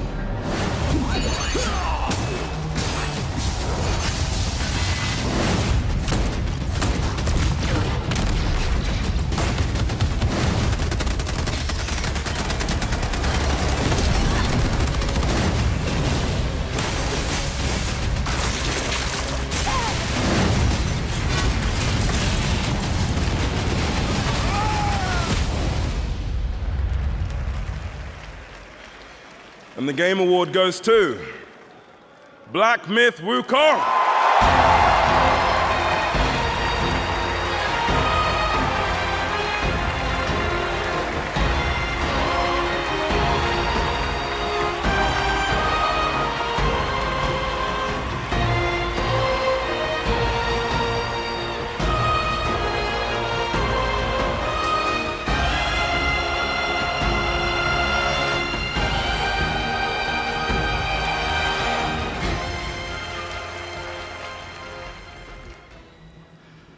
谢谢大家。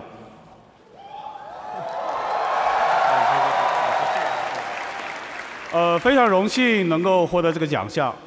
首先要感谢每一位玩家，是你们的支持，让这样一个关于勇气和智慧的东方神话，得以在这样的一个舞台上绽放光彩。也要感谢主办方，没有在我上台的过程中设置空气墙。 Thank you, everyone. We are deeply honored to receive these awards. A heartfelt thanks to every player. It's you who brought the tale of wisdom and courage rooted in Eastern mythology to life on this stage. And of course, sincere gratitude to the Game Awards for not placing any invisible walls on my way up here.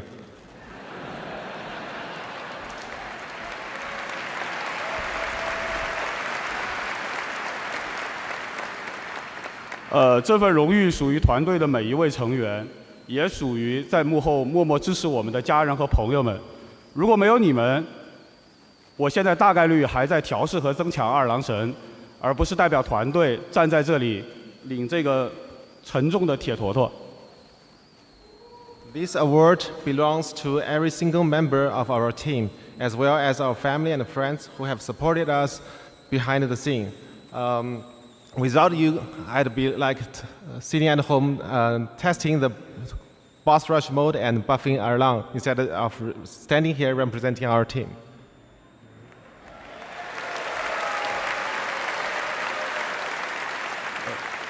最后我想说的是，《黑神话：悟空》这个游戏真的不难，尤其适合没有玩过动作游戏的玩家。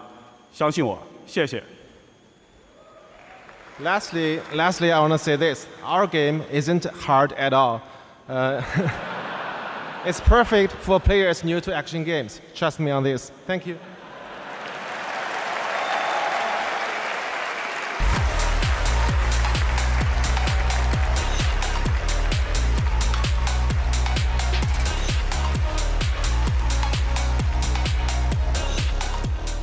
Congratulations, Game Science.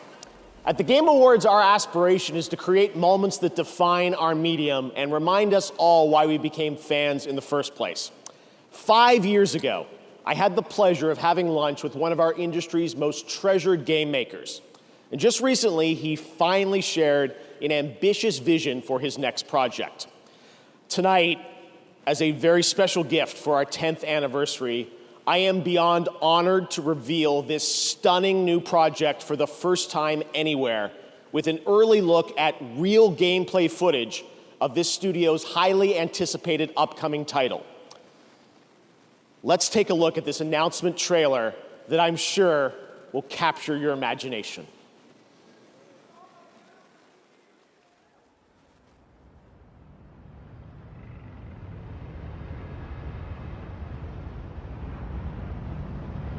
As you recall, very swift and like 25 kilometers radius of ground zero now.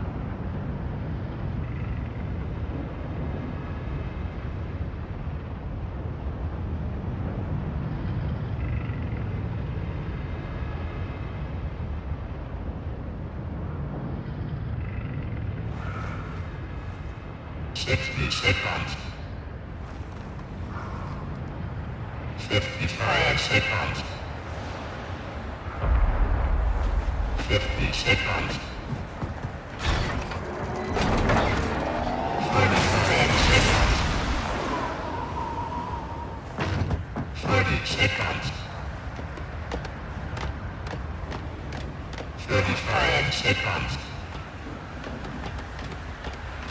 Shockwave impact in 30 seconds. 25 seconds.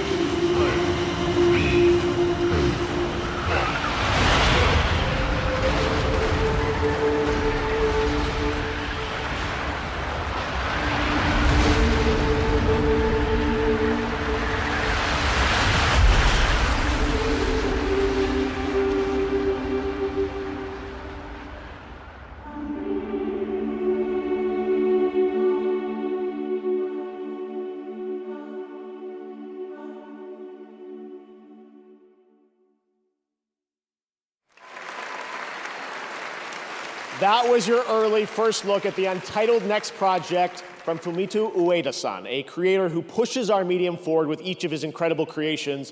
You can just feel the emotional depth of that game in that beautiful piece.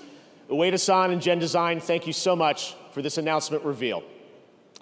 Next February marks the release of Sid Meier's Civilization VII, the latest installment in one of our industry's longest running and most successful franchises. Tonight, we are honored to welcome the Game Awards Orchestra, conducted by Lauren Balfe, to world premiere the stunning theme to Civ 7, composed by Grammy Award-winning composer Christopher Tin, who joins us tonight. I think you're gonna love this. Maestro, take it away.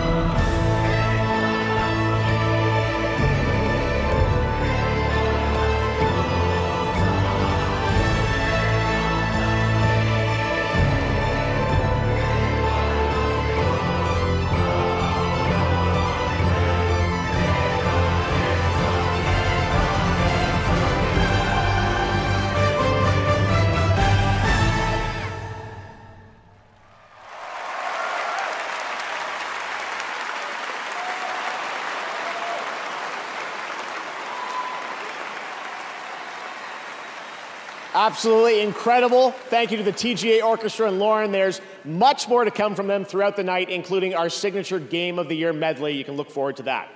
Right now, it's time to get the first look at gameplay of a project from a studio that has previously been nominated for Game of the Year.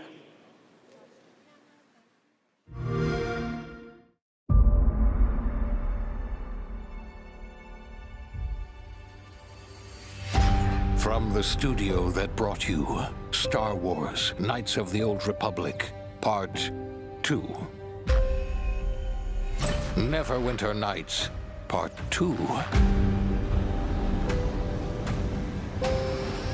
And Fallout 3, Part 2. New Vegas. Comes a completely original Part 2. And like all good sequels, we've included everything that should have been in the first game. More action. More weapons. And more graphics. Get ready for an adventure that took 3 times longer to make, but will almost certainly be 2 times bigger. Baby, baby, baby, you ain't seen nothing yet. Baby, you just ain't seen nothing yet. There's something that you never gonna forget. Baby, you just ain't seen nothing yet. In 2025. Welcome back to the future. Try not to break it again. The Outer Worlds 2. I'm not interested in hiring any more idiots. I'm looking for people of tact and vision and perspicacity. You ain't seen nothing yet.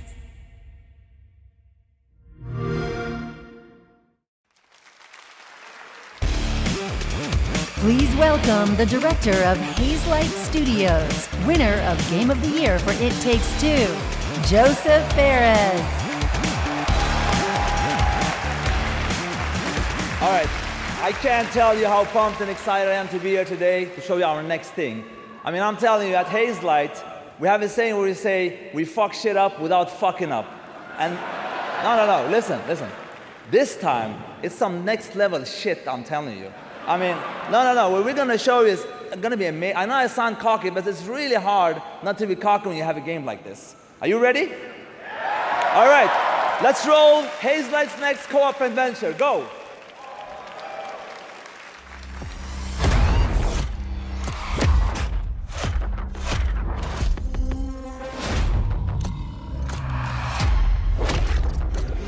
We sure cause a lot of explosions.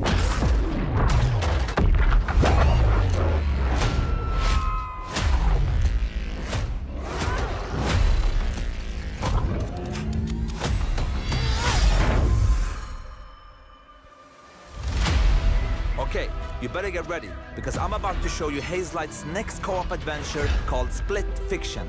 And let me tell you this, get ready for a ride. You play as Mio and Zoe, 2 aspiring writers that hope to get published by a new tech company that can simulate their stories to life. I can't do this. Please calm down. It's time. You can't Accidentally, they end up in the same simulation. What are you doing in my story? Something bad is going on here. And there, they find out that their stories are about to get stolen. No one escapes my simulation. And in order to save them, they have to escape back to reality through the very worlds that they created. Hands above your heads. But the thing is, they're strangers, and Mio writes sci-fi, while Zoe writes fantasy. So you will, for every level in the game, jump between a sci-fi world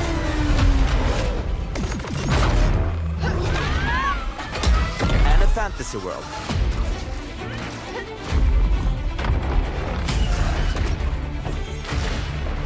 We at Hazelight love variation, and you'll have a unique mechanic for every level. Let me give you some examples. In this level, you start out by finding dragon eggs that hatch. Hey, stop licking. And then they become a little bit bigger dragons with new abilities. But in the end, they grow up to be full-ass dragons. And now, you can fly around and kick ass. In another level, you play these ball droids that can magnetize and shift to different forms. And then the droids become your exosuits. And you can now attack and hack different objects. Here's another one. You play as pigs, and they later become... Anyway, let's not talk about that level for now. And as always, with the Friends Pass, you only need to buy 1 copy of the game to play it with your friend online. That's what Hazelight is about. No loot boxes, No microtransactions and no bullshit. You just get the game. You have unpaid parking tickets. Time to die. Excuse me?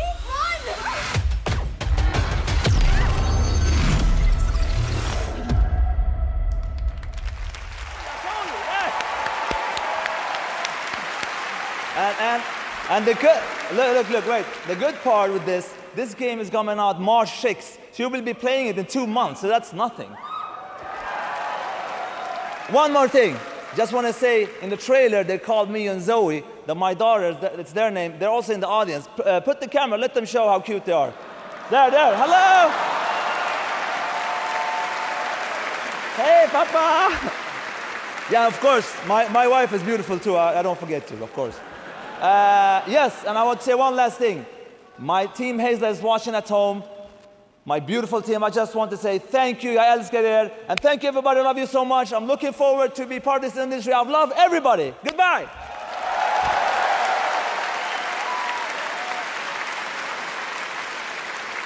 Joseph, what a guy. I spent some time with him in Sweden this summer and played a few hours of Split Fiction. It really is everything you'd want it to be, a great follow-up to It Takes Two that Joseph won for Game of the Year. It's been so amazing to have so many Game of the Year winners back with us again tonight revealing new projects.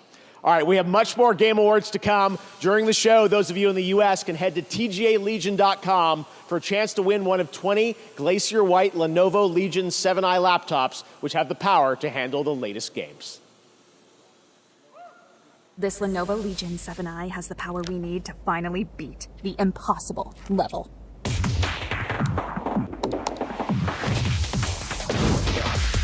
These rooms are so high I can see every NPC. Oh, except that one!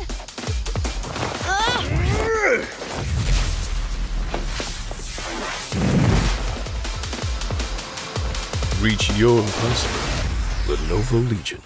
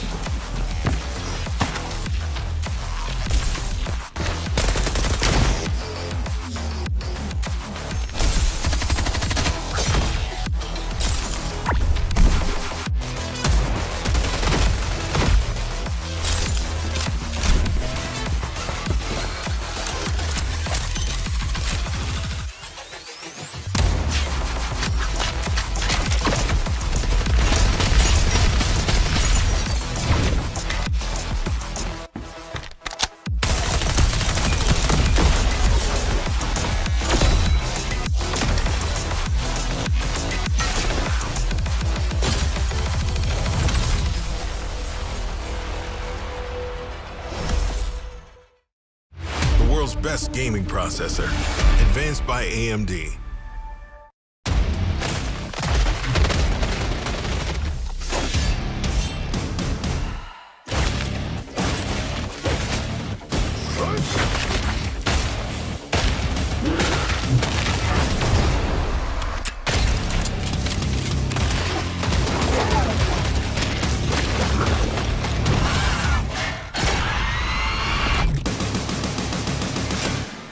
It appears Moorcroft's little project is as real as they say.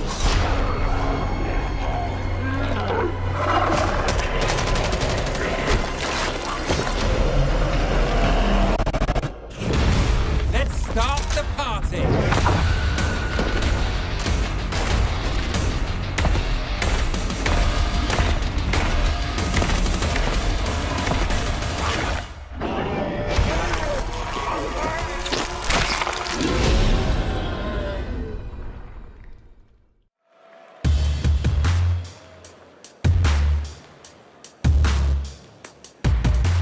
we're back here at the Game Awards, and we have so much more to share with you. Now, when we created the TGA in 2014, I wanted to celebrate the people who devote their lives to entertaining and sometimes comforting or affecting us through video games. In fact, 25 years ago, back in college, I started writing a series of articles called Behind the Games, chronicling the development of games like Half-Life and Metal Gear Solid 2, because I knew games were nothing without the people behind them. Now, the sad reality is that over the past few years, the gaming industry has suffered significant and unprecedented industry-wide layoffs. Those affect the games we get to play and, even more importantly, the people who make the games we love. We can debate and certainly disagree with the reasons why, and honestly, as a show, we kind of struggle with how to address these topics in a constructive way. But this year, inside of these challenges, we found greatness. I'm proud to share with you the story of a single individual who saw developers in need and did something truly extraordinary. Meet TGA's first ever Game Changer. Starting in early 2023, significant waves of layoffs started in the games industry. It strikes you, it hurts, right? It's like a ton of bricks. What am I supposed to do? Tens of thousands of gamers have been laid off at a level that is unprecedented in the industry's history. I love this brand, I love this company. Oh my goodness, what am I going to do? I actually started in games relatively late. Even though I've loved the industry ever since I was a little child, because there weren't games jobs around here, I stayed passionate about it and broke through in basically my late 30s. I had seen a few friends get laid off before Thanksgiving, and I said to my wife, Jess, like, this is unacceptable. Hi everybody, it's Amir, and I'm here to help support you as you look for your next opportunity in video games. I can't imagine what it must feel like for someone to have to go to their family around the holidays and say, I don't have a job, I don't know what's gonna happen. I had a robust background in things like data analysis, and I said, well, I can do something with this.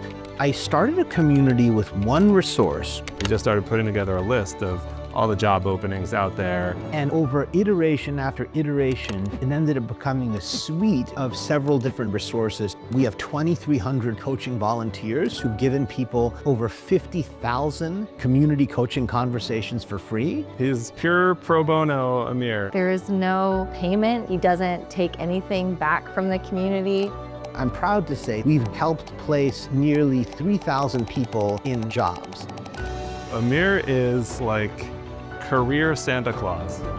If it weren't for Amir and for this community, I wouldn't have even known this job was here. He has created this like beacon of light. Please join me in welcoming a man who has the well-being of the game developer community in his heart. On behalf of the Game Awards, I'm honored to present the first ever TGA Game Changer, Amir Satvat.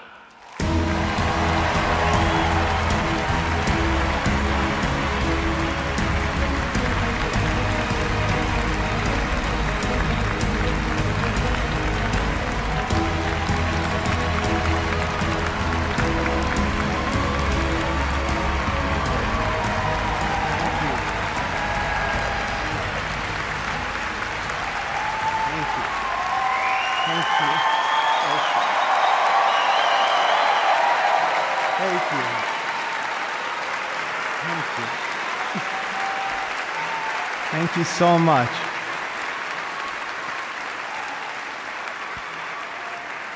Thank you so much. No, you're breathtaking.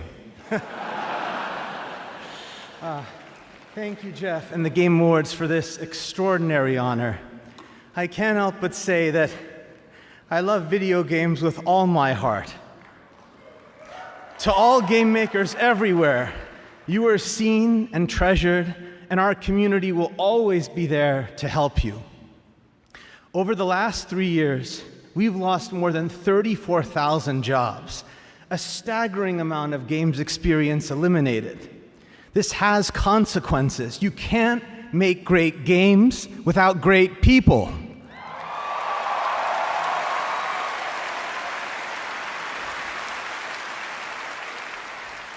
I'm proud of so many of you who have already joined me to make an impact, and I really have to thank everyone in our community who gave all their time and commitment to build it.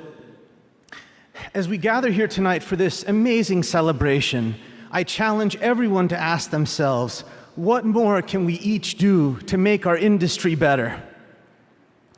I dedicate this to my grandparents in heaven and to our Game Awards watch party back home, my wife, our 3 sons, and my parents, who really devoted their lives to me and taught me that my value lies in how I treat other people. Growing up, all I ever wanted was to be a part of the video game industry. As a kid from Farmington, Connecticut, it felt a world away. Not anymore. Thank you very, very much. Thank you. Thank you.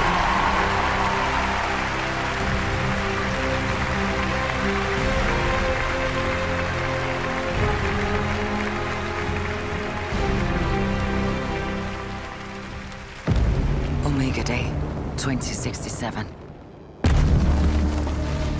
We witnessed the end of the old world and the beginning of an unimaginable power. It unleashed the promise of our civilization, forging souls into steel,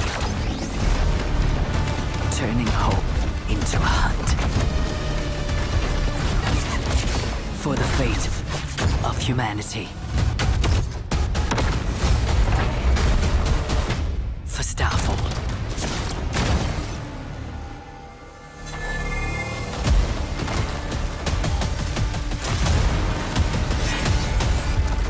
Rise, partner. Our hunt for Starfall begins. Raise hell, exert control. For mankind depends on our victory.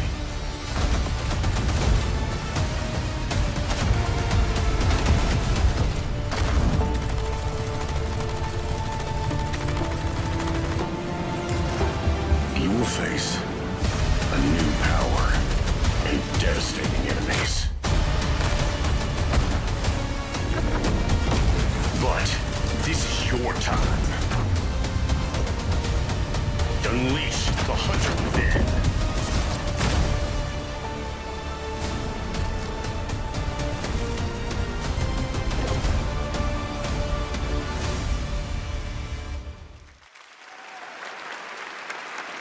That was the announcement of Steel Hunters, which you can play test tonight. I played that back in the summer, and it plays as good as it looks. Definitely has a Transformers vibe to it, as you can see. Really fun game. All right, and now I'm proud to reveal one of the most beautiful games I've seen in a long time, developed by an incredible team up in Canada.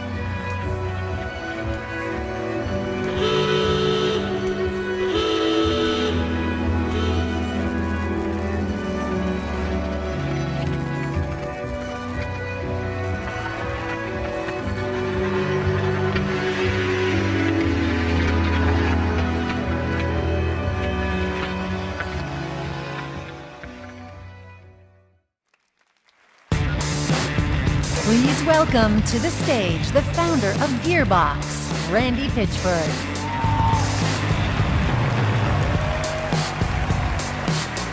Borderlands fans know why I'm here, right? This is the moment. Everybody at Gearbox is watching right now, and I'm kind of freaking out. Listen, this is the thing. You fans of Borderlands, you're why we fight. Every pixel of Borderlands is made with heart and soul, handcrafted by the Gearbox team. We're all giving it everything we got, you guys. We're putting everything we have into this game. And listen, I can go on talking about Borderlands 4, or I could just show you Borderlands 4. Who wants me to keep talking? Anybody? And who wants me to roll the trailer for Borderlands Mother Fluffin' 4? As you wish, the world premiere first look at Borderlands 4.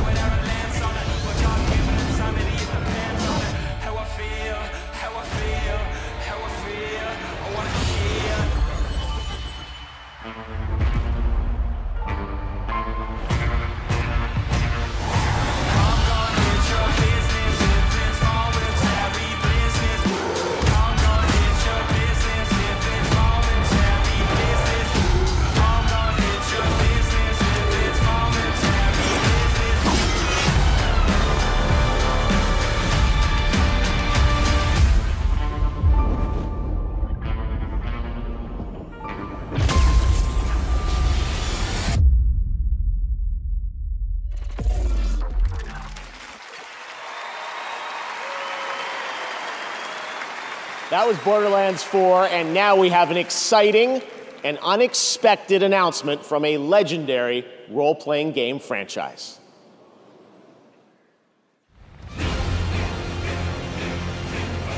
On this, my sword, I swear, to shield the Firebird's flame forevermore.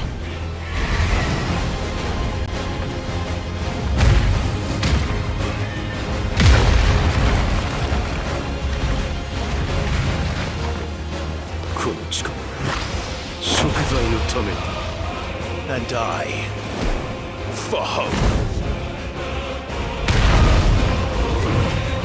This ends now! To me, flames! Let's stay down!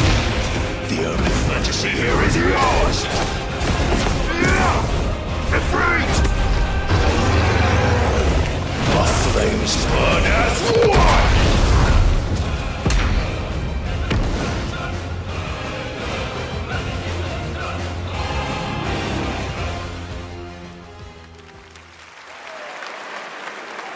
There you go. Clive is joining Tekken 8 next week.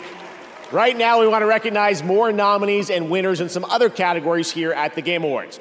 Here are the nominees for Most Anticipated Game: Death Stranding 2 On the Beach, Ghost of Yotei, Grand Theft Auto 6, Metroid Prime 4 Beyond, and Monster Hunter Wilds. And this year, the Game Award goes to Grand Theft Auto 6. Congratulations, Rockstar. Here are your nominees for Best Multiplayer Game: Call of Duty Black Ops 6, Helldivers 2, Super Mario Party Jamboree, Tekken 8, and Warhammer 40K Space Marine 2. This year, the Game Award goes to Helldivers 2. Congratulations, Arrowhead. Now the nominees for Best Community Support: Baldur's Gate 3, Final Fantasy XIV, Fortnite, Helldivers 2, and No Man's Sky. The Game Award goes to Baldur's Gate 3. Congratulations, Larian. Now your nominees for Best Art Direction: Astrobot, Black Myth Wukong, Elden Ring Shadow of the Erdtree, Metaphor ReFantazio, and Neva. The Game Award goes to Metaphor ReFantazio. We have many more awards to come in the Game Awards, but right now, here's a new look at Splitgate 2 that blends gunplay, movement, and portals, coming in 2025. Playing for keeps with no losses, dripping around with no faucet. Look at the thing, our bosses paying our dues and we don't care what it's costing. Doesn't matter to me if you're coming for one of mine. I'm coming for anybody, everybody in line. Yeah, it's fine. Now who I got for mine?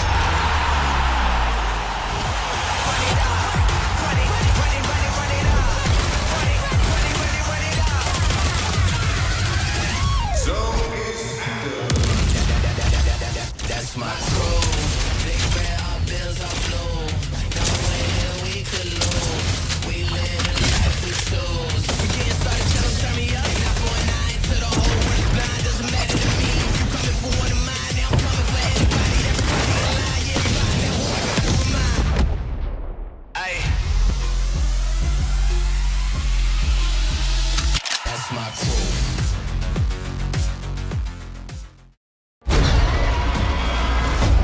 Events are weaving together quickly now, Rook. The fate of the world shall be decided soon. It will not be easy.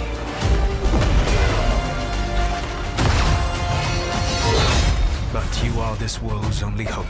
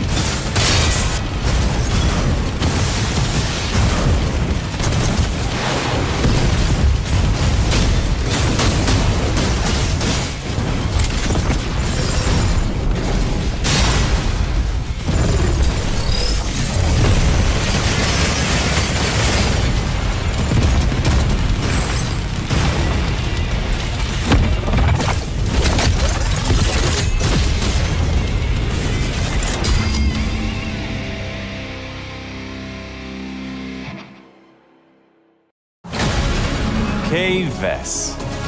This is your one shot. Get in with the underworld's most dangerous syndicates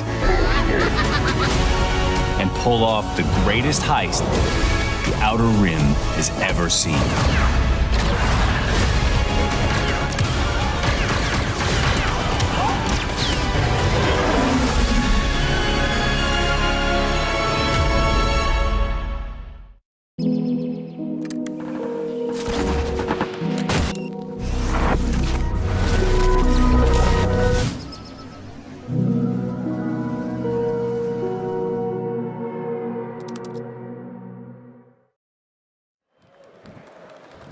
Nominated tonight for Best Adaptation, Riot's Arcane is a stunning animated series based on the League of Legends franchise.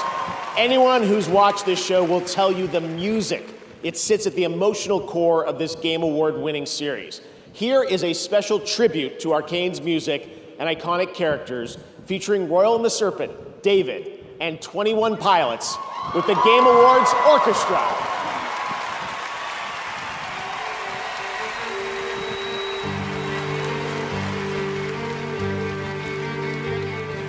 Just lay my head down and rest. There was nothing to fight or take. Maybe then I could finally be free. Maybe death is like falling asleep.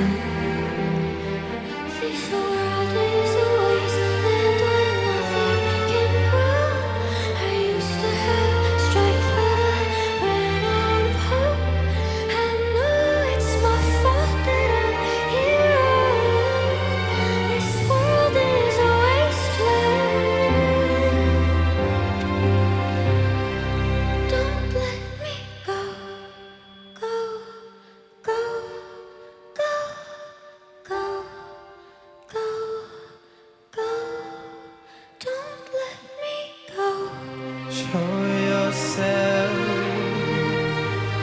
Show yourself. Not me. Not me. Not me. Not me.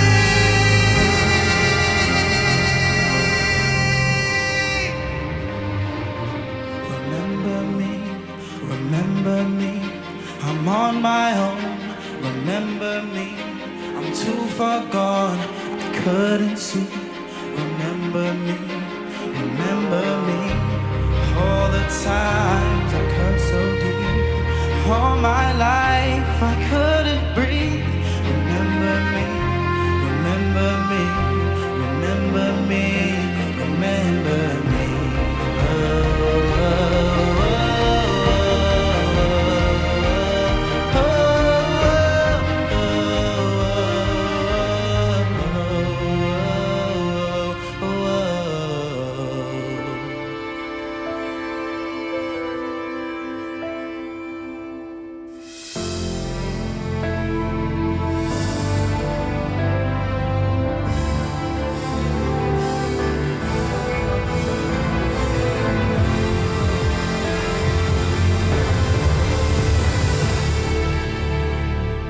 My body's on the line now.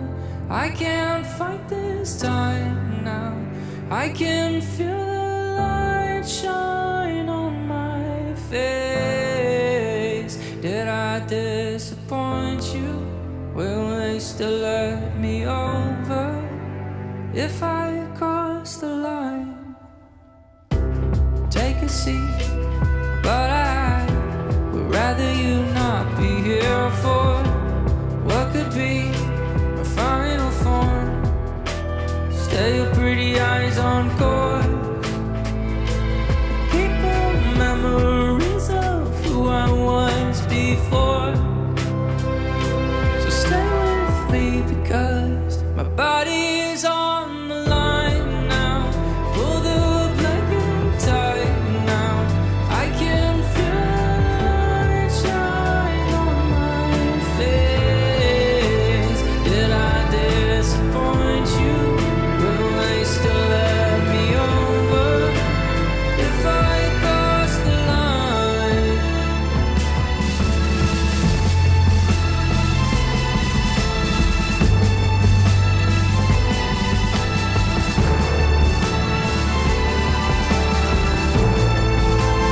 Please don't let them see me. Sure, there's nothing left to try. I can feel the light shine on my face. Did I disappoint you? Will they still let me over if I cross the line? If I cross the line. If I cross the line.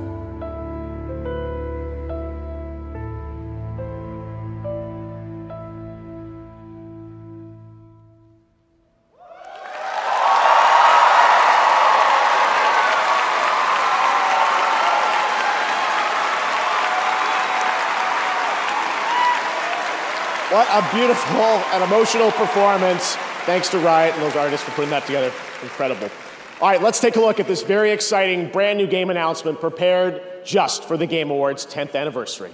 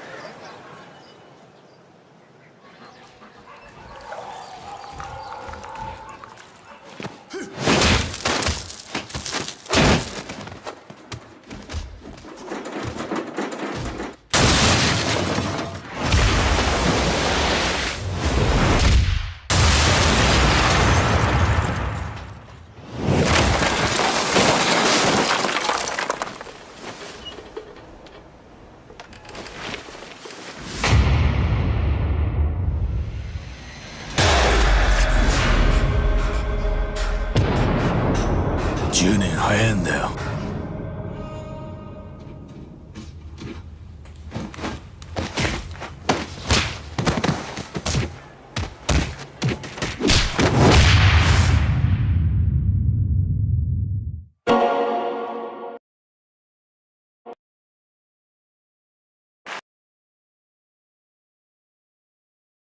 That's right. There's a new full entry in the legendary Virtua Fighter series now in development at Sega, and you can find out more in that special direct broadcast.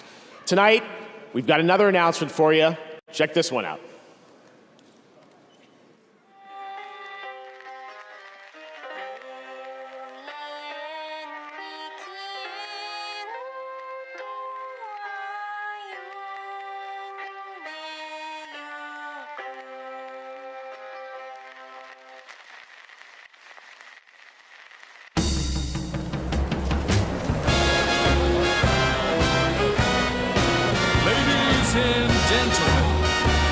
Tonight I've got a little something special for you. We're gonna try out a brand new tool.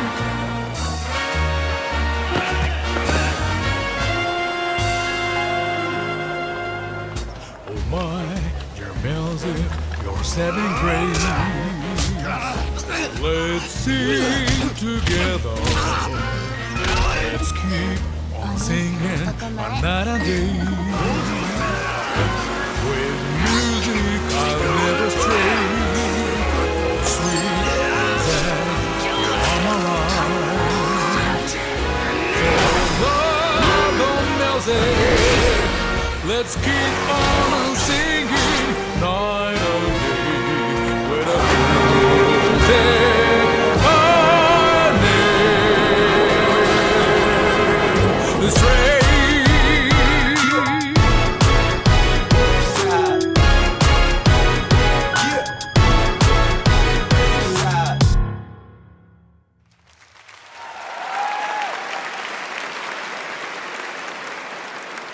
That's right, RGG Studio, nominated tonight for 4 times for Like a Dragon Infinite Wealth, has not 1 but 2 projects in the works, and we are honored to reveal both of those titles for the first time here tonight. Now to present our next award, please join me in welcoming a dear friend who also happens to be one of our industry's most innovative creative spirits. He's been with us since the very beginning of TGA in 2014 and is currently hard at work on Death Stranding 2 on the beach and OD. Please welcome an industry icon, Hideo Kojima!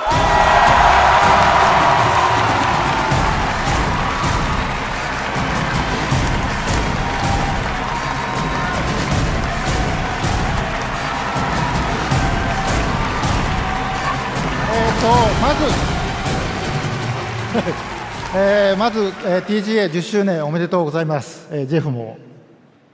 First and foremost, congratulations on TGA's 10th anniversary. 僕は1回目から参加させていただいてますけども、年々 TGA は大きくなってきてます。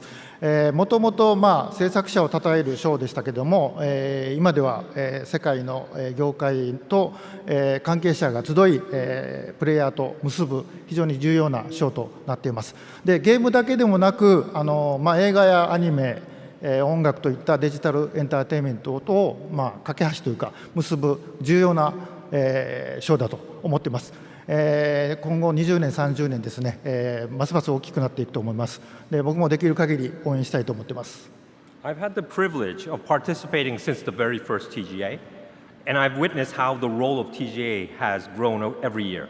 Not only does it celebrate the achievements of those involved in the gaming industry, but it has also evolved into an event that brings together industry's professionals from around the world, focusing deeper connections with the players. TGA now serves as a bridge, not just within the gaming industry, but also between gaming and other digital entertainment, such as film, television, anime, and music. This role will undoubtedly become even more important in the next 20, 30 years. I'm looking forward to supporting that too. ゲームディレクションっていうのは、数多くのアイデアをまとめて一つの作品に昇華する非常に大切な、役割だと思っています。今日ノミネートされているタイトルは、数百名から1000人を超えるチームもありますけども、数名で作ったタイトルもあります。小さな手漕きのボートでも、数百人が乗る、巨大な豪華客船でも数百数千の船団でもやっぱり方向を示すですね、舵取りが非常に重要だと思っています。まさにその舵取りがゲームディレクションだと思っています。Game direction plays an important role in bringing together countless ideas and uniting them into single cohesive work. Tonight's nominees for this award includes projects created by teams of hundreds or even thousands, as well as those made by just a few people. Yet, all of them have a clear and unified vision. Whether it's a small boat, a large cruise ship, or a fleet of boats, a helmsman is required, and that helmsman is the direction. はい、ではノミネート作品を紹介します。So, someone involved in direction, I'm honored to introduce the nominees for Best Game Direction. Best Game Direction.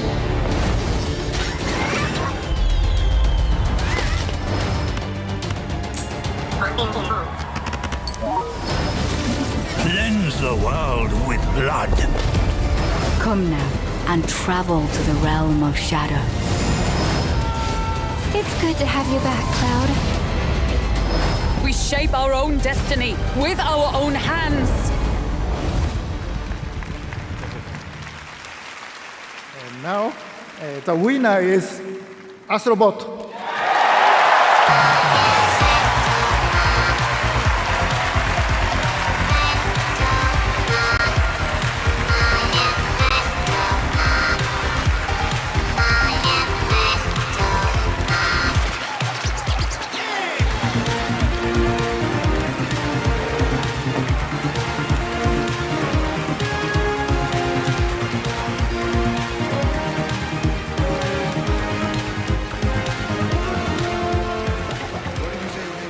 Wow, thank you so much. We didn't have a speech ready for this one.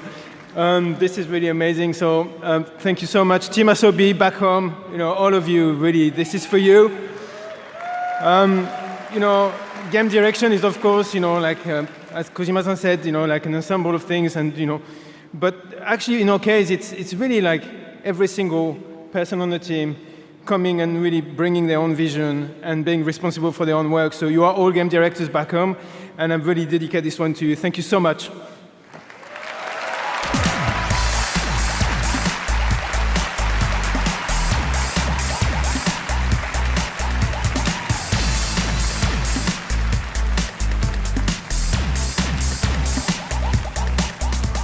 Congratulations, Nico and Team Asobi. And now, let's journey to another world for our next announcement.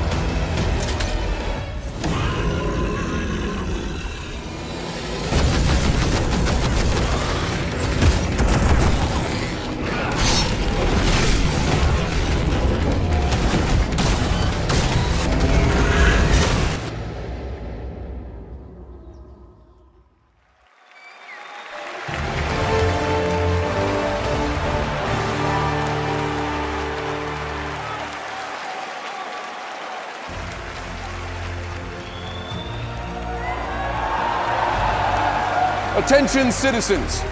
Across the galaxy, the valiant Helldivers have fought to protect our way of life. But I am here with grave tidings. Managed democracy is imperiled like never before. Homes are being ravaged. Families are being abducted. And you could be next. That is, unless you direct your undivided attention to the following announcement. And remember, freedom conquers all.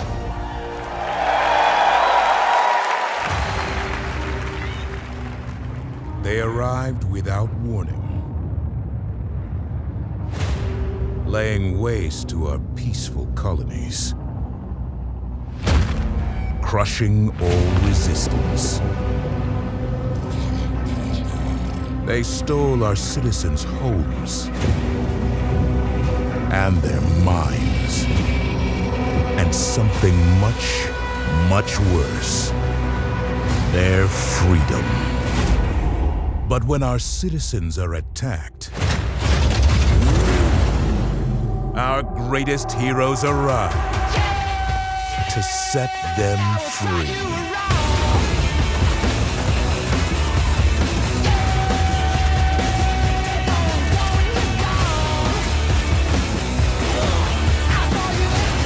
Together, we will save our people from this tortured existence.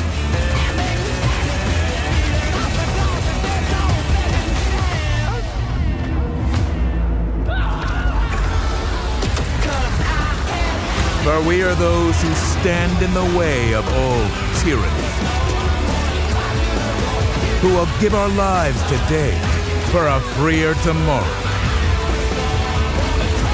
who will take back control of freedom.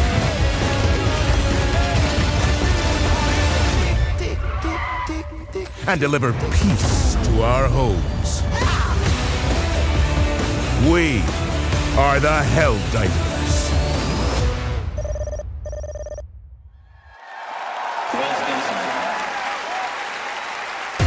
Now, please welcome the creative director of Warframe, Rebecca Ford.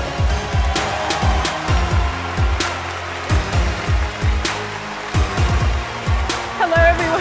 Hi. Thank goodness for waterproof mascara. The music has been a lot. That's amazing. But hi, everyone. I'm here on behalf of the Warframe team. We are here at the 10th year of the Game Awards. It was actually 12 years ago that we launched the alpha build of Warframe, and it changed the lives of our team. Our irreplaceable community has allowed us the privilege to be up on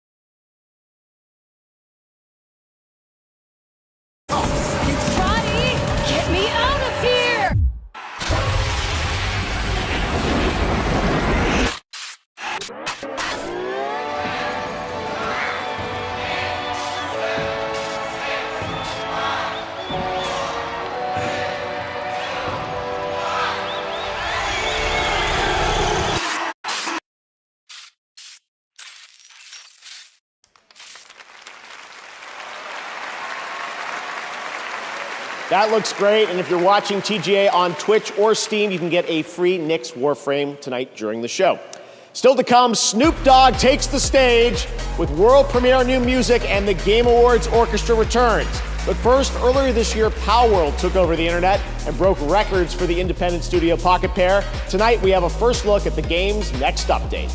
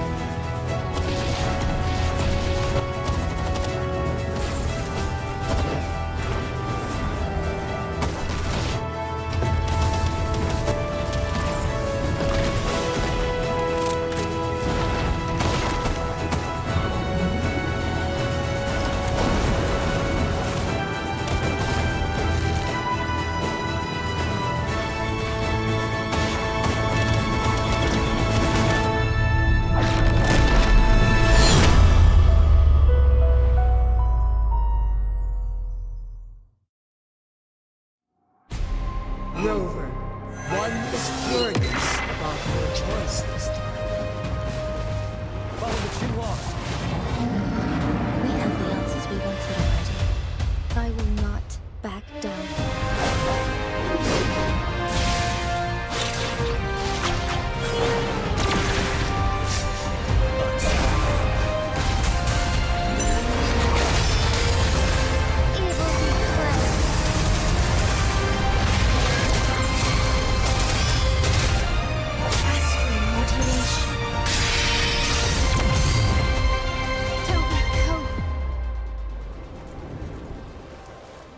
The Montelli family extend an invitation for you to grace Laguna with your esteemed presence and partake in the celebrations. I too am curious to see what truths await them. This for that, this for that, this for that, this for that. Who's the black sheep? What's the black sheep? Know not who I am or when I'm coming, so you sleep. Well, you heard the others, only still the lovers. Then of course, the choice is yours. You can get with this, or you can get with that. You can get with this, or you can get with that. You can get with this, or you can get with that. I feel we're good with this, for this is where it's at. Where it's at. Come on. This for that, this for that, this for that.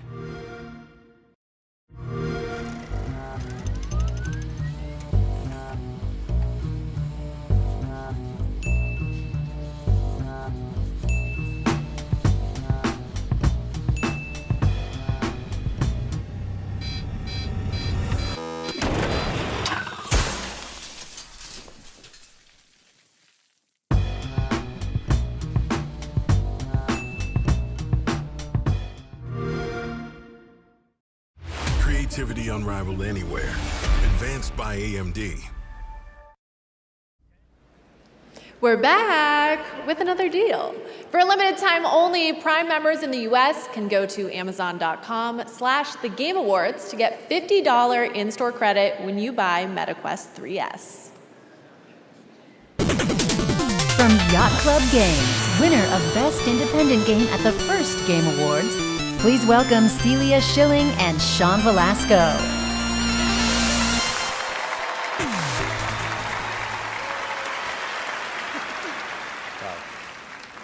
10 years ago, we were called onto the stage, completely stunned, as Shovel Knight, our first game, took home the first ever Best Independent Game Award. Now, thank you.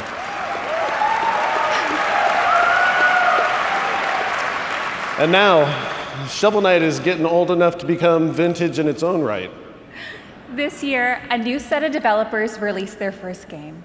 They're just getting started, yet they've already created something extraordinary. We're excited to see how their talents will shape the industry for the next 10 years. These are the nominees for Best Debut Indie Game. Best Debut Indie.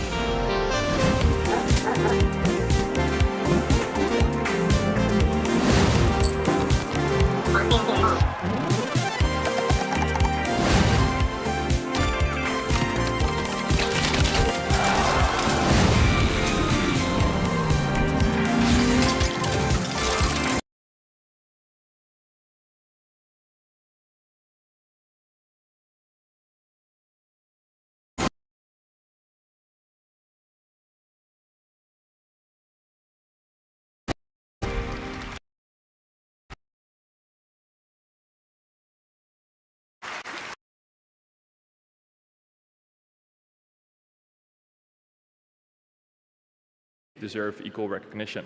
So not only wants to recognize all nominees tonight, but also all indie games that were launched this year that might have flown under the radar. Now, what he would like for you is to explore this world of indie games, and I think you'll find a scene of extremely talented and creative developers who are crafting beautiful experience for you to enjoy every single day. Now, Local Thunk, I know you're probably thinking if you can give this away to another team that you think deserves it more, but sorry, Arco, he has to take this home. So, Local Thunk, you have earned this, and you deserve this, and everyone at PlayStack is just so proud of you, of what you've done, and I hope that at least tonight, you get to enjoy this. Thank you.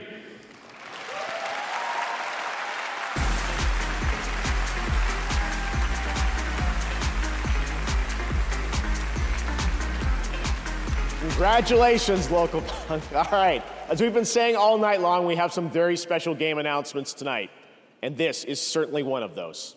Enjoy.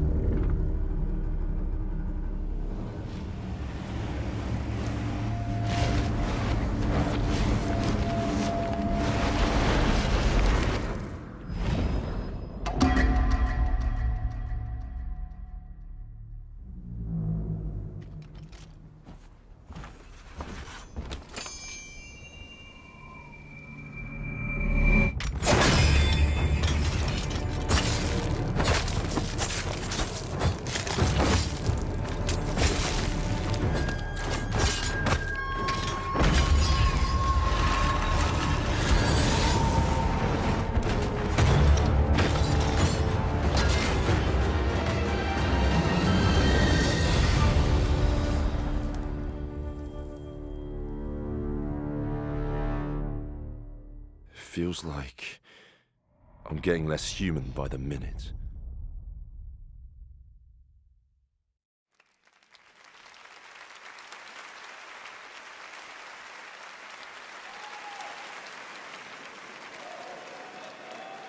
That was definitely a good one. I had a great time seeing that game this summer out in Osaka. I love that franchise and how it combines swordplay and a Japanese dark fantasy setting with some amazing over-the-top enemies, as you saw in that announcement trailer. Thank you to Capcom for that.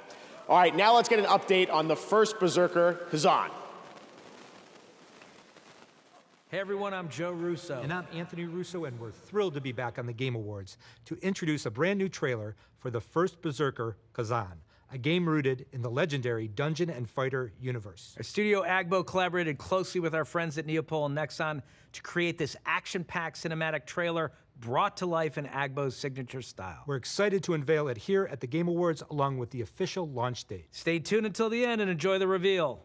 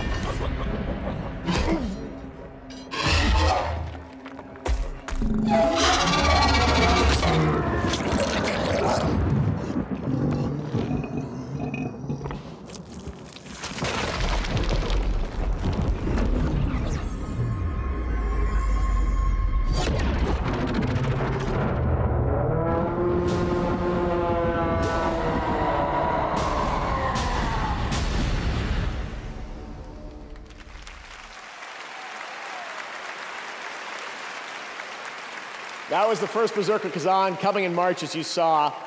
A great hardcore action RPG. And now we're thrilled to show you another game set in the Dungeon and Fighter universe for the first time anywhere. Avowed is an open world action RPG developed in Unreal Engine 5. It's coming to Steam, console, and mobile. Here's the first ever look.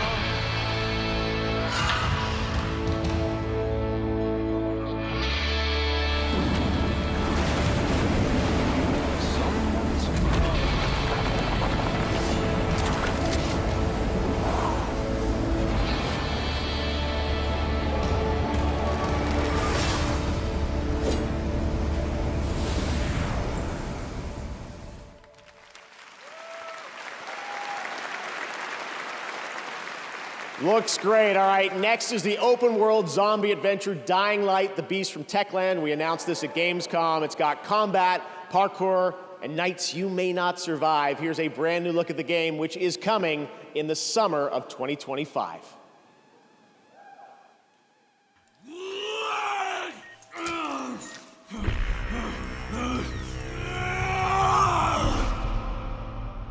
It's not your fault, Kyle.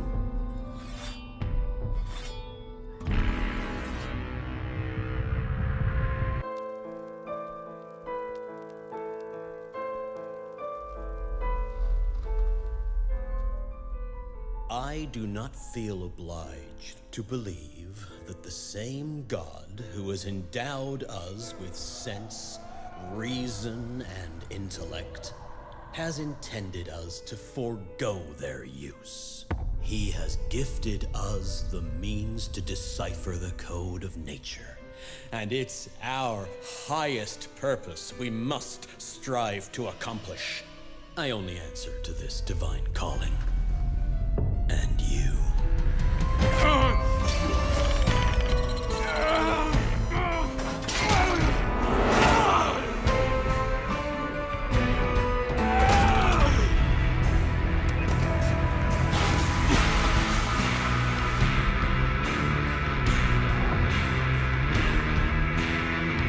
Do you see who's the real beast here?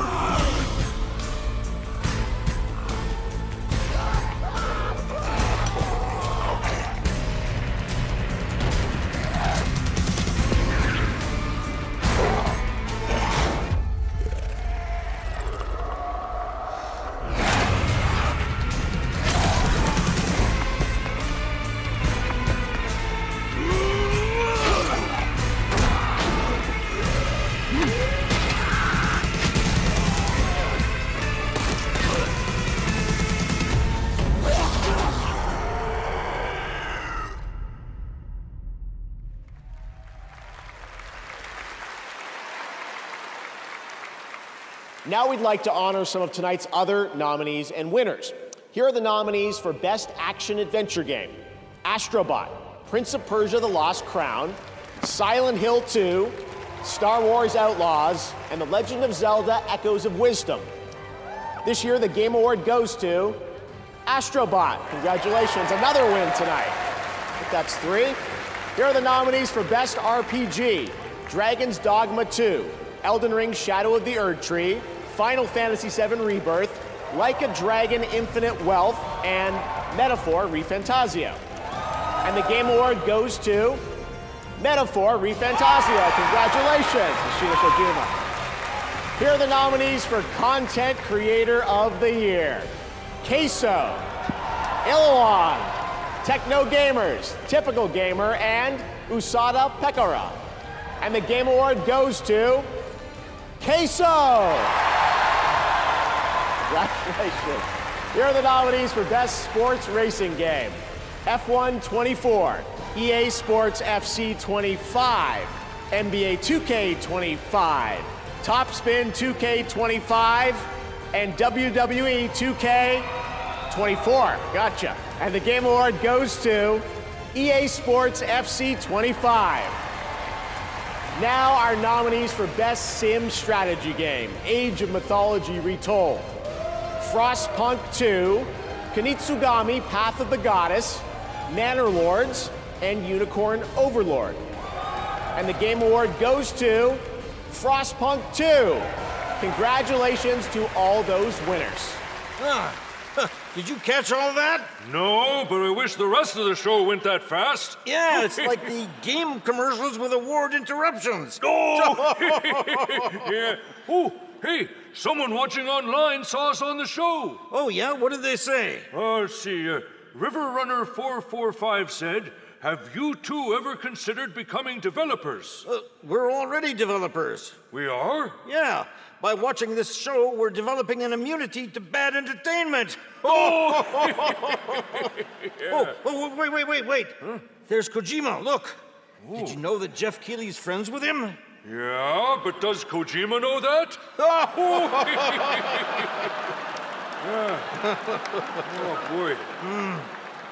Wow, looky there. Apparently right now, 100 million people around the world are watching this show. Yeah, and the other 8 billion people have better sense. Oh! Yeah, hey, look. Jadebot 6 is asking, why are Statler and Waldorf at the Game Awards? It's a great question. I've been asking myself the same thing. Help! Yeah, help us, Jadebot 6. You're our only hope. Yeah, make the commercials stop. Yeah. Please. Please stop. Make it stop. Make it stop.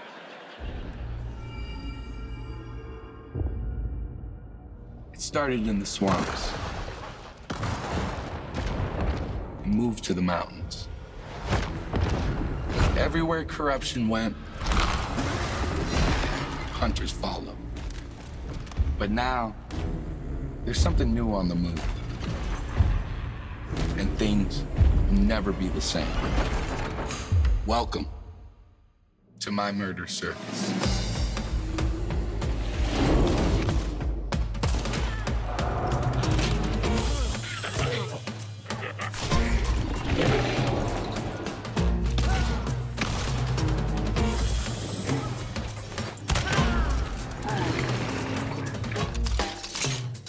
It's showtime!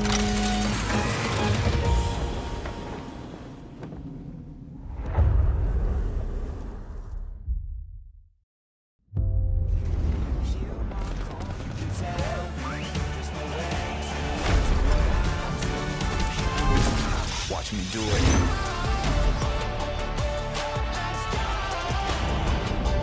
Watch me do it.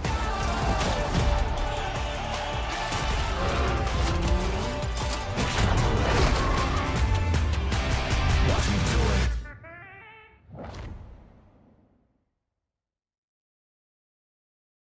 Handheld gaming revolutionized. Advanced by AMD. You like watching TV shows and movies? Don't watch on that. You want a Quest. Look at that. It's a movie theater in your living room. What? And you want to go to the gym. Then you remember gyms. Bring the gym to you. Let's do this. Ah, that's what I'm talking about. Whoa! And do you want to play the hero or be the hero? Wait, I could be Batman? Yup. Bang! Time to become The knight. Okay, y'all. Yeah. You got this.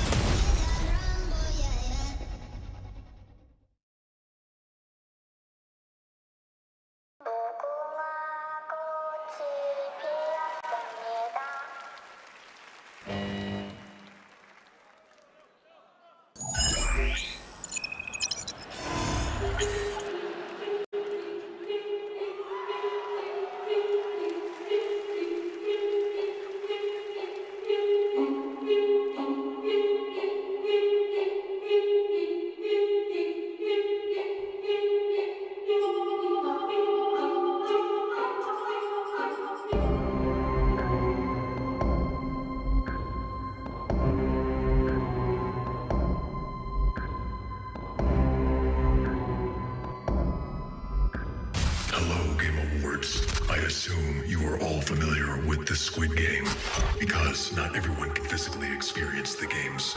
We have created a simulation. Unleashed will provide the same highs, or for the unskilled, lows. To all players watching at home, access will be granted to everyone on December 17th, whether you're a Netflix member or not. Be on the lookout. In the following weeks, my team will be unveiling the next round of the games. I have brought with me a special preview of Squid Game Season 2. We believe games can reflect and improve society. Whether we succeed will be for you to judge. And to all the heads of the studios and CEOs in attendance, your places are ready in our VIP suite.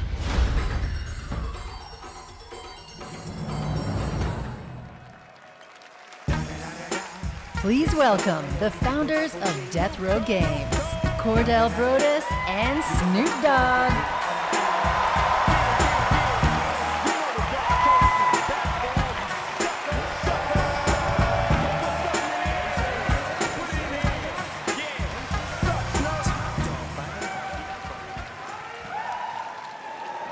This year, my father and I launched Death Row Games with the dream of bringing minority stories to the gaming world.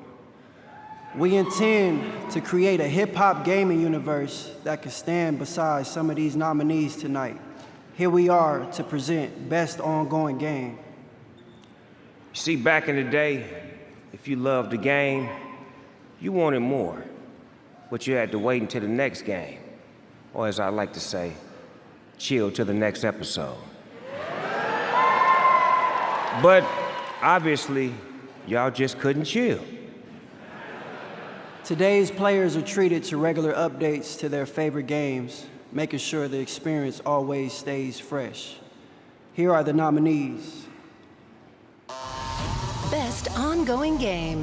This place, it's reshaping reality into a perfect stillness. The return of hatred has pulled us back into the light.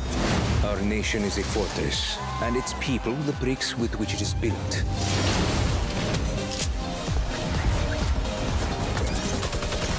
Together, they fight for freedom. Will you?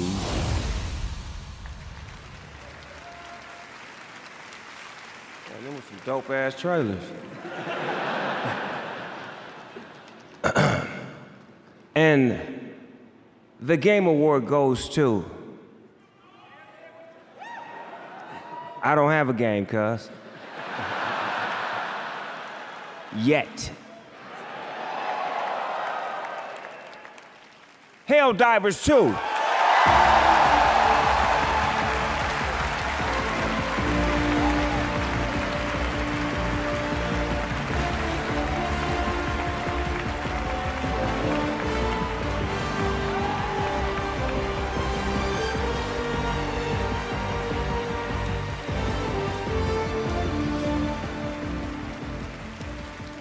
I did not expect that. All right. I'm very honored to be accepting this award on behalf of the amazing, amazing team over in Stockholm, Sweden that made this possible. So please, a round of applause for our amazing devs. Thank you.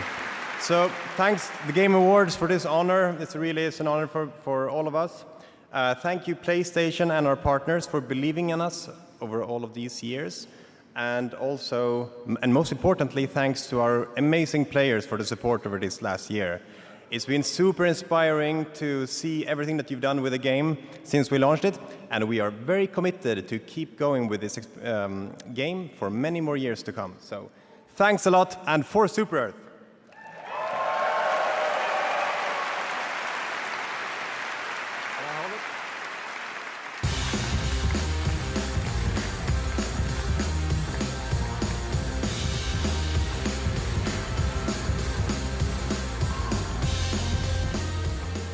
Congratulations to Arrowhead, and thank you, Snoop. He's dropping like it's hot right now in Fortnite Festival Season 6 after an appearance in Chapter 2 Remix. And later tonight, he will be back live on stage, premiering brand new Snoop Dogg music. You are not going to want to miss that performance.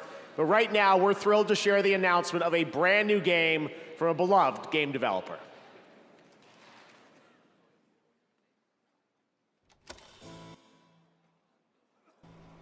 Who? Never heard of them. Oh, that game. You got way too angry playing that. That game turned you into a psychopath. What? You threw a right tantrum. No, I didn't. You said if I tried to pass you one more onion, you'd... I told you 1,000 times we didn't need any more onions. Okay, yeah, things did get a little heated. Oh, sorry. Excuse me. What did I miss? Shh, it started. Hey, you're blocking the screen. Rude. What is going on back there?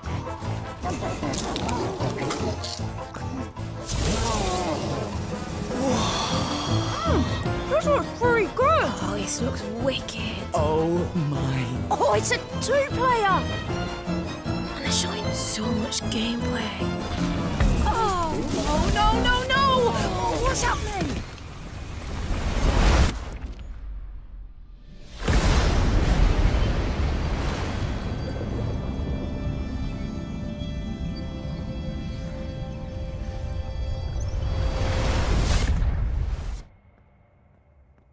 Drew, what was that? Did you feel that? Oh, I don't understand what's happening. This would never have happened at E3. What the heck is that? Huh?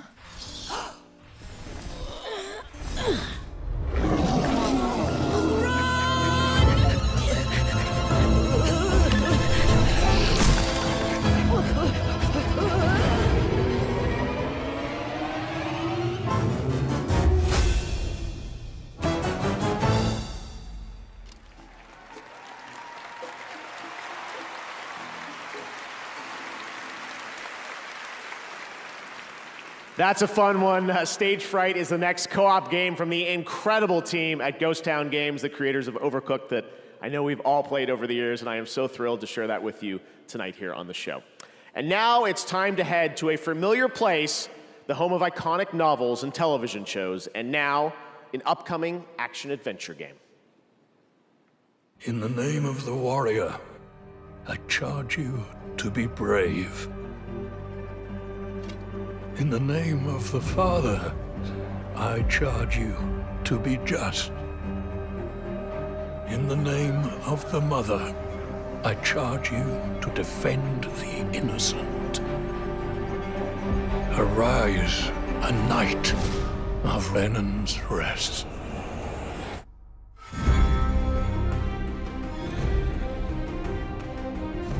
Castle Black is the only thing standing between the White Walkers and the Seven Kingdoms. We could use your help. I'm nothing but a northern bastard from a powerless house. Don't underestimate northern bastards. Someone must gather the support of the great houses. Attaining your father's name will be hard. Making your own will be harder. It is up to you to decide which is more worth your while. Modesty won't get you very far in King's Landing. Do at least try to feign a little arrogance. We find it far more familiar. You've seen the White Walkers yourself. You know what they can do. They have to be stopped.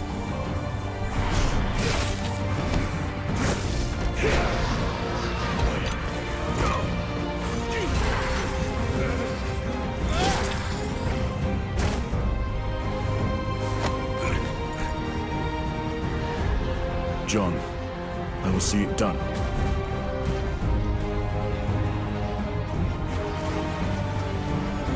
Like it or not, winter is coming.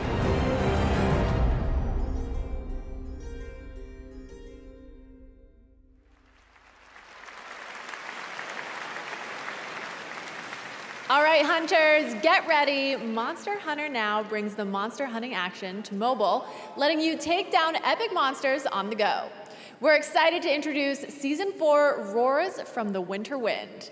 Introducing Switch Axe, Tundra Habitat, and even more monsters to discover. Look, there's one right now. Tonight, you'll get an exclusive bundle to kick off your next adventure by using the code TGA2024. So, grab your gear, download Monster Hunter Now, and prepare for the hunt. Now, here's the trailer for Season 4. Let's check it out.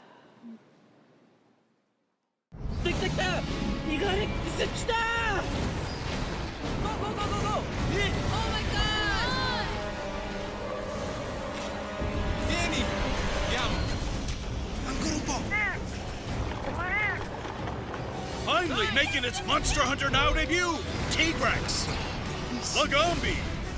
Get ready to hunt them, and wield your own Switch Axe! A new season begins! Monster Hunter Now!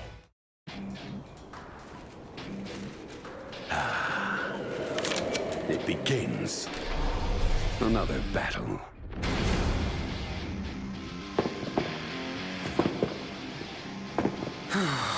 Let's get this done.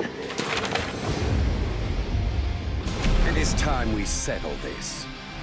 Shadows surround you. Let's go. No time to waste.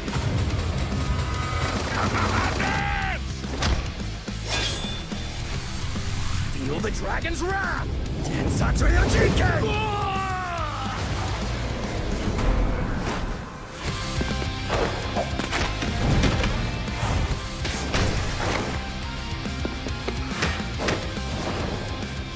Let's end this!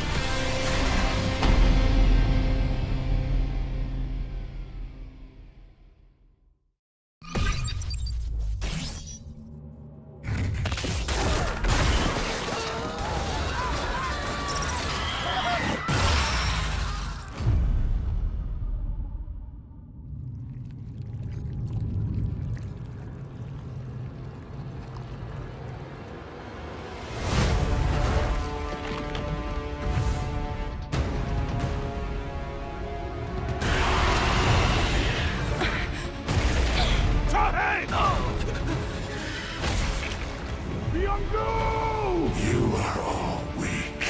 Who is your king? You call. Are you the king of the humans?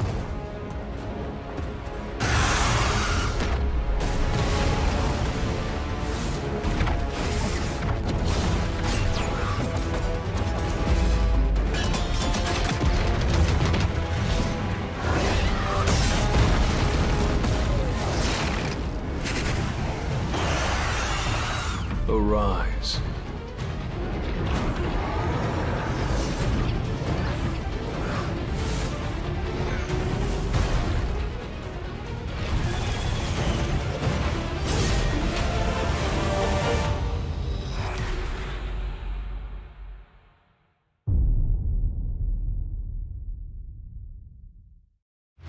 Power your dreams.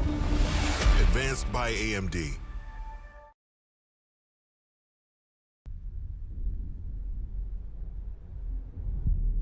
Longing, ambition, vengeance. Powerful emotions that fuel our lives.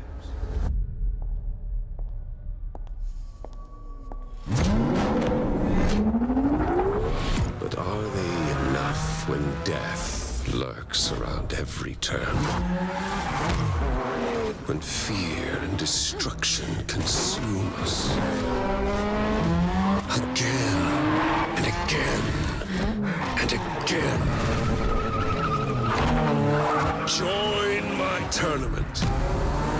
Find out once and for all what it takes to defy death. Show me the strength of your will, Screamers!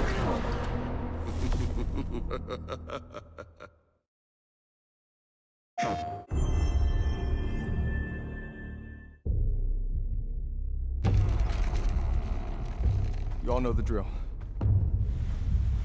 Run your routes. Clear any infected you see. You run into anything you can't handle. You come back.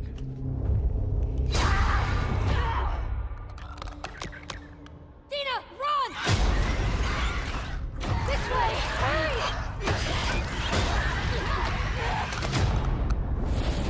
I have to finish it. You killed my friends.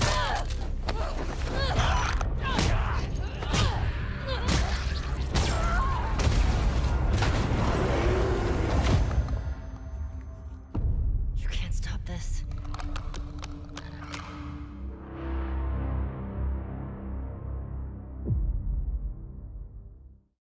PlayStation. Please welcome from The Last of Us Part 2, Shannon Woodward, and from Season 2 of HBO's The Last of Us, Isabella Merced.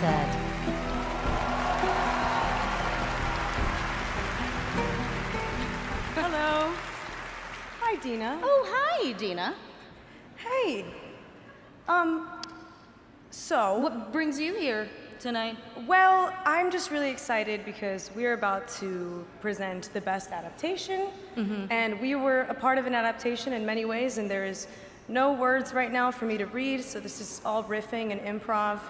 Oh, and it got me thinking.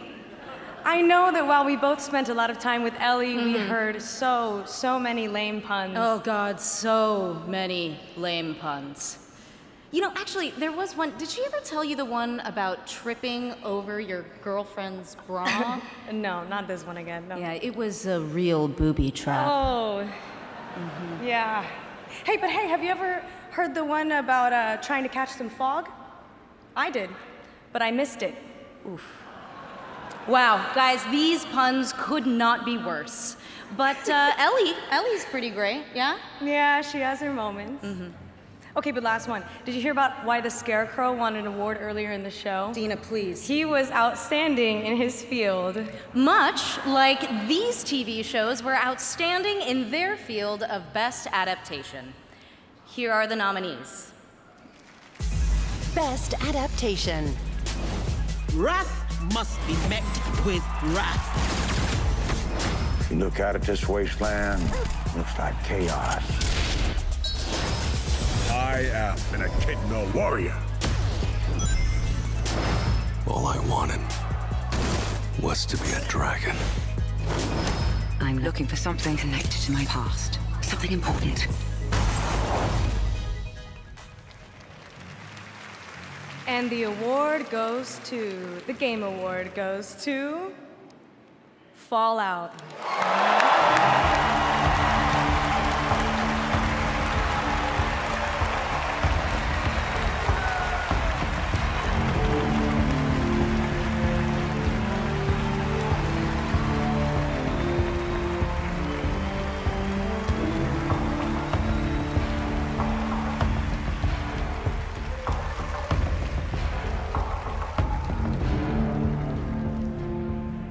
I've spent most of the evening coming up with ways to heckle Ella for when she won for Arcane, so I don't really have a speech, but I want to thank Graham and Geneva, our extraordinary showrunners who can't be here tonight because they're too busy making season 2.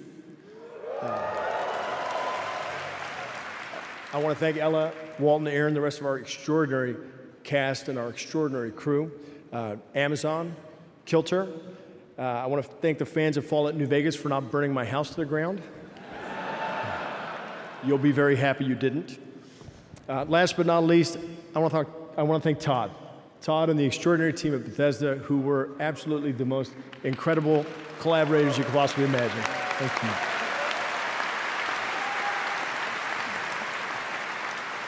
I too have to thank our cast and crew, everybody involved in this show, led by my friend and the incredible Jonah Nolan. And really to everybody who's worked on Fallout over the years, everybody at Bethesda that I've worked with on Fallout for 20 years now, it's been incredible. We are so blessed with the best fans there are. Thank you all for supporting everything we do. Thank you.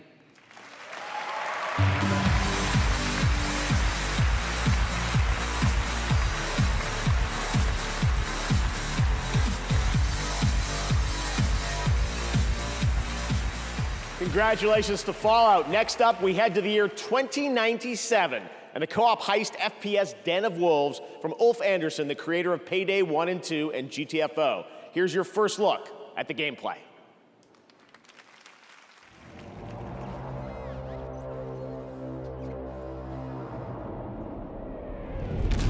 Midway City, an unregulated corporate haven in the middle of the Pacific Ocean. The new land of opportunity. The only thing that matters here.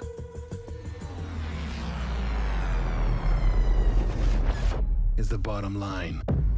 Industrial espionage. Sabotage. Assassinations. Who gets into this line of work? It could be you.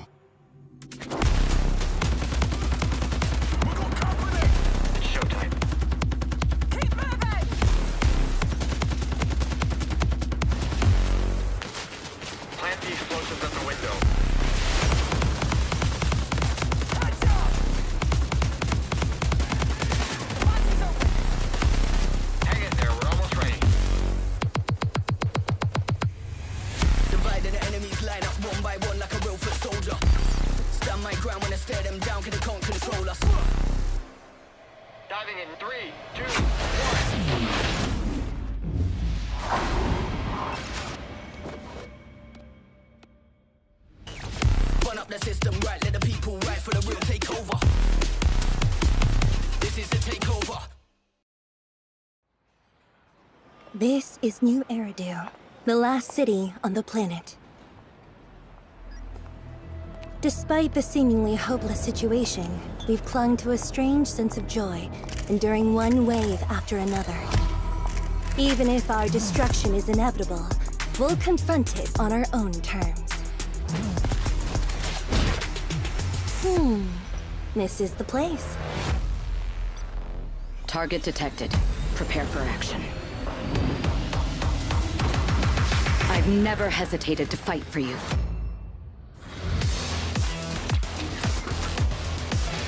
I wield my blade only against evil.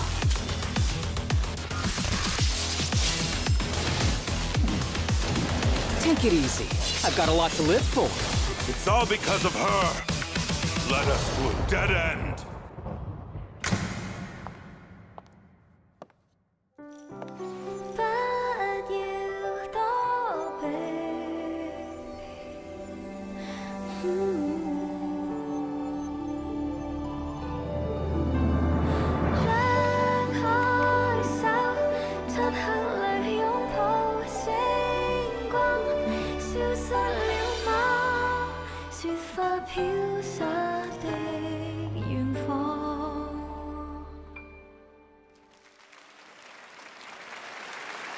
That's a new look at Zenless Zone Zero, a nominee tonight, and the reveal of Astra, the most well-known celebrity in New Eridu.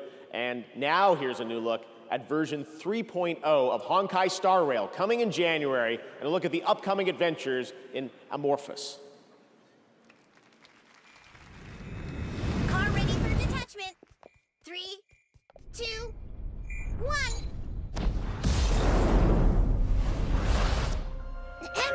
I'm over here.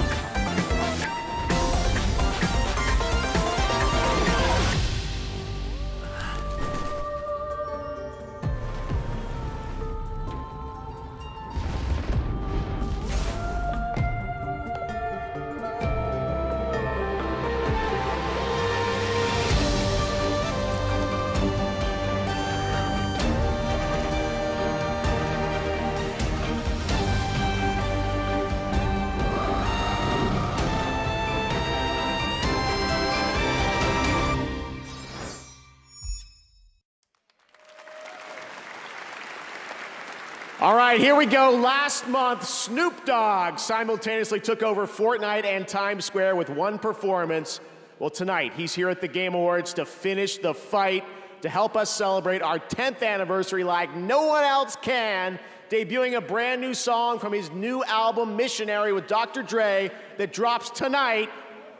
Game Awards, give it up for Snoop Dogg!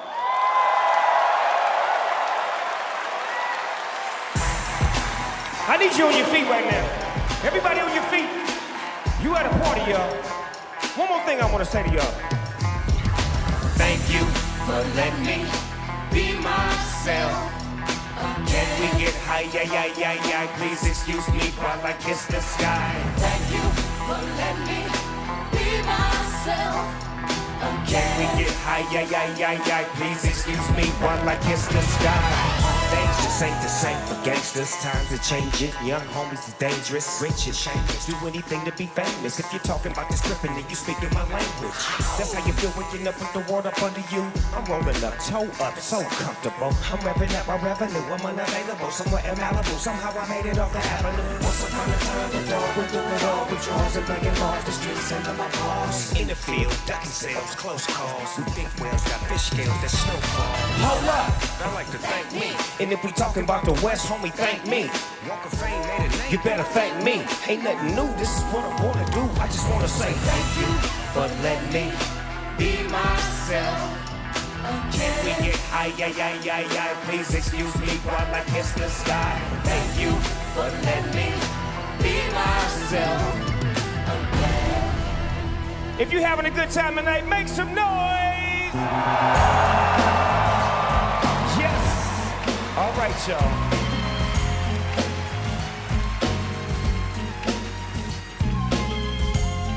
"32 years of Snoop Dogg.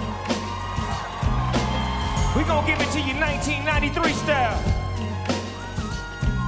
With so much drama in the LBC, it's kinda hard being Snoop D-O double G, but I somehow, some way, keep coming up with funky ass hits like every single day. May I kick a little something for the G's and make a few ends as I breeze through. It's 2 in the morning and the party's still jumping cause my mama ain't home. I got some freaks in the living room getting it on. And what time y'all leaving? 6 in the morning. So what you wanna do? Look, I got a pocket full of rubbers and my homeboys do too. So turn off the lights and close the doors. But what? We don't love them now.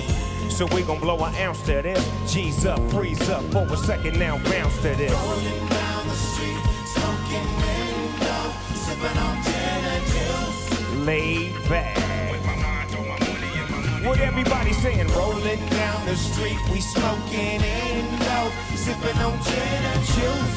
Laid back, with my mind on my money. Now that I've got me some Seagram's gin, and everybody got their cups, but they ain't chipped in. Now this type of hit happens all the time. You gotta get yours, homie, I gotta get mine. Everything is fine when you listen to the D.O.G. I got to cultivate a music that be captivating. Hey, who listens to the words that I speak as I take me a drink to the middle of the street and get the maggot to this freak named Sadie. She used to be my homeboy's lady. Now it was 80 degrees when I told that freak, please raise up these and UTs, cause you get none of these at ease. As I mob with the dog pound, feel the breeze, and now you know I'm just rolling down the street, smoking indo, sipping on gin and juice. Laid back, with my mind on my money and my money on my mind. Rolling down the street, we smoking indo, sipping on gin and juice. Laid back, with my mind on my money and my money on my mind. Thank y'all.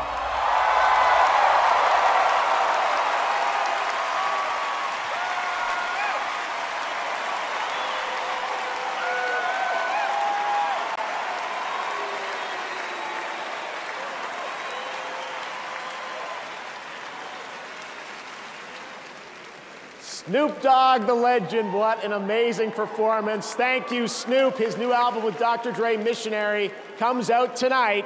And Snoop's now in Fortnite as a Season 6 festival icon. And starting today, you can also grab Platinum Festival icons, The Weeknd, Lady Gaga, Billie Eilish, and Karol G.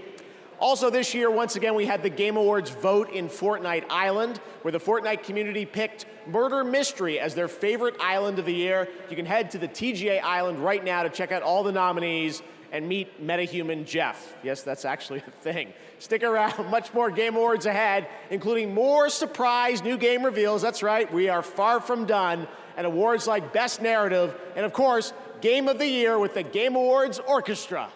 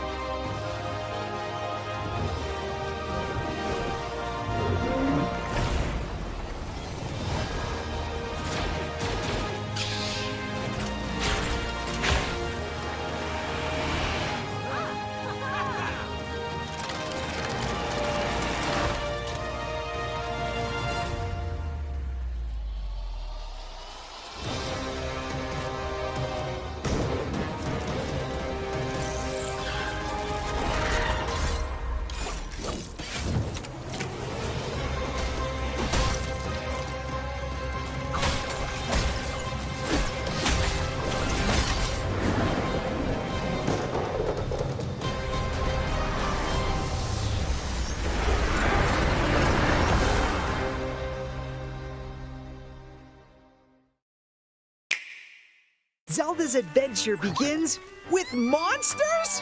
She can learn echoes of pots, meat, and even enemies. Ha! A delicious distraction. Uh-oh. Plan B. Time to fly, Zelda! With so many echoes to learn, how you use them is up to you. The Legend of Zelda Echoes of Wisdom, available now only on Nintendo Switch. Hey, you're in a PC Game Pass ad. Want new games on day one? Yeah. Bet. We got you. A cool safe house. Next! How about a new career with EA Play? Ribs got booed. This is my kind of office party! I want to play with all the League of Legends champions. Riot benefits. Say less. We got you.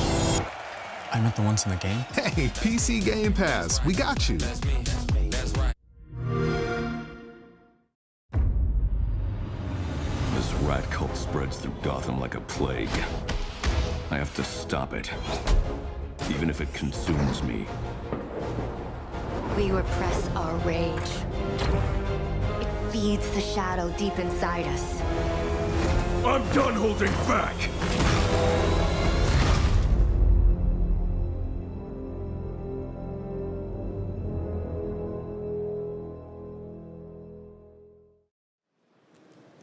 Welcome back. We still have a few big awards to hand out, but first, for a limited time only, Prime members in the US can go to amazon.com/thegameawards to get up to 50% off select gaming accessories from brands Turtle Beach, PDP, SteelSeries, and Razer.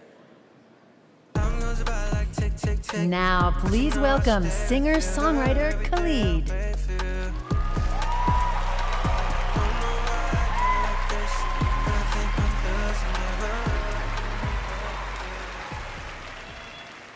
Music and score in video games isn't just the soundtrack of our journey.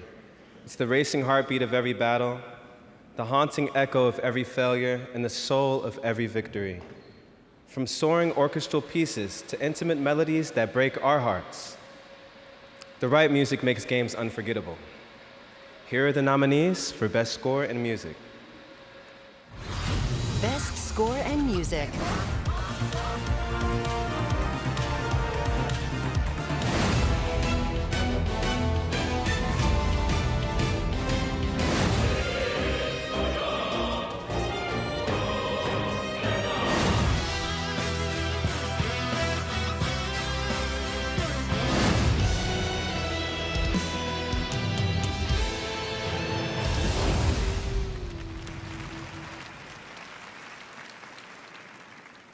And the Game Award goes to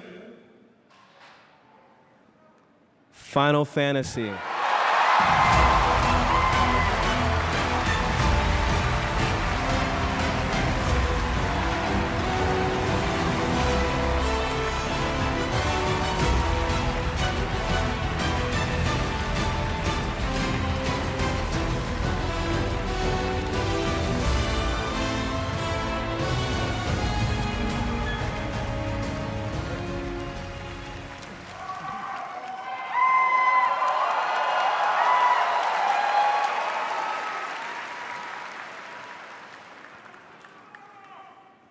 ありがとうございます。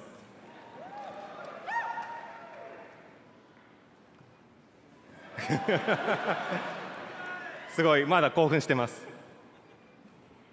Thank you so much, everyone. I'm so excited, I have no words.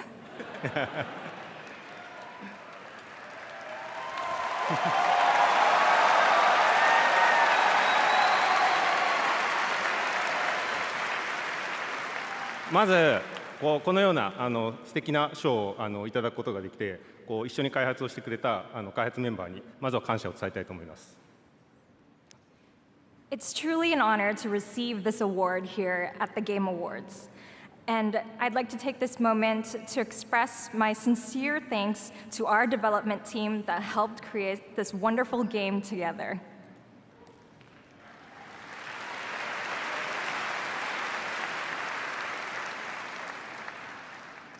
私は今回この TGA に初めて参加させていただいたんですけど、その初めて参加させていただいたこの賞でですね、初めて受賞したことをすごく嬉しく思っています。This is my very first time attending the Game Awards here today, and I'm so honored and pleased to receive this award.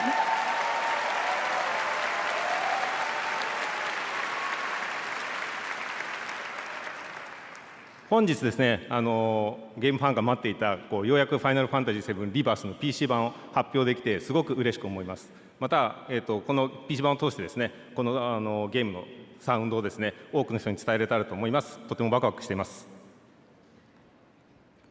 And I'm equally pleased today to be able to finally announce the PC version of the game.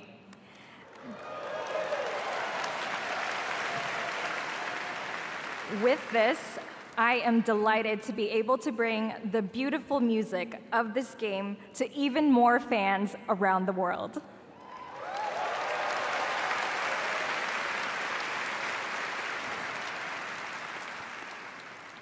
今日はありがとうございました。Thank you.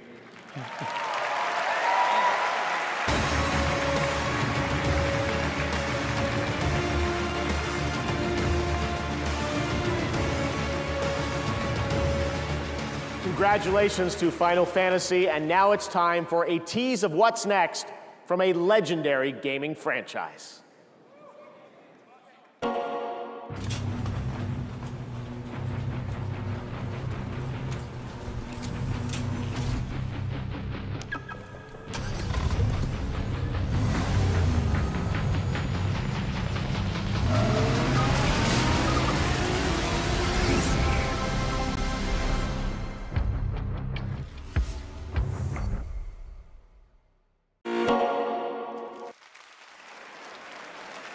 Yeah, that's all you get. There will be much more to share about Sonic Racing Cross Worlds in 2025.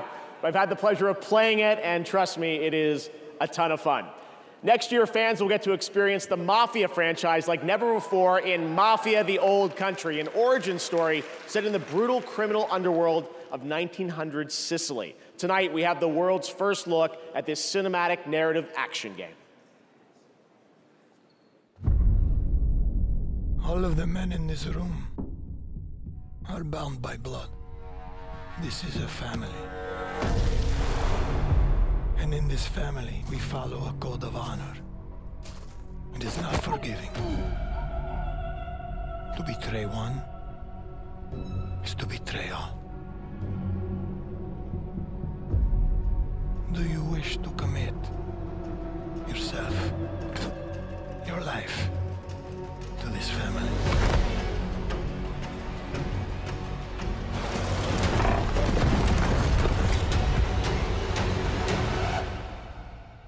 I do.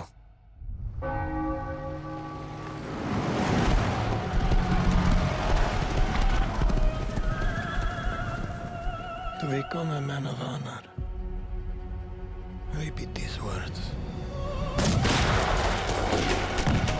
I swear my loyalty to this family.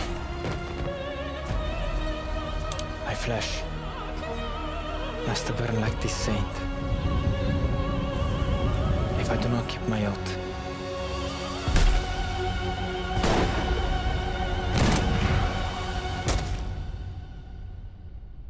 Welcome, Enzo.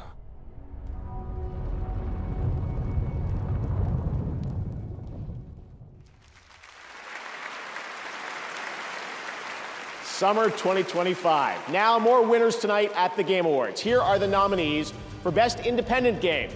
Animal Well, Balatro, Lorelei and the Laser Eyes, Neva, and UFO 50. And the Game Award goes to Balatro. Congratulations again. Now the nominees for Best Mobile Game. AFK Journey, Balatro, Pokemon Trading Card Game Pocket, Wuthering Waves, and Zenless Zone Zero. And the Game Award goes to Balatro. Congratulations again, Local Funk. Here are the nominees for Best Audio Design. Astrobot, Call of Duty Black Ops 6, Final Fantasy VII Rebirth, Senua's Saga Hellblade 2, and Silent Hill 2. And the Game Award for Audio Design goes to Senua's Saga Hellblade 2. Congratulations, Ninja Theory. Now the nominees for Player's Voice. It started with 30 down to these 5. Black Myth Wukong, Genshin Impact, Elden Ring Shadow of the Erdtree, Wuthering Waves, and Zenless Zone Zero. And the Game Award 100% by the global community selected this goes to Black Myth Wukong. Congratulations, Game Science. All right, there's still more Game Awards to go and more game announcements ahead. But right now, here's a look at Infinity Nikki, which has already achieved 20 million downloads, and a look at the new Shooting Star scene for the first time anywhere.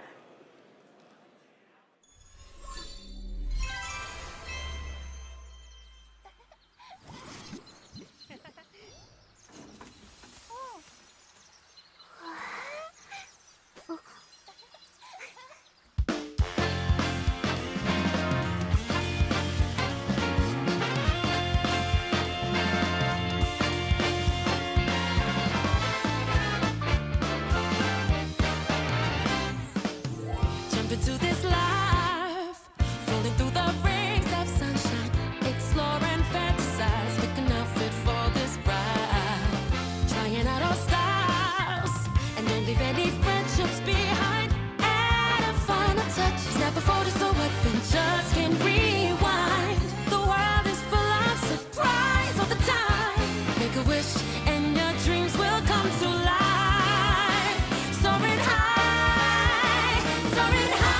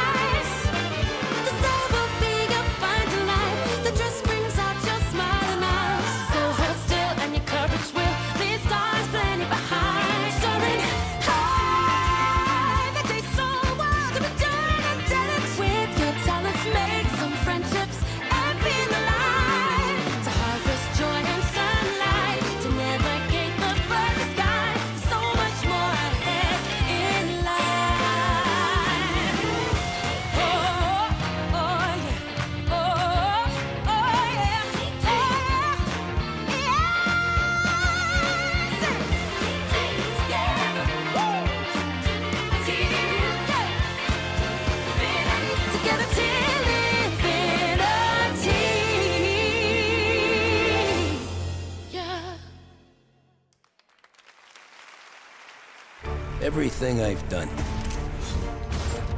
for my family.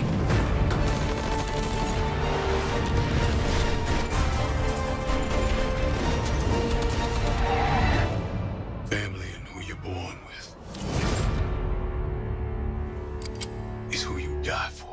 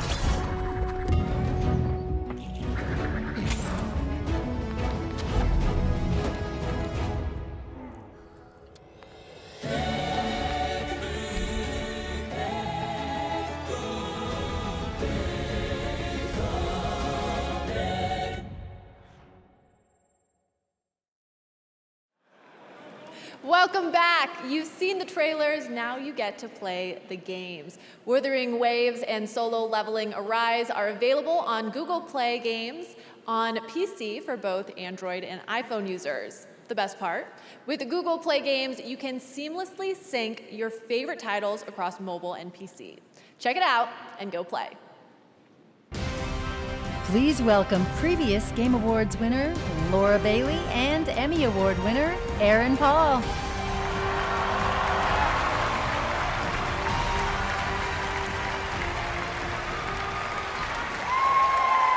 Wow, oh my God. It is just so awesome to be here at the Game Awards with Laura Bailey, an absolute voice acting legend. Right? I mean, Last of Us, Spider-Man, Critical Role. I'm honored to say that I got to work with you on Dispatch, the game that we're actually announcing tonight. Yeah, but I haven't actually worked with you. You know, we never recorded at the same time. No, I know, but you know, technically we never shared the booth, but it is cool if I tell people, our friends out there, that we work together. Wait, no. Let me get this straight. You are asking if it's okay to tell people you worked with me? Yeah. No. No, this is just a flat no. Flat no, yeah. Listen, Evan. That's funny, but that's actually Aaron, not sure Evan, but yeah. Look, I get it. You were in, like, the greatest show of all time, and yeah, everybody loved The Wire. But, listen, Okay. That's TV. Right. And this is video games, okay? Yeah. This is art. Plus, I find it kind of strange that we've been backstage the whole time and you're only asking me this now. So. Well, you told me not to speak to you backstage when I came up to you. No, I told you not to look at me, okay? Oh. Listen, wow. Evan. Acting is listening. Okay. We're back Got there it. all night. You jump on me with this now? I mean, look, I guess I was just a little starstruck meeting you, you know? Let's be honest. So I know we're just reading off the prompter, but it still felt really good to hear you say that. Yeah. Yeah. Okay. Yeah. What'd I say about looking at me, though? Sorry. All right, here is the world premiere trailer for the game Laura and I worked on separately Yay. together.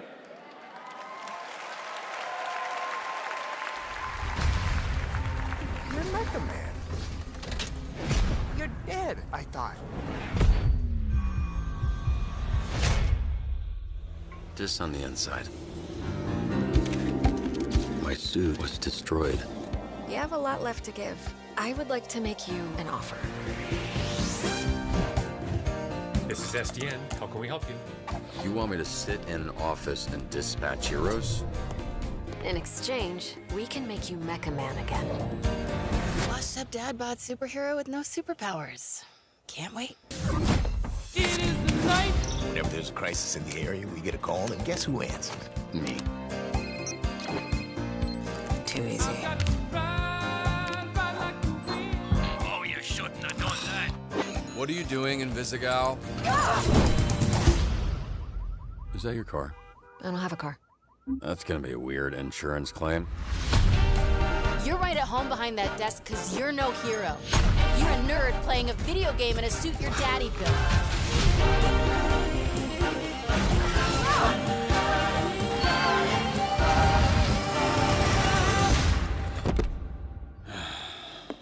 You gonna eat those Twinks? That's not what they're... You know what? Help yourself.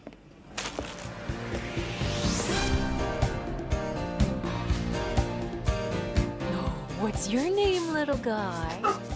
My name's Beef and I'm naked. Oh, no, I refuse to believe that's what he sounds like.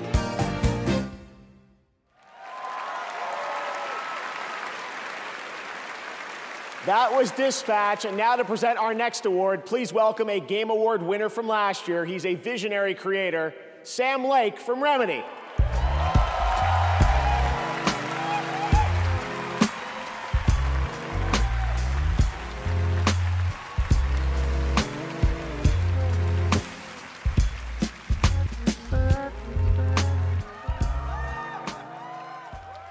I was back at the Game Awards. It felt like a loop. I'd lost track of how many times I'd been here, how many awards I'd won.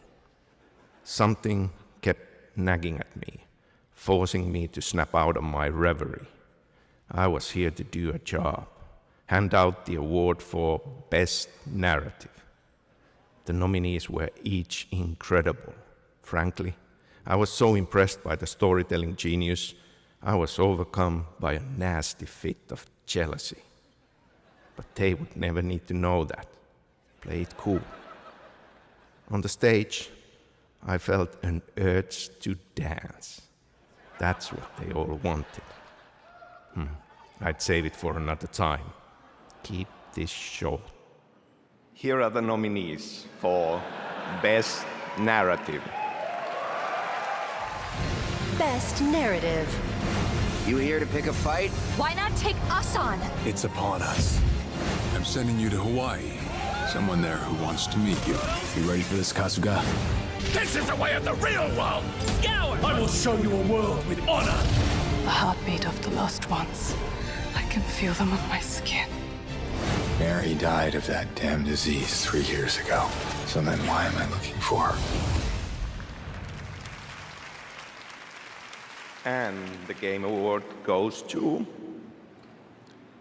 Metaphor, ReFantasio.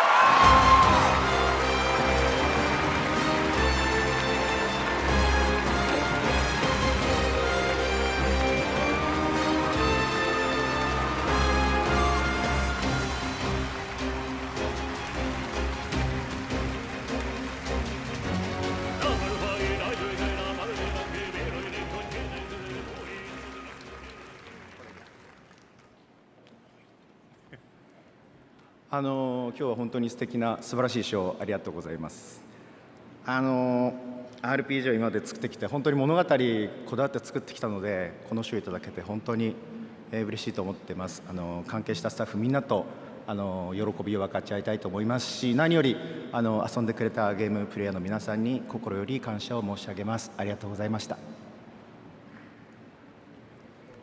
So first of all, I think it's fantastic. I feel so happy and so honored to be up here on stage at this incredible show. I think storytelling is a really important part of games. And I think knowing that we focused on making stories throughout our career, and knowing that we've been honored here in this way today is really honoring. So additionally, I'd like to thank everybody at the studio who has helped make this game. Without their help, we could not have done this. So thank you guys so much. Thank you. Thank you very much.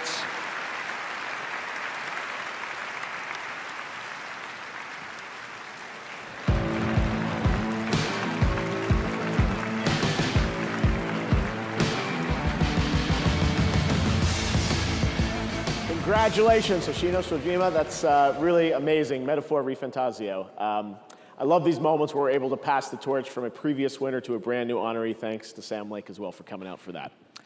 All right, well, before we get to Game of the Year, we do have one last very special announcement to share with you. This year, the stars aligned for some very magical things to happen at our anniversary show. Things that might not have ever seemed a possibility.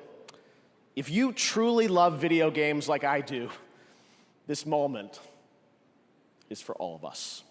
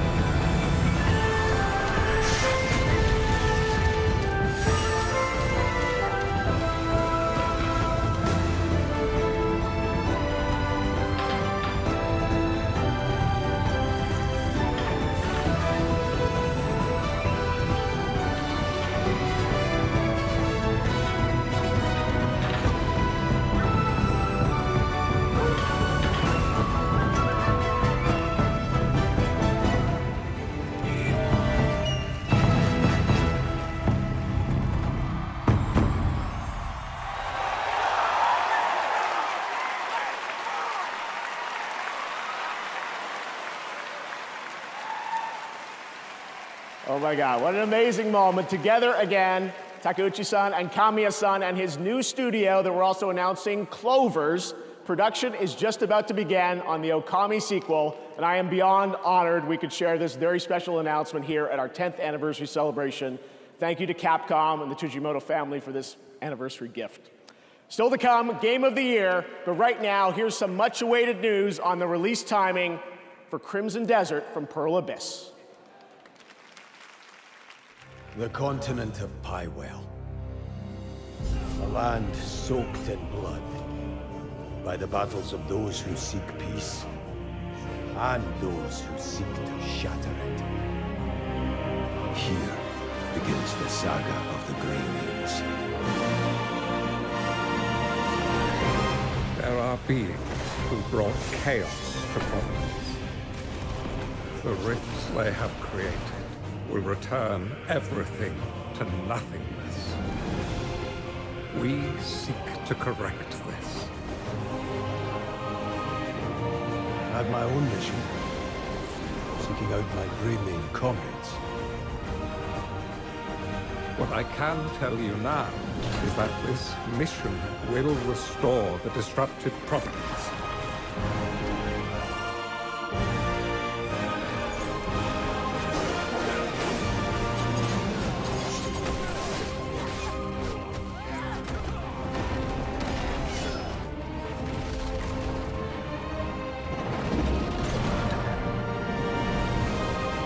For those who have died, for those who have survived, and for those who will live on, this is our mission.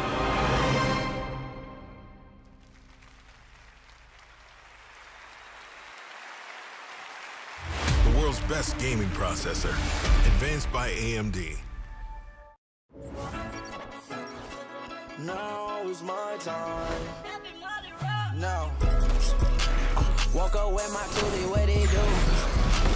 Meet me in the alley with the troops. I got red shooters, I got blue. Let that thing down and point at you. Billy or the Rari, hold that you. We gon' ride the bank, bring the loot.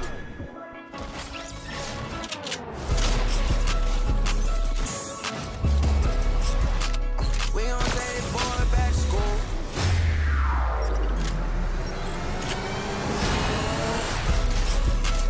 Money on the floor just like a shoe.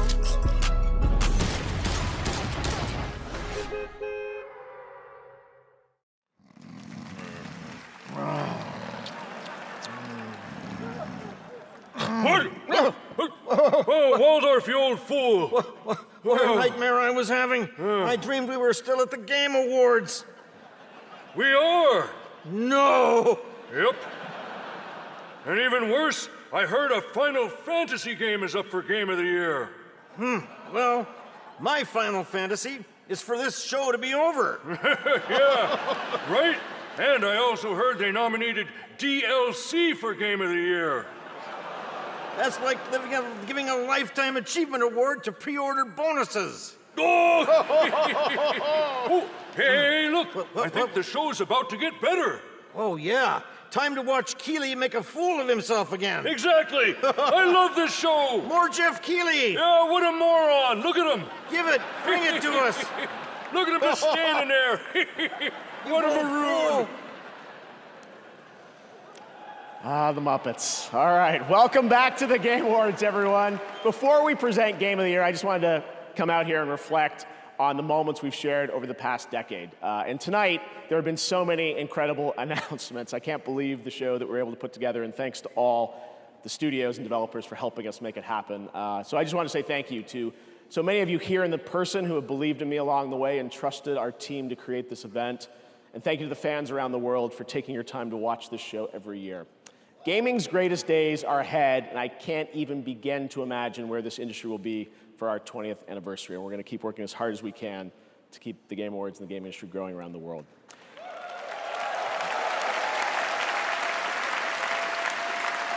Now, because tonight is such a special show, we do have one more thing.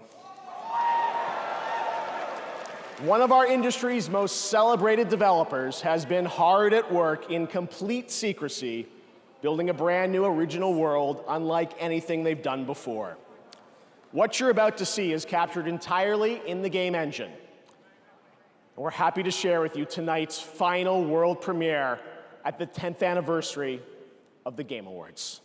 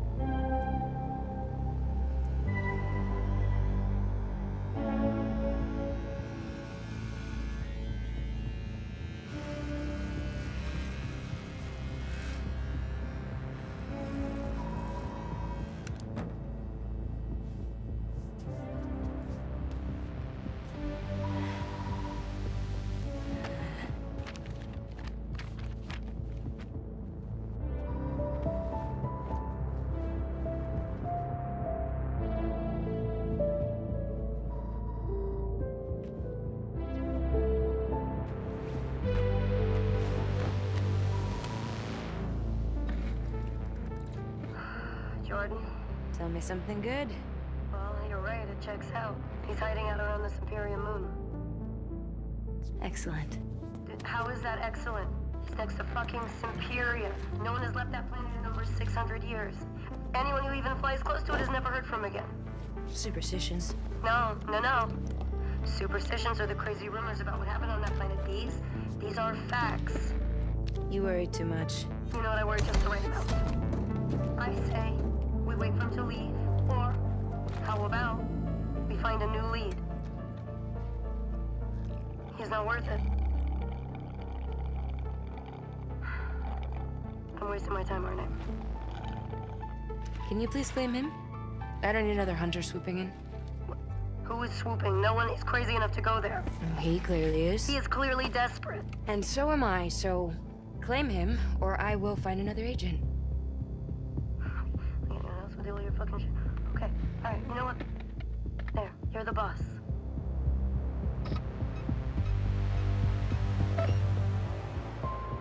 Thank you. Listen, kid. I'll see you on the other side.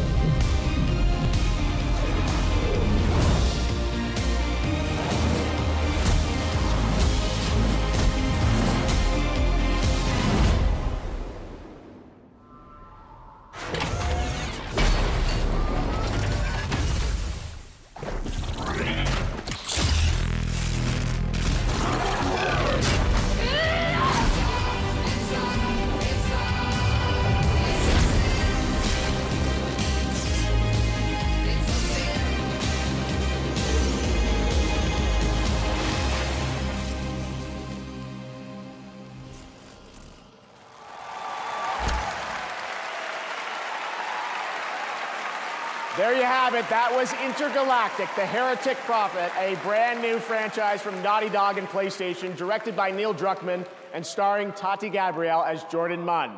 I'm also happy to share that the trailer you just saw and the full game will feature a new original score from Trent Reznor and Atticus Ross.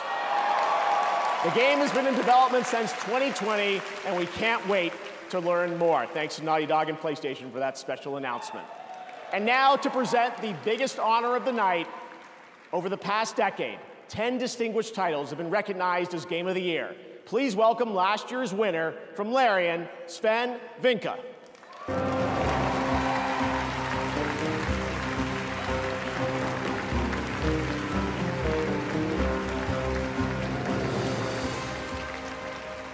I realize you guys have been sitting here for over 3 hours. But I still have some time credits from last year to cash in. So it turns out that not only will I be the one who will know as first which game wins tonight, but I actually also know which game is going to win next year, the year after, and the year after. Now, how do I know this? Well, an oracle told me. She said, change is coming. It's a modern oracle, so they made me sign an NDA, but I trust all of you. I know you can keep a secret. You will never leak it. The Oracle told me that the Game of the Year 2025 was going to be made by a studio who found the formula to make it up here on stage. It's stupidly simple, but somehow it keeps on getting lost. Studio made their game because they wanted to make a game that they wanted to play themselves. They created it because it hadn't been created before. They didn't make it to increase market share. They didn't make it to serve as a brand. They didn't have to meet arbitrary sales targets or fear being laid off if they didn't meet those targets. And furthermore, the people in charge forbade them from cramming the game with anything whose only purpose was to increase revenue and didn't serve the game design. They didn't treat their developers like numbers on a spreadsheet. They didn't treat their players as users to exploit. And they didn't make decisions they knew were short-sighted and function of a bonus or politics. They knew that if you put the game and the team first, the revenue will follow. They were driven by idealism and wanted players to have fun. And they realized that if the developers didn't have fun, nobody was going to have any fun. They understood the value of respect, that if they treated their developers and players well, those same developers and players would forgive them when things didn't go as planned. But above all, they cared about their game because they loved games. It's really that simple, said the Oracle. Winning Game of the Year turned out to be a life-changing event for us. It was an amazing thing. To those who will win Game of the Year 2024, you have no idea what's waiting for you. It's an incredible honor, and you're in for a heck of a ride. Now remember, should you be told to wrap it up for tonight, you can always come back next year and chat for 3 minutes, okay? So, now, to pay tribute to the nominees for Game of the Year, once again, Lorna Balfe and the TGA Orchestra.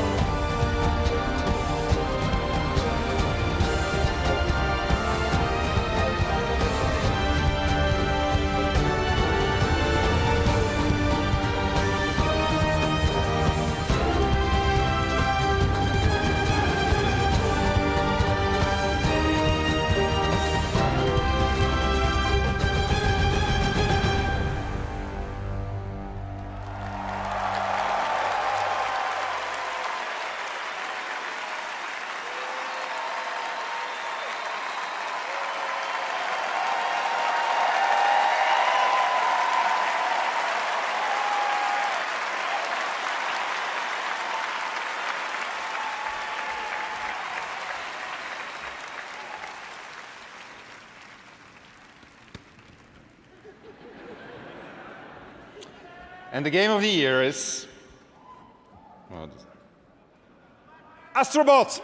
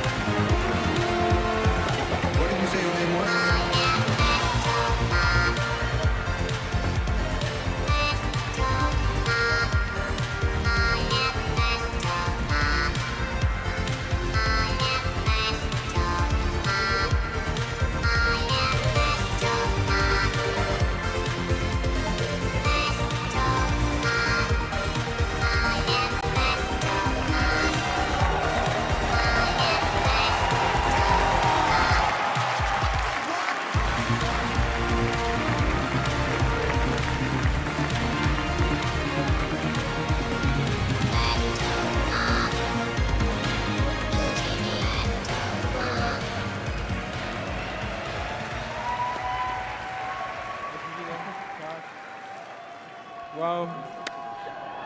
Nothing can prepare you for that. Thank you so much. I'm thinking once again to all the ARPGs back in Japan, all 65 of them right now, they're crying. So please, a round of applause for them. Thank you. It's you guys as well. When I thought about, why this game, give people joy and smiles on their faces, I think it came down to the people every day making the game and doing exactly that. I think, when I think of the team, it's the amount of generosity they gave. They put the user first always, never thought about any calculation. It was just about the kids, especially, because we had this huge, huge privilege to be potentially the first game to be in the hands of children, and we know what it means very much. So Team ARPG, really, from the bottom of our heart, well done and thank you so much. Now, thank you. I have to thank a few more people because a lot of people contributed to this game, of course, in SIE and PlayStation or Family. Herman, who give the studio a chance, and Scott Roddy, who really believed in Astro even before we did. Ken Chan on marketing, and many, many other people that I'm not mentioning. Astrobot is full of 30 years of PlayStation history, and actually a lot of people in this room tonight gave their characters, their IP, without asking anything in return, just because they cared about celebrating 30 years. So to them as well, from the bottom of our heart, thank you so much. And then last and not least, and you want to stay for this one because I didn't plan to say it, but I'm going to say it anyway. Platformers, PlayStation 30 years, and we made a platformer, which is great. It's very nostalgic and fresh at the same time, but let's not forget that even before PlayStation, there were people making platformers. I remember I was a kid in 1989, Christmas, and I got a gray box. There was a game packed in. It was called Super Mario Brothers, and it was really, really great. So we are in Japan, we're in Tokyo, they are in Kyoto, but I want to pay tribute to the company who really put platformers and showed us innovation and quality consistently and inspired us to actually make the game that we made. So that's also, and I've managed not to mention them, have you noticed? But you all know who they are, and many other companies that have been inspired over the years, so that's really, really important. And we want to pay tribute to them tonight. So from the bottom of our heart, thank you so much. It's amazing, and we'll see you again. Thank you so much.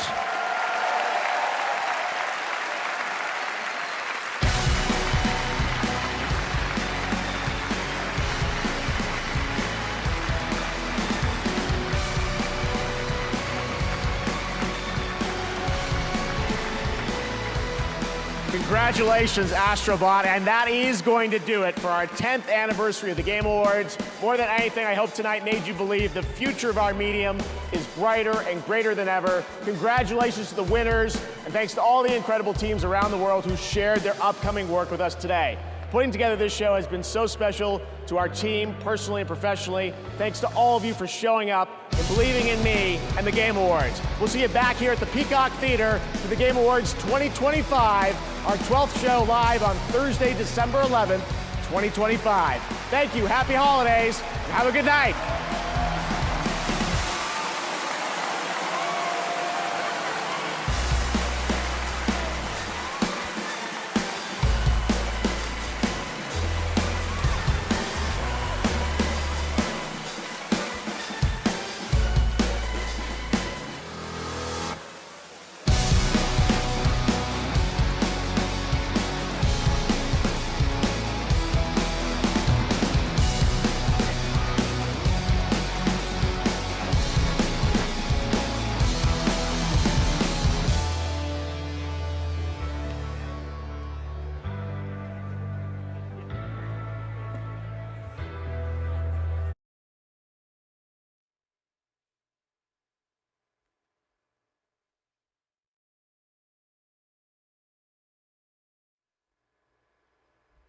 Hello and welcome to IGN's TJ Post Show. I'm Damon, that's Jada, that's Nick, and that's Alyak. But enough about us. Let's get right into it and talk about what we just saw tonight. Lots of big announcements to get to. We'll be talking about Witcher 4.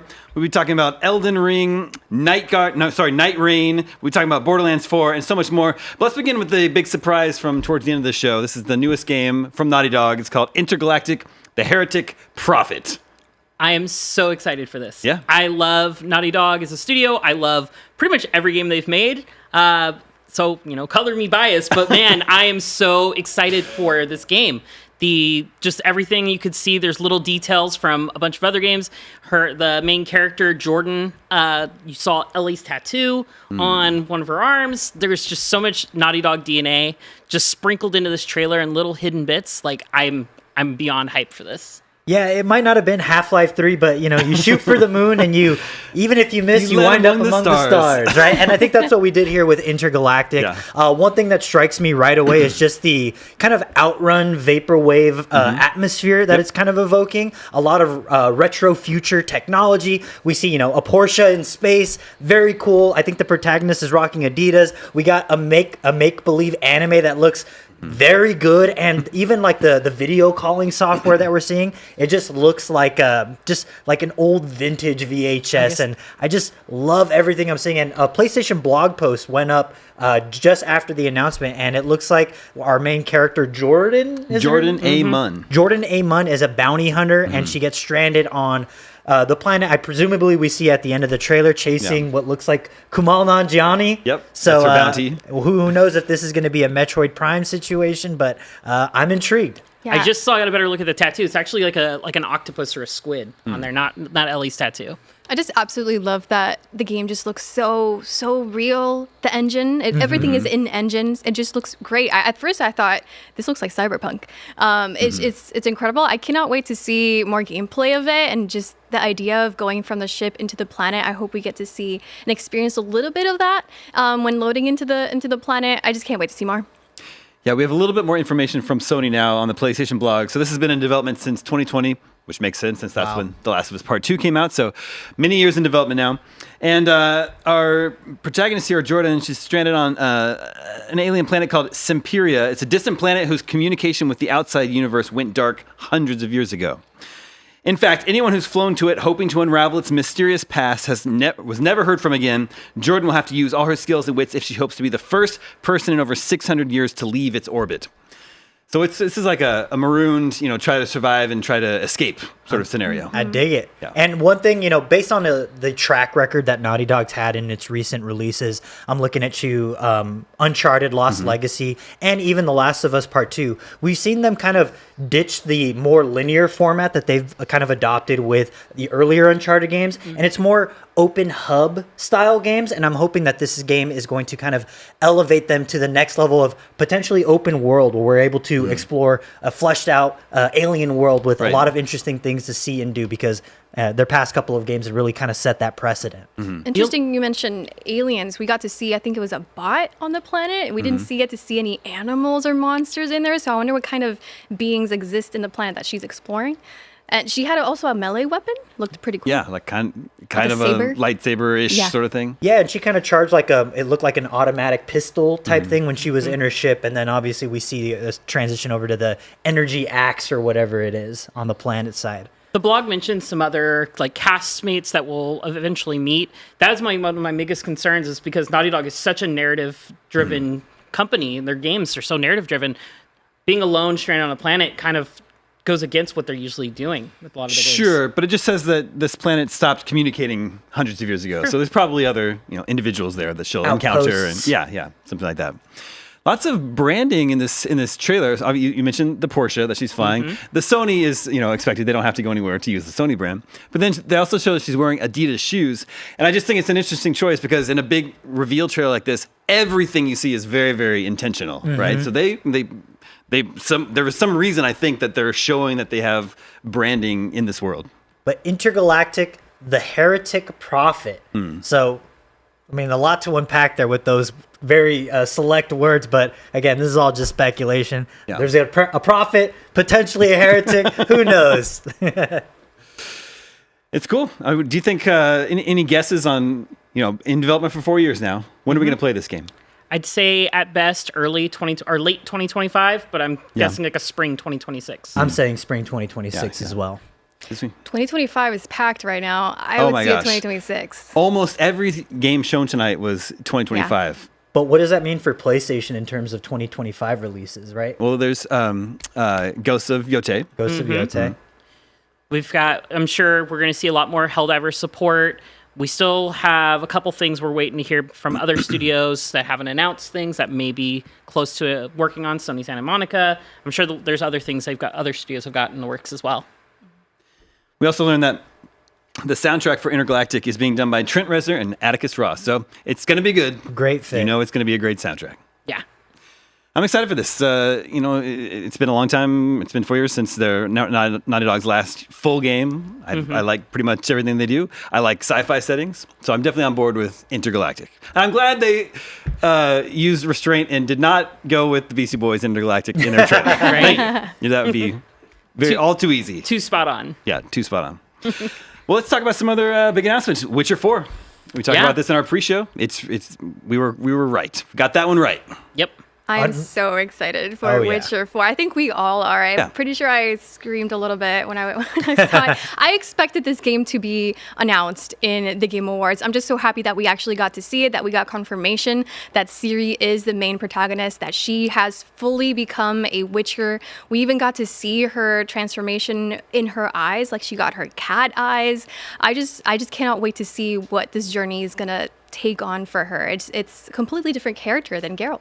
Oh, 100%. We had also incredible work to Matt Purslow, who is our IGN UK correspondent, who actually went to CD Projekt Red and has a fully fleshed out kind of interview with CD Projekt Red diving into The Witcher 4. And one thing that they touch on, as you mentioned, she has the cat eyes. Following The Witcher 3, it looks like Ciri does undergo the Trial of the Grasses, which is the kind of ritual all will-be Witchers undergo. A lot of them die. She does not, apparently, and she has become now a Witcher. And one thing that stood out to me about the interview that Matt conducted was that that Ciri is a more impassioned person compared to Geralt. Geralt's a lot more logical, and she lets her, she wears her heart on her sleeve, it seems. And I'm really curious to see how that is a different authored experience from Geralt. But letting your emotions control you is the path of the dark side. Yeah, true. Our chat is actually this is their biggest thing for the night. I've been polling our chat all night. I've put our final poll up between the biggest four, which was Intergalactic, Witcher 4, Elden Ring Night Reign, and Borderlands 4. And currently, as the votes stand, Witcher 4 is leading with 39% of the votes. So the chat seems like they're very happy for Witcher 4. They're excited to see it. I love that we're getting Ciri. I think she's going to be a fantastic protagonist. I just can't wait to see the different abilities and skills that she brings to the table. And I don't think, for people who are sad that you're not going to play as Geralt, I believe at the end of the trailer we heard Geralt speak a little bit. Geralt will be in the game. I imagine he's going to be a more Vesemir mentor, I'm looking on, but you do your own thing, Ciri. So I'm excited for that. Yeah, and his voice actor had said recently that he was going to be in the game, but just not the main character, and then he had to walk that back a little bit. But CD Project Red gave him a slap on the wrist. I think it's pretty clear that Geralt's in the game in some capacity. One thing that's cool too is in the trailer, it looks like Ciri's taking on a Kikimora, which is like an arachnid style enemy, which you've seen in The Witcher at some point. But The Witcher's so good at doing cinematic like story scenes like this that are probably not even going to be in the game, but are probably super important to the story of the game. And one other thing that stood out to me about the trailer is right at the very start, it did say that this trailer was rendered using unidentified next-gen NVIDIA GTX graphics processor, which means everyone's wallets are going to be hurting because that's likely running on like a 5090 or something, because I know Witcher 3 was marketed with the 2080, if I'm not mistaken, back when it came out. So this is going to make PCs cry all across the land, and I can't wait. Yeah, it looks visually impressive. This is definitely UE5, so like I'm expecting great quality out of this I actually found some information on the monster that we got to see. His name is Bach, and he has the ability. Bach. He has the ability to smell your fear, to be able to play with your traumas, to paralyze you so that you can become easy prey and an easy meal. I wonder how that's going to play in the game, if there's going to be an interaction there with Ciri and her abilities. But it was so cool to see this monster in the game, and the way she actually defeats it too. She seems to use her unique Ciri abilities to be able to save herself.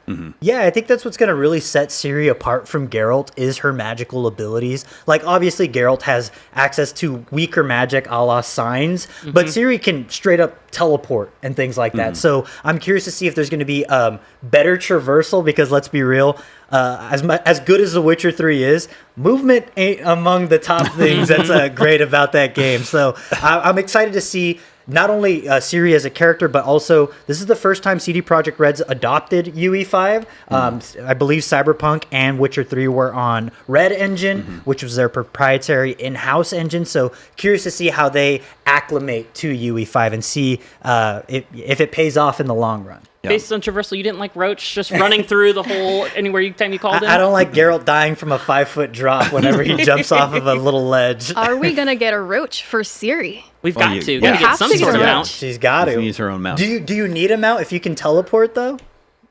Yeah. How far can she teleport? She teleports to like Night City for all we know. Well, doesn't Geralt teleport too? He TPs from city to city. True, but he hates teleporting. He hates teleporting. It was expected Ciri would be the protagonist. I was a little surprised that it's called The Witcher 4. Same. Just because it's been under codename Polaris all this time, and we know that it's starting a new trilogy, a new story. Geralt's story was ending, so I thought maybe it'd be like The Witcher : Ciri's big adventure or something like that. Yeah. It feels like it almost makes me think that Geralt is in the story in some way, still woven into this new saga, and that's why it's called Witcher 4. It's always been Ciri from the beginning, but Geralt is still woven in there. I was surprised by that too. I thought there was going to be a new name for this saga, but I don't mind it. Yeah. It all just means, unfortunately, I don't know anything, but he's definitely got to die at some point then, right? Wow. It's like a mentor to mentee style thing. It has to happen. It does happen, and it is a very popular trope in a lot of stories in general. And I know, I believe Andrzej Sapkowski, the author of the Witcher novels, I believe he actually just put out a new Witcher novel. I believe it just came out in Poland, but hasn't been localized here just yet. I was patrolling the Witcher 3 subreddit the other day because I got back into The Witcher. Always a good time to get back into The Witcher. I missed the end of that trailer there. How did you interpret what happened to the maiden who was going to be sacrificed? Did she do herself in, or did someone from her village do that? Because she was supposed to be sacrificed to the monster, right? Yeah. I kind of saw it as her father presumably being the one to do it because like a sense of politics. That's messed up. That is very messed The up. Witcher is known for its kind of like Grimm's fairy tale style thing where, even though you might have done the heroic thing, people are just inherently awful. Yeah. And I think that there's a lot of politics at play, whether they be tiny villages or giant castle cities. And I think that's very in line with what The Witcher is known for. It is dark fantasy for a reason. It's tough pills to swallow, the game. To me, it felt like something, a message for Ciri, and like for her to learn that even though she was trying to save this girl, there are consequences to changing the way this village had, its practices, and she went in thinking that she could save this girl and to take down the monster, because that's what witchers do, but that had a consequence, and the girl would have probably died either way. Snaps all around. Yeah, it's a very good piece, very good debut trailer. Okay, we have to take a quick break, but before that, let's take a look at the next installment in the Killing Floor franchise, Killing Floor 3, and when we return, we're going to check in with what you all thought of the Game Awards, so don't go anywhere.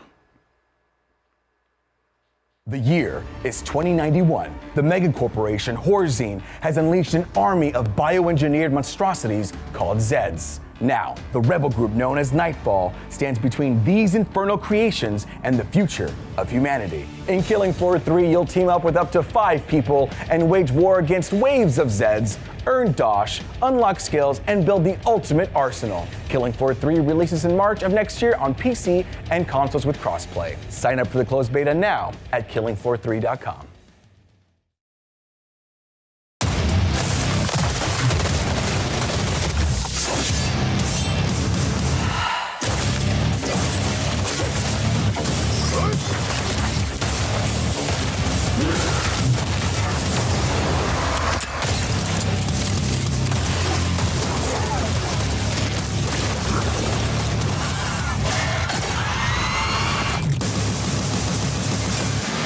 It appears Moorcroft's little project is as real as they say.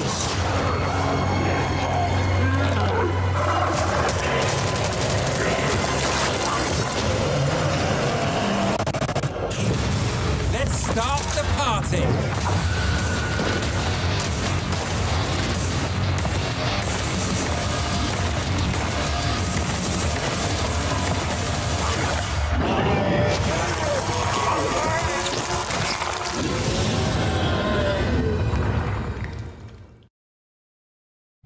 IGN's coverage of the Game Awards is presented by Xfinity. Stay ahead of the game with ultra-fast speeds and smooth low-lag connection from Xfinity.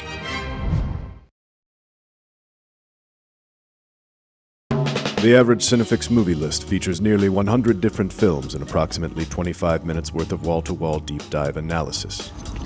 To simulate that pace for this 30-second ad, we're featuring 26 different films, and before you say it, no, that math does not check out. We're not math people, we're movie people. We can't even count down from 10 without ending up at, 96. Subscribe to IGN Movies and TV for more Cinefix movie lists. Bad at math, great at movies. Can't find that final collectible you're missing? IGN strategy guides and interactive maps are here to help. One step at a time. IGN guides are trusted by millions, easy to use, and best of all, free. IGN has the very best, most complete and accurate guides for Shadow of the Erdtree, Baldur's Gate 3, Tears of the Kingdom, and so much more. See? It's good, right? Every guide is tested and verified for you by experts. Just search for IGN when you search for guides. As 2024 comes to a close, there is one question on everyone's mind. What is the game of the year?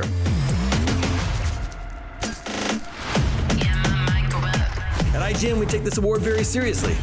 And this year, you're invited to join in on the debate. The payoff to our Game of the Year watch begins on the week of December 16th with our podcast, Nintendo Voice Chat. Hey, what's up, Super Ninfrendos? Beyond. I can see you wielding a Buster Sword. And Unlocked. What'd you think after playing it? Where we'll deliberate and bicker about each console's Game of the Year. It all culminates with the reveal of the big winner on December 20th on our special episode of Game Scoop. It's been a great year for games already so far. Lots of great games. Log on and join us in celebrating this year's Best in Gaming. Only on IGN.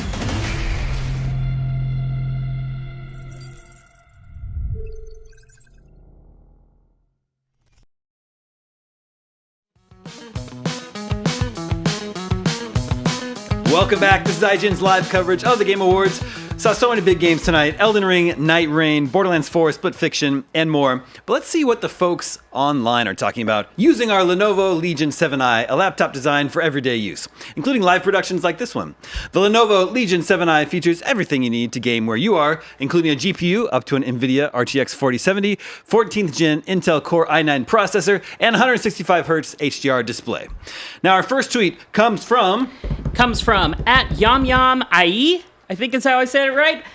Finally, a brand new game from Naughty Dog, Intergalactic, The Heretic Prophet. I was low-key tired of hearing The Last of Us all the time, even though it's my favorite game of all time. I definitely, I love The Last of Us as well, but I am so happy to see something new. Yeah, agreed. I think it's refreshing, it's always remakes and sequels, so it's nice to see new things because people are creative and like making new things. Yeah, it's been over 10 years since it's their last new game, The Last of Us, right? Yep. In 2013, I believe. Yeah, 2013, you got it. Following that up, we've got at Neric Doomfist. Clover is back with a new Okami. Oh yeah, we're definitely going to get to this one. I have no words. Capcom is cooking tonight. Capcom was all over this showcase, and I'm very excited. Capcom was all over the showcase. No Resident Evil 9. No Resident Evil 9. But other Soon, good maybe. Stuff. We'll see. Other good stuff. Yeah, let's talk about Okami for a second here. This is a huge surprise. Unexpected, to say the least. I love Okami. I love Okami, too. It just... I feel like nobody's thought about Okami since Okami Den, which was a DS prequel. What? Yeah. It looks like it's kind of based on what we saw in that visual. Again, the Okami sequel. We don't know what the real name is, but it looks like it's still leaning into the Japanese watercolor art style. Yeah. Great news: Hideki Kamiya is back. Everyone's favorite dude to hate. Masterpiece creator, Resident Evil 2. He's back at Capcom, I guess. Yeah. Question mark? At least working with them. Commissioned by them, but I'm excited to see what a dude like Kamiya can bring back to the Okami series. Yeah. Like you guys said, PS2 and DS were the last times we really got Okami. Obviously, we've had remasters or ports to the Wii and other consoles, but with all the new technology and how advanced technology is, I am so excited to see what they do with the art in this one because they can do so much more. Yeah. As someone who was not familiar with Okami, just watching the trailer for the first time, it looked beautiful. The watercolor effects.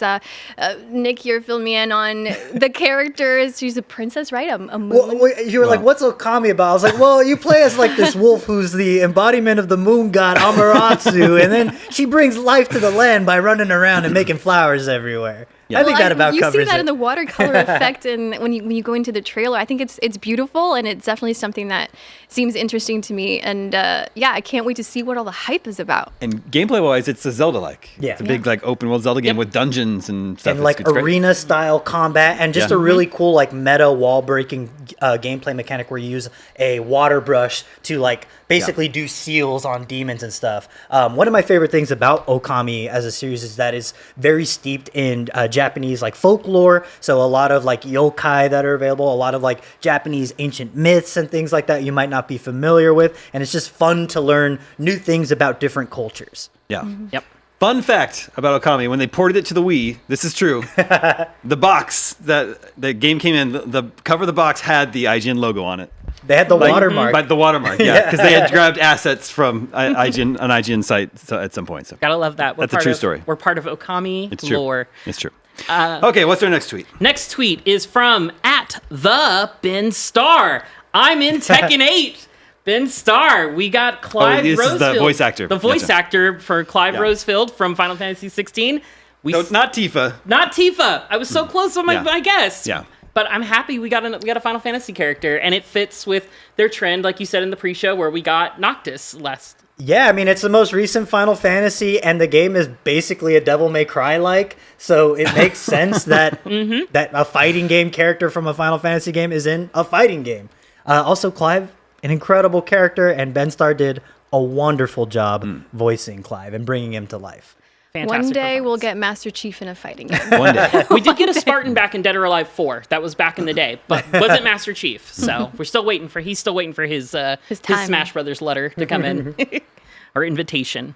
Next up, we've got @Wingified1, seamless co-op Elden Ring, forget GTA. Okay. Oh, That is a big fighting words. Those are fighting words. The Wingified came out swinging. I don't know if the grand community at large is going to agree with that sentiment, but a lot of people are hyped for Elden Ring. Night Rain. Elden Ring, Night Rain. Should we get into that one? Yeah, let's get into it. So, I want to hear what Nick has to say about this. I know he's a big Elden Ring player, but this is something pretty different. This is very different. It looks like it's way more focused around co-op, though you do have the ability to play this single player. But not two people. But not two people. Nope. Yes, it's meant to be 3 or enjoyed 1. with friends. But one thing that stands out to me is that this is like it's Elden Ring on some sort of performance enhancing drug because it is moving fast and it is intended for you to do dungeon runs within the span of 8 to 10 minutes. And there's a way faster means of traversal. I saw some wall climbing. I saw some flying,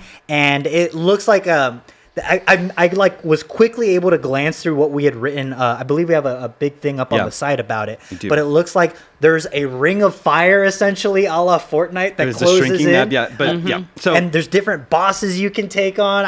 Do you have any more details on it, Damon? So Tristan in Australia, he played the game for about 6 hours. So he describes it as if you take the cautious dungeon crawls of Elden Ring and turbocharge them into propulsive slash and dash speed runs.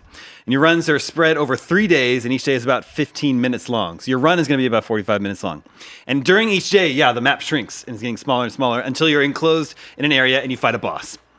And then if you beat it, you go on to the next day and the ring grows big again. And you have another day and you spend your day running around trying to find the best equipment and leveling up as much as you can before it's time to fight the boss. And everything is randomized with each run. So an Elden Ring battle royale. Well, but not roguelike. Roguelike. Closer to a roguelike, but And almost more extraction shooter. Yeah. One thing that stood out to me about that same preview, I saw that you don't really build a character. You choose from like one of 8 different pre-configured classes that all have their kind of unique strengths and weaknesses. But one thing that stands out to me, at first I thought this is just a multiplayer only, like there's no story, but what we saw, that kind of looked like Melina, and that looked like a pissed off Melina, a la the end of, well, we won't dive too far there, but the game's 2 years old at this point. If you haven't beaten it, it's your own fault. But from what I've seen in this trailer, it does look like it takes place post-game of Elden Ring based on some of the arenas that we see here. And also this dude, is that the secret boss in Dark Souls 3? The what's his face? The Nameless King. The Nameless King. Is that the Nameless King? The dude who is the son of the Gwyn from Dark Souls 1? My lore mind is breaking. How are they crossing the streams? I don't know how they do this, but I'm going to be there day one. I cannot wait for Elden Ring Night Rain. Night Rain. What? Who is there a Night King? As in a reign of kings, not as in rain falling from the sky. What if you fight your Elden Lord that takes your save from your previous Elden Ring thing? I don't know, I'm just making stuff up. That would be now. fun. Yeah. But like, there is a precedent for taking your save data and using it against you in previous FromSoft games, a la the Nameless Monk, and we see the Mimic tier in Elden Ring. So I'm very excited. I don't know if this one's for me. I'm more of a single player guy. I know you can play it by yourself, but games that are built for multiplayer, like Helldivers 2, for instance, when you play them by yourselves, it's just not nearly as good as an experience. So I don't know if it's for me, but Jada, Alyak, what do you think? I mean, this is right up my alley. I love challenge, and being able to take these things on solo is right up my alley. I also did a lot of Helldivers solo, a lot of stealth runs, but this looks great. I'm a little worried about the kind of preset builds and such, and how much variety you're going to be able to build and how much versatility you're going to be able to actually make in these runs. But I mean, FromSoft hasn't really let us down, so I'm not going to start doubting them yet. So yeah, I think on my end, I just absolutely love the traditional standard Elden Ring experience that I got, and that's kind of what I look for when I'm playing single player games. I want to take my time, I want to explore, I want to beat difficult bosses. I just want to take my time, and this one I might spend my time better playing multiplayer shooters when it comes to a timed game. So on my end, I think it looks pretty exciting. I'm gonna give it a try for sure because I love Elden Ring, but I think traditional Elden Ring is probably more my style. Yeah, we can confirm it's not a live service game.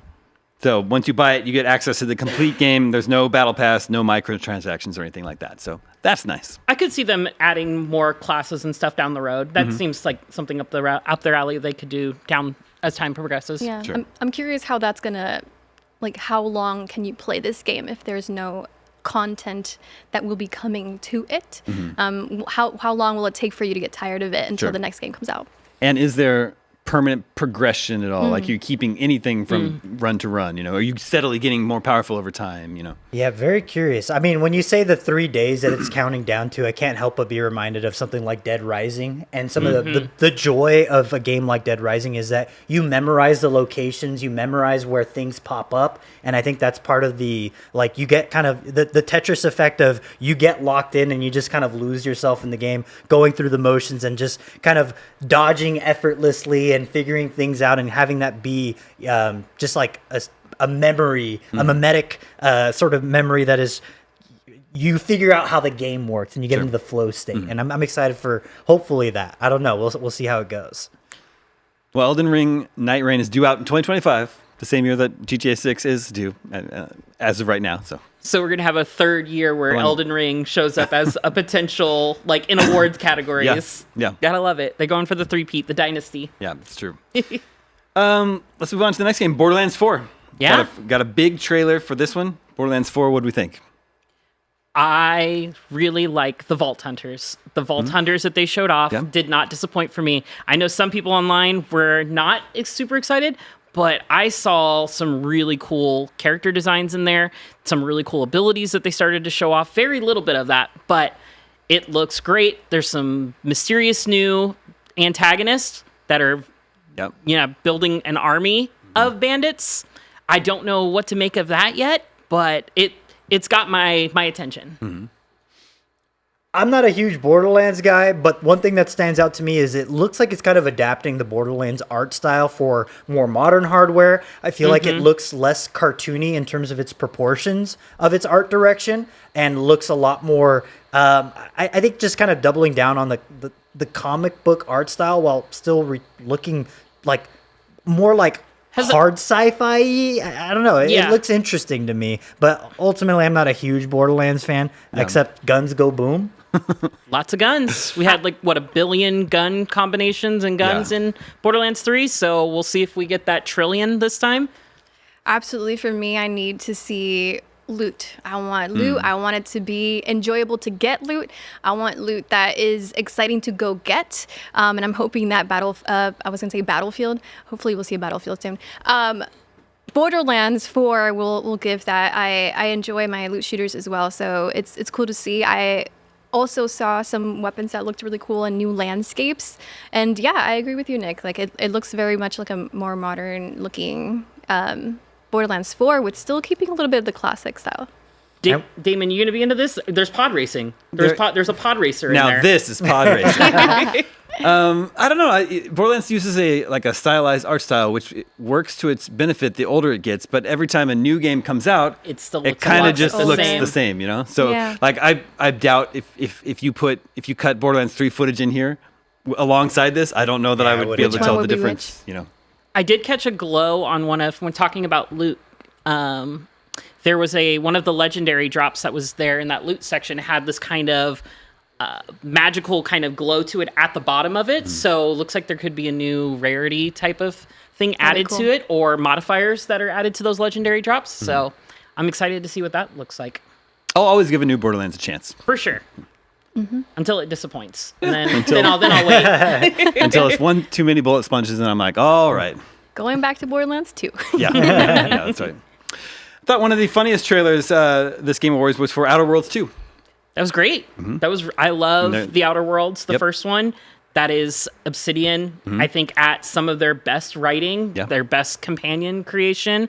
Parvati, she is one of my favorite NPCs. So I'm very excited to see what type of NPCs and companions we get in Outer Worlds 2. And, they're not taking themselves too seriously, which I love. Yeah.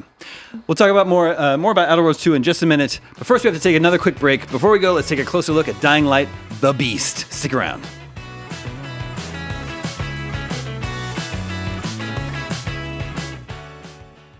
Hi, my name is Tymon Smektawa, Dying Light franchise director. Welcome to the Dying Light The Beast trailer breakdown, where I will comment on some of the details and secrets you might have missed in our recent trailer from this year's The Game Awards. Dying Light The Beast is a new standalone zombie adventure in the Dying Light universe featuring Kyle Crane, the legendary hero of the first game.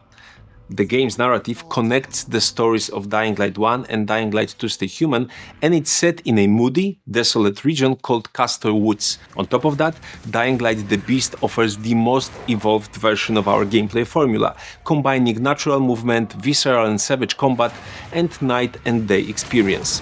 So are you ready to dive deep? Let's go! Meet the Baron, the main antagonist of Dying Light the Beast. He's an emotionless, calculating, yet brilliant scientist, and his real name is Marius Fisher.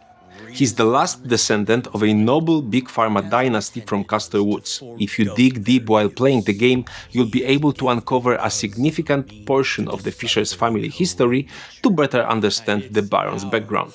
The Baron held Kyle captive for 13 years, performing dangerous and brutal experiments on him. Why? As you can guess, Kyle's blood, which was exposed to the virus when he was bitten in Dying Light 1 and later to a mysterious substance in the following, makes him a very valuable subject for the Baron.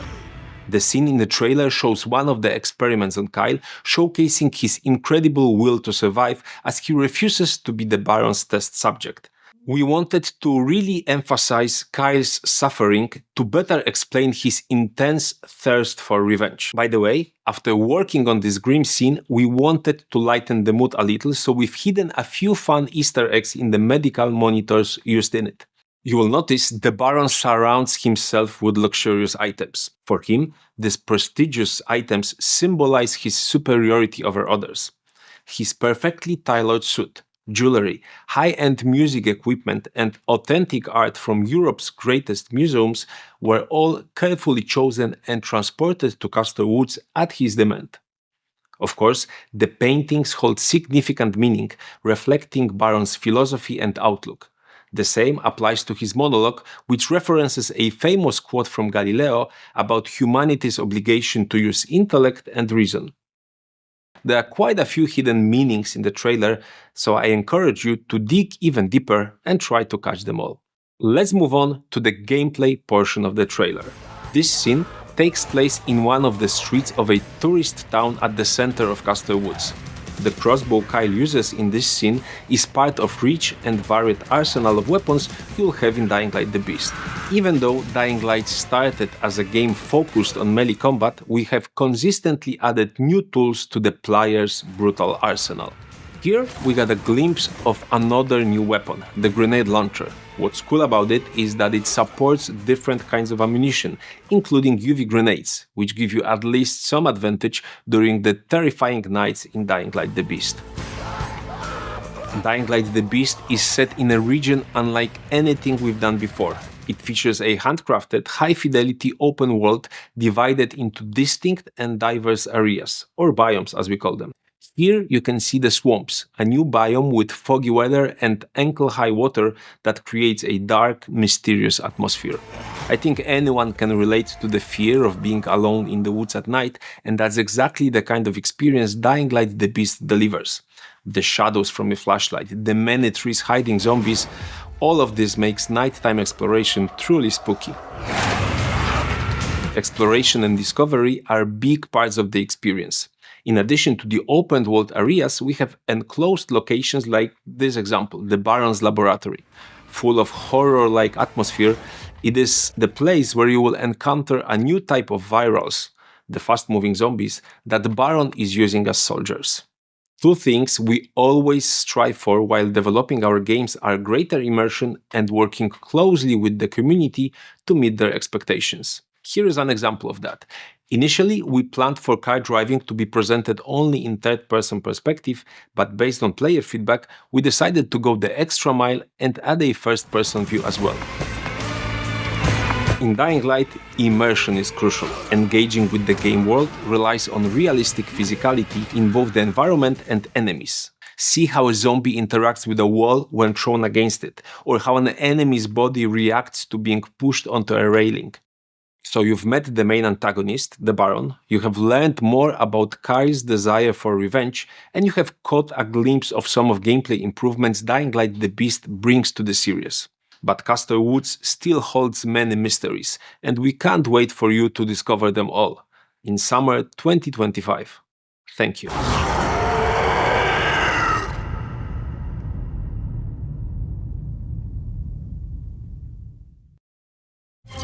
IGN's coverage of the Game Awards is presented by Lenovo Legion. Reach your impossible.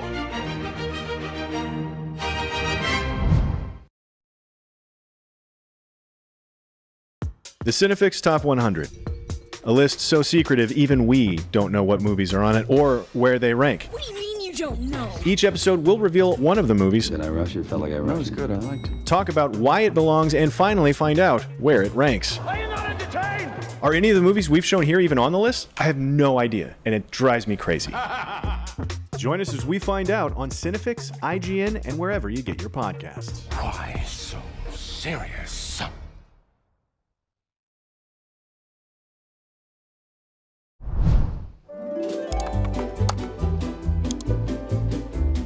IGN Plus is where your adventure begins. What are you selling? Plus is the place to get unlimited access to all the tools you need to beat your games. Here's what you need to know for bringing down Gloomspawn. Plus, awesome exclusive discounts on IGN Store. Maybe this would tease open your money pouch.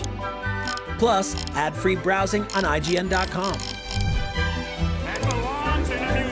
Plus, unlimited game help tools like premium interactive maps with your own custom map markers, filters, marker notes, and more. This will come in handy. Plus, access to sweepstakes, giveaways, and free game keys. Wow! Exactly.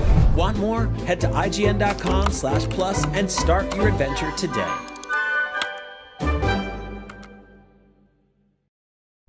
Can't find that final collectible you're missing? IGN strategy guides and interactive maps are here to help. One step at a time. IGN guides are trusted by millions, easy to use, and best of all, free. IGN has the very best, most complete and accurate guides for Shadow of the Erdtree, Baldur's Gate 3, Tears of the Kingdom, and so much more. See? It's good, right? Every guide is tested and verified for you by experts. Just search for IGN when you search for guides.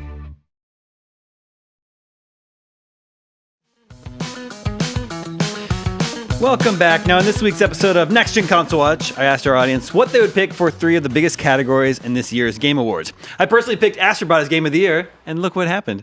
Brianna White as Aerith for the year's Best Performance, and Helldivers 2 as this year's Best Multiplayer title. But let's find out what you thought. Turns out we agreed on all 3 categories, with 35% of the vote going to Astrobot, 36% to Brianna White, and 30% to Helldivers 2. It was a very close race. So what do we think about a little bit of a surprise, Astrobot winning Game of the Year? It was not a surprise to me. I was rooting for Astrobot from the beginning. I was screaming Astrobot sweep, although I will have to acknowledge that there were incredible games in that category as well. But Astrobot, I just fell in love with Astrobot. The colors, the way they took advantage of the controller, haptic feedback, the DualSense controller. No other game made the PlayStation controller, took advantage of the PlayStation controller in that way. It was just a joy to play this game, and also watching the developers create the game. They really put a lot of love and passion into it, and they were very specific about what they wanted to put into it, and it was a complete success bringing the 3D platformer to the modern world and into the hands of new kids also who have never touched 3D platformer, and it's a perfect game. It's one of those franchises that I think Sony is going to invest heavily in the coming years. We've been talking on numerous podcasts throughout the years, where's Sony's mascot characters gone? Where's the Jack? Where's the Sly? Where's the Ratchet? Ratchet's still around, thankfully. But a lot of other mascots have just kind of have disappeared for a while. And now Astro is here to kind of fill that void and help welcome the younger audience into gaming in a, I'd say, perfect way. Yeah, I mean, it is really refreshing. I am very surprised that it won Game of the Year, but I am refreshing. It's refreshing that it did because, there's so many self-serious AAA gigantic games that look just stunning, and they have super serious storylines and feature mature themes, and it's so nice to see that a game that is filled with such pure joy walk away with the Game of the Year, because again, this is a game distilled down to its purest essence. I think it is, you run, you jump, and you zap things. It's pretty straightforward, but there's so much there to discover. And going back to the PlayStation roots, we saw a little bit with Astro's Playroom, and now this, it feels like Sony is slowly starting to like recognize like, hey, we used to do weird stuff. Yeah. And maybe we should start doing more weird stuff. You know, any game that has a kid looking at their parent and saying, Dad, what's Parappa? I was like, that's a win in my book as far as I'm concerned. I mean, the game won Family Game of the Year also. And when you play this game, you also see throwbacks to old games that PlayStation have launched before. So you can enjoy this game as a parent and as a kid at the same time. And if you've never seen those characters, now you know about them. Now you can go back and play them. So I absolutely love the nostalgia that they threw in as a celebration for PlayStation as well. It's a pretty cool game. Yeah, my 5-year-old son now knows Jumping Flash. He thinks Jumping Flash is cool. That's awesome. Yeah, that's a win. That's a big win. Yeah, I was surprised. Though. I thought Elden Ring Shadow of the Erdtree was the favored win, even though I think most people agree it shouldn't be nominated for Game of the Year. But since enough people wanted it to be nominated, I thought, well, you give people the option to vote for it, and you assume that they'd vote for it. Yeah. But I don't. Maybe because there was pushback for it being nominated. Maybe people changed their mind and okay, well, I'll vote for something else instead then. Yeah. And then I thought maybe Balacho was kind of like a dark horse, an underdog. It got a great underdog story. But then as Metaphor kept racking up That's what I thought. wins, I thought, well, maybe we're going towards Metaphor. Yeah, it's such a crazy that Metaphor. I honestly thought Metaphor had it in the bag just because we saw it win so many other awards, like you said, and it's such a fantastic game, and it came out late enough in the year to stay relevant with it being a big, massive RPG. But it just wasn't its year. Astro wins all. Yeah. Astro King. I think it still had a pretty solid year. It did. It definitely did. And best performance went to the lead from Senua's Saga, Hellblade 2, which I know you're a big fan of. Yes, I love the Hellblade franchise. Melina Juergens is a fantastic actress.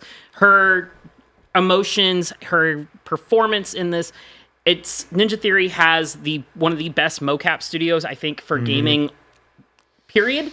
And so it just really takes full advantage of her charisma and her performance and just how great she is at portraying Senua. And although Hellblade 2 was shorter than a lot of people would have liked, that didn't take anything away from the performance and the story it told. It was so powerful and poignant. Like I loved it.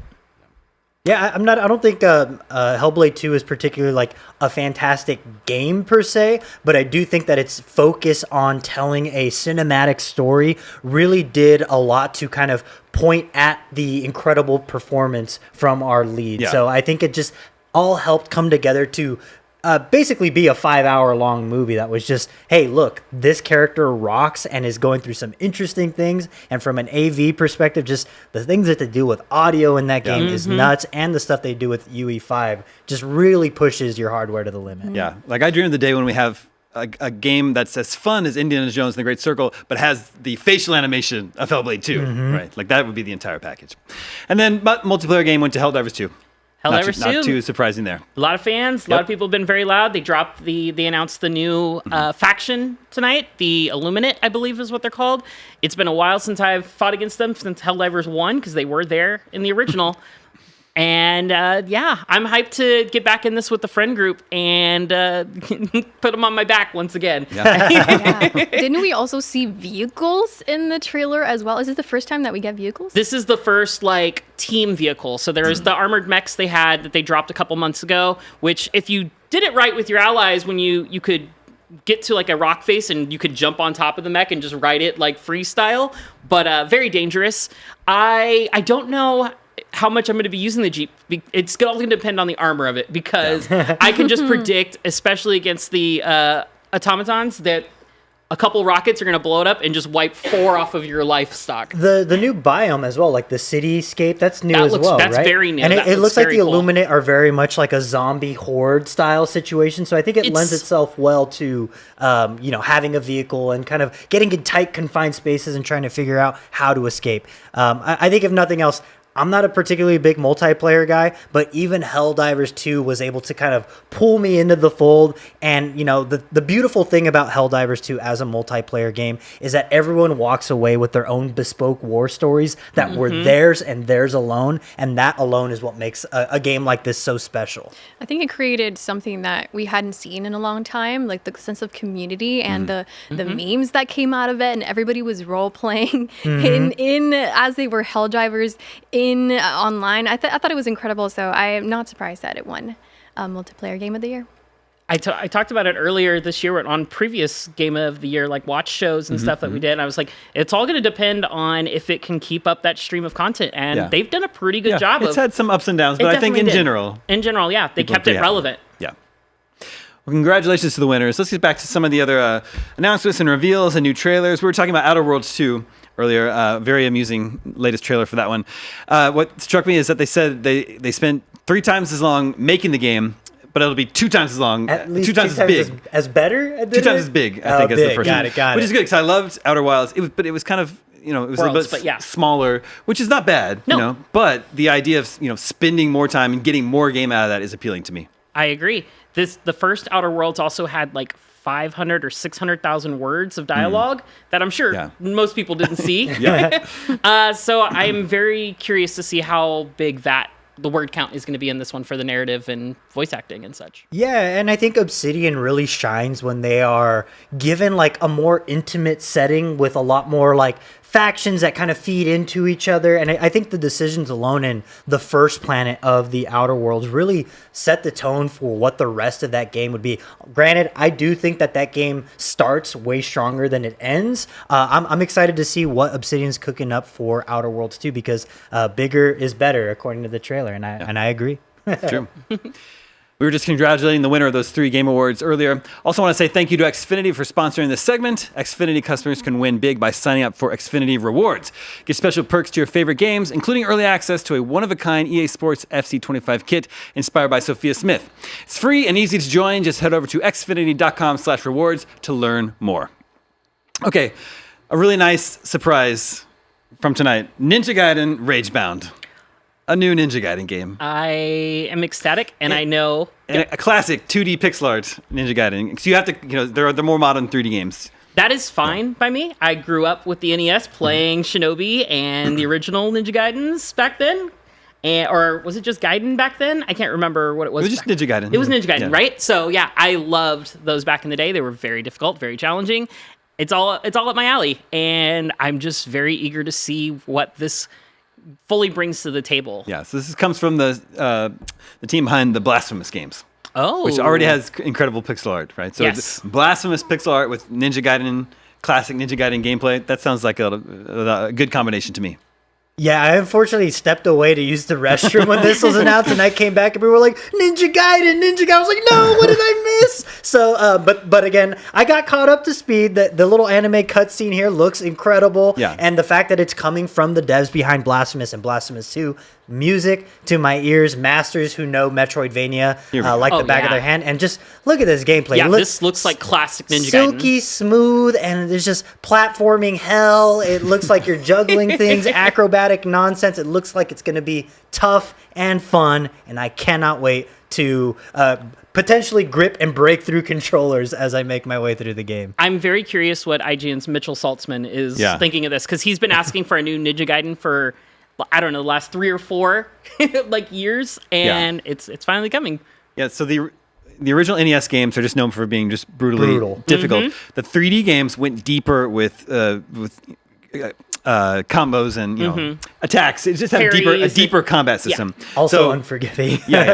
But they're saying they're sort of marrying they're bringing that deeper deeper combat system to the classic 2D gameplay, which could be cool. I'm okay with that. Also sounds like we're not playing as Ryu, because it says, this is the official description. Our story begins when Ryu Hayabusa journeys to America to honor his father's will. While he is away, the barrier between the human and the demon world suddenly shatters, unleashing a terrifying army upon the Hayabusa village, which now faces an unprecedented threat. In Ryu's absence, to stand against this new threat, Kenji Mozu, a young ninja from the Hayabusa village, rises to the challenge. Just shows that you just can't take vacation in 2024 or 2025 at this point. Ryu. I mean, the good news is Kenji's sporting a blue outfit, which is always very cool. So very hyped for the blue outfit. It's also reminiscent of the original NES, if I remember correctly. Alec, what's your level of interest in like retro style, 2D action games like this? You'll catch me in Shovel Knight. That's about it. Well, Shovel Knight is great. I'm happy for you guys. Shovel Knight is great. A few of us are already ready to declare Game of the Year 2025 being Slay the Spire 2. Let's go, Slay the Spire 2. Looks incredible. We finally got gameplay of it. I saw like you got a party member in it from what I saw. And again, it looks like there's going to be a lot of those branching paths where you have to decide whether or not you want to take certain things, sacrifice certain things. And again, the beauties of all things roguelike. I cannot wait for Slay the Spire 2. The original Slay the Spire has claimed so much of my life already on multiple platforms. I buy the game on every new platform it's available on, and then proceed to spend hundreds of hours every single time. So please don't do this to me, but I'm also very excited. I love the updated design for the characters, like the Silent that we've seen in the past. I love that we're getting a new Necromancer style class. I missed the name. I think it's like Necromonder or something like that. That looks really cool. A new automaton style hero as well, from what I saw. Yeah, I've got, I don't know, like 500 hours on this on PlayStation and PC, and this is easily going to do the same thing when it hits early access next year. Yep, early access next year. Please be excited.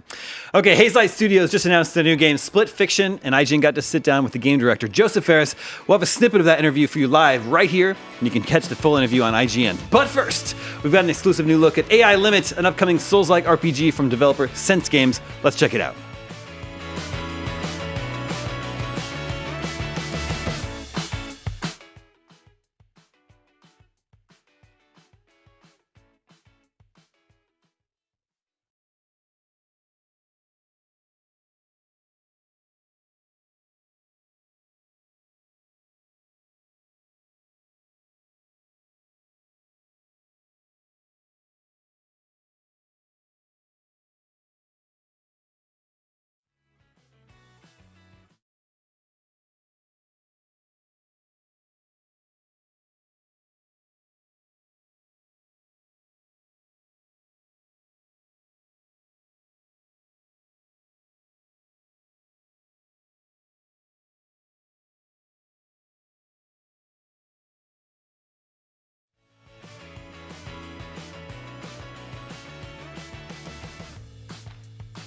And we're back.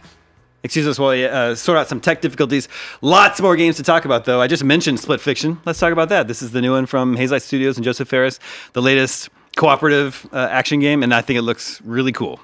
It is such a marvel to see the evolution of Hazelight Studios games. I sat down with Joseph Ferris way back in the day for A Way Out and played that co-op with him for a short while during an interview, and I walked away just excited to see how it was going to grow. And with It Takes Two's great design and just really great use of different genres in gameplay, Split Fiction looks like it's upping the ante even further.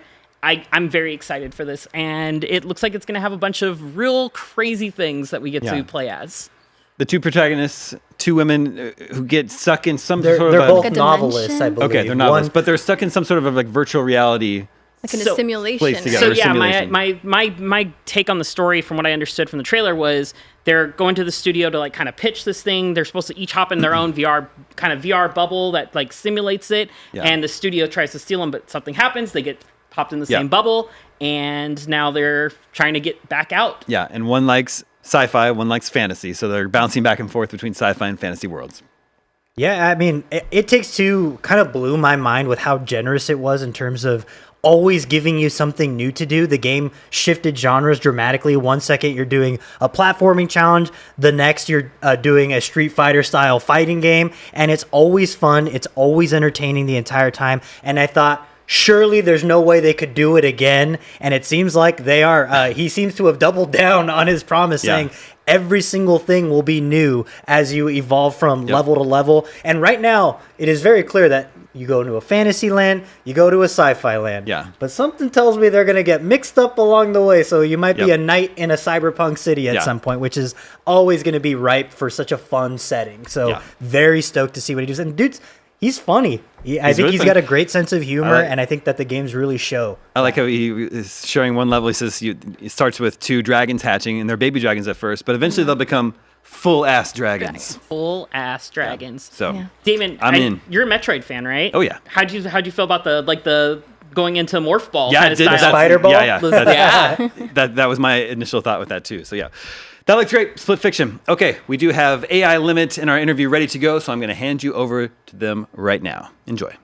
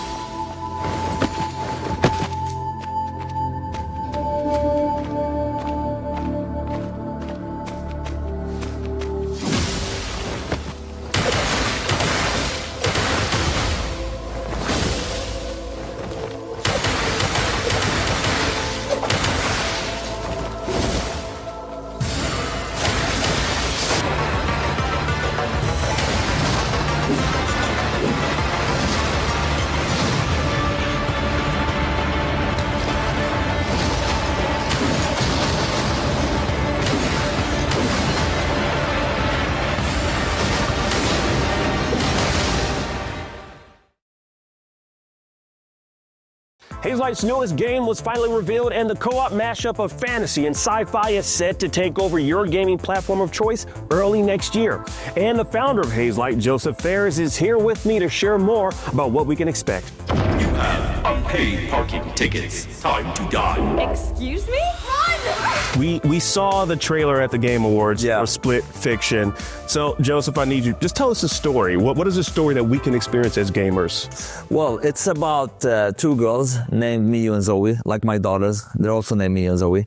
It's not based on their personalities because they're just 4 and 2. It's just a nice thing to have. And these two strangers that don't know each other are two amateur writers who get to this new tech company that can simulate your story to life, and they get there in hope of getting published and releasing their story to the world. But when they're there, goes sideways, and one of the characters, Mio, suspects something's not right, and accidentally she ends up in Zoe's simulation, in the same pod. Because they're totally different people, different strangers, they end up in the same simulation, and they have to work together to escape the simulation. The thing is, though, one writes sci-fi and the other writes fantasy, and you have to play every sci-fi level and every fantasy level for every level. So it changes all the time, from sci-fi to fantasy for every level. And the thing is, they're not a fan of each other's genre. Every story of theirs tells something about them as characters as well. So they kind of criticize their stories and stuff like that. So it's going to be a really crazy ride. Yeah, so the name kind of makes sense then, Split Fiction. So because we got sci-fi elements and we got fantasy elements. Yes. Now, I'm someone who I love both of those aspects. So,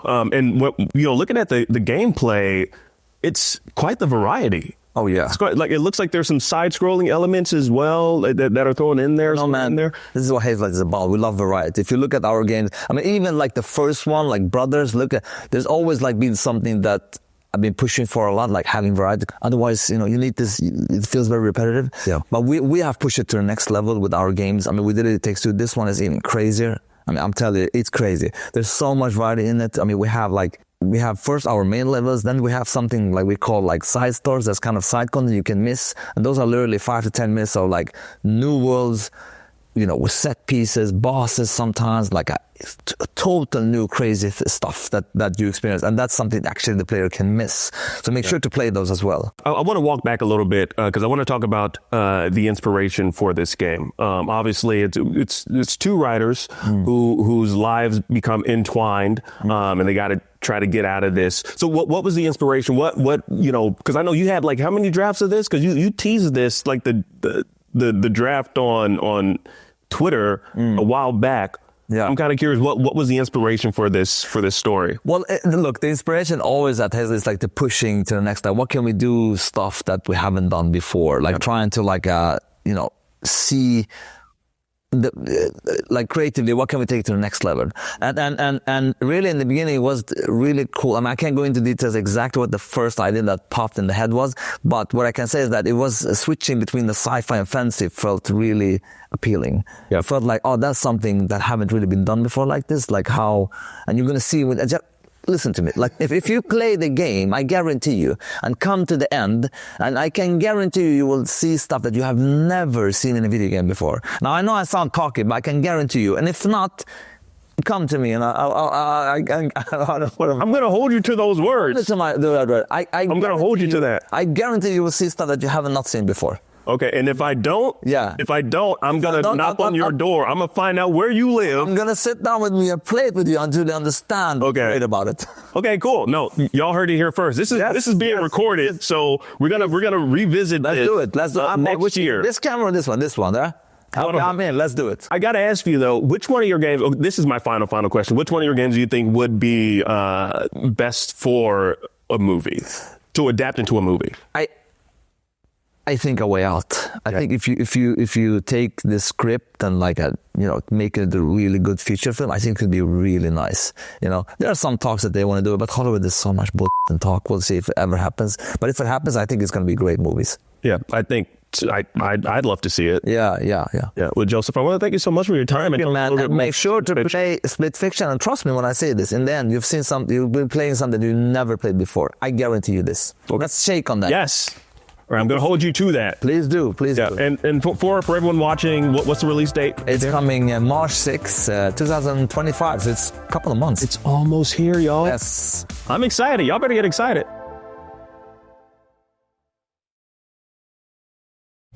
IGN's coverage of the Game Awards is presented by Xfinity. Stay ahead of the game with ultra-fast speeds and smooth low-lag connection from Xfinity.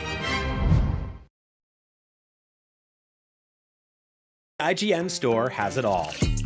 From clothes and collectibles to vinyl records, accessories, model kits, and action figures from the biggest and best franchises like The Legend of Zelda, Star Wars, Fallout, Dungeons & Dragons, and more. Whatever your pop culture passion, you're guaranteed to find something you love.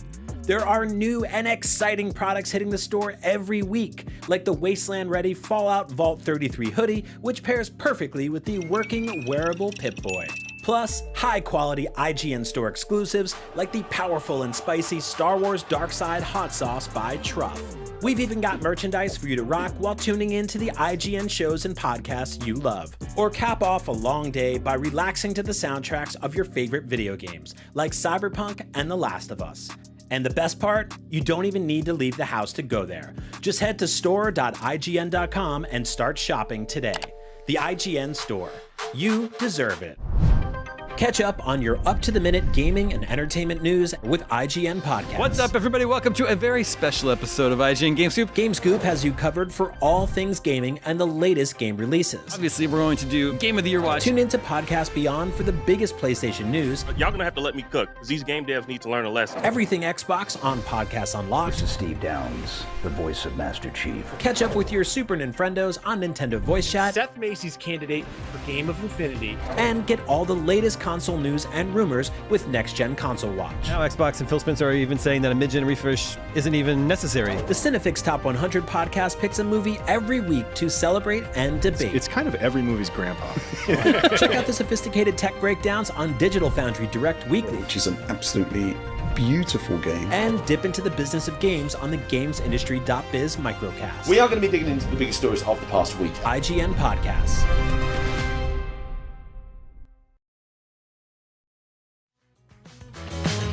Welcome back to IGN's coverage of the Game Awards. Now we're winding down here for the night, but before we go, I wonder how we would rate this year's lineup of announcements on the IGN scale, because I think it was pretty strong this year. Jada, how would you rate it? Ooh, I think we were talking about it beforehand. Mm-hmm.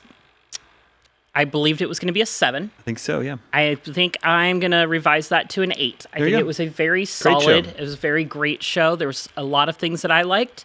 There was a couple things I just didn't really care for, but overall, I got some of the things I wanted to see, so I'm happy. Mm-hmm. Nick? You know, we didn't get Half-Life 3. This isn't going to be a 9 or a 10 out of 10, but I think I'd have to stick with an 8. I believe it was a great show. Putting together these giant things is very difficult. It's hard to make it cohesive and legible. You know, not everything appeals to everyone, but I think that Jeff and his team did a fantastic job of making a show with a little something for everyone. Yeah. I think it started incredibly strong with Witcher 4 and Elden Ring back to back. And I think it ended very strong with stuff like Okami sequel and Intergalactic. Yeah. But again, it even had some like strange things I didn't expect to see, like Onimusha, which we didn't even talk about Onimusha. I know. Oh man, Onimusha and Slay the Spire 2. Again, I can't sing the praises of Slay the Spire 2 enough. Yeah. Yeah, How on my about you? end, I think I give it an 8, right? I don't remember what rating I gave up before, but I think I'm taking it down to a 7 on my end. Okay, that's fair.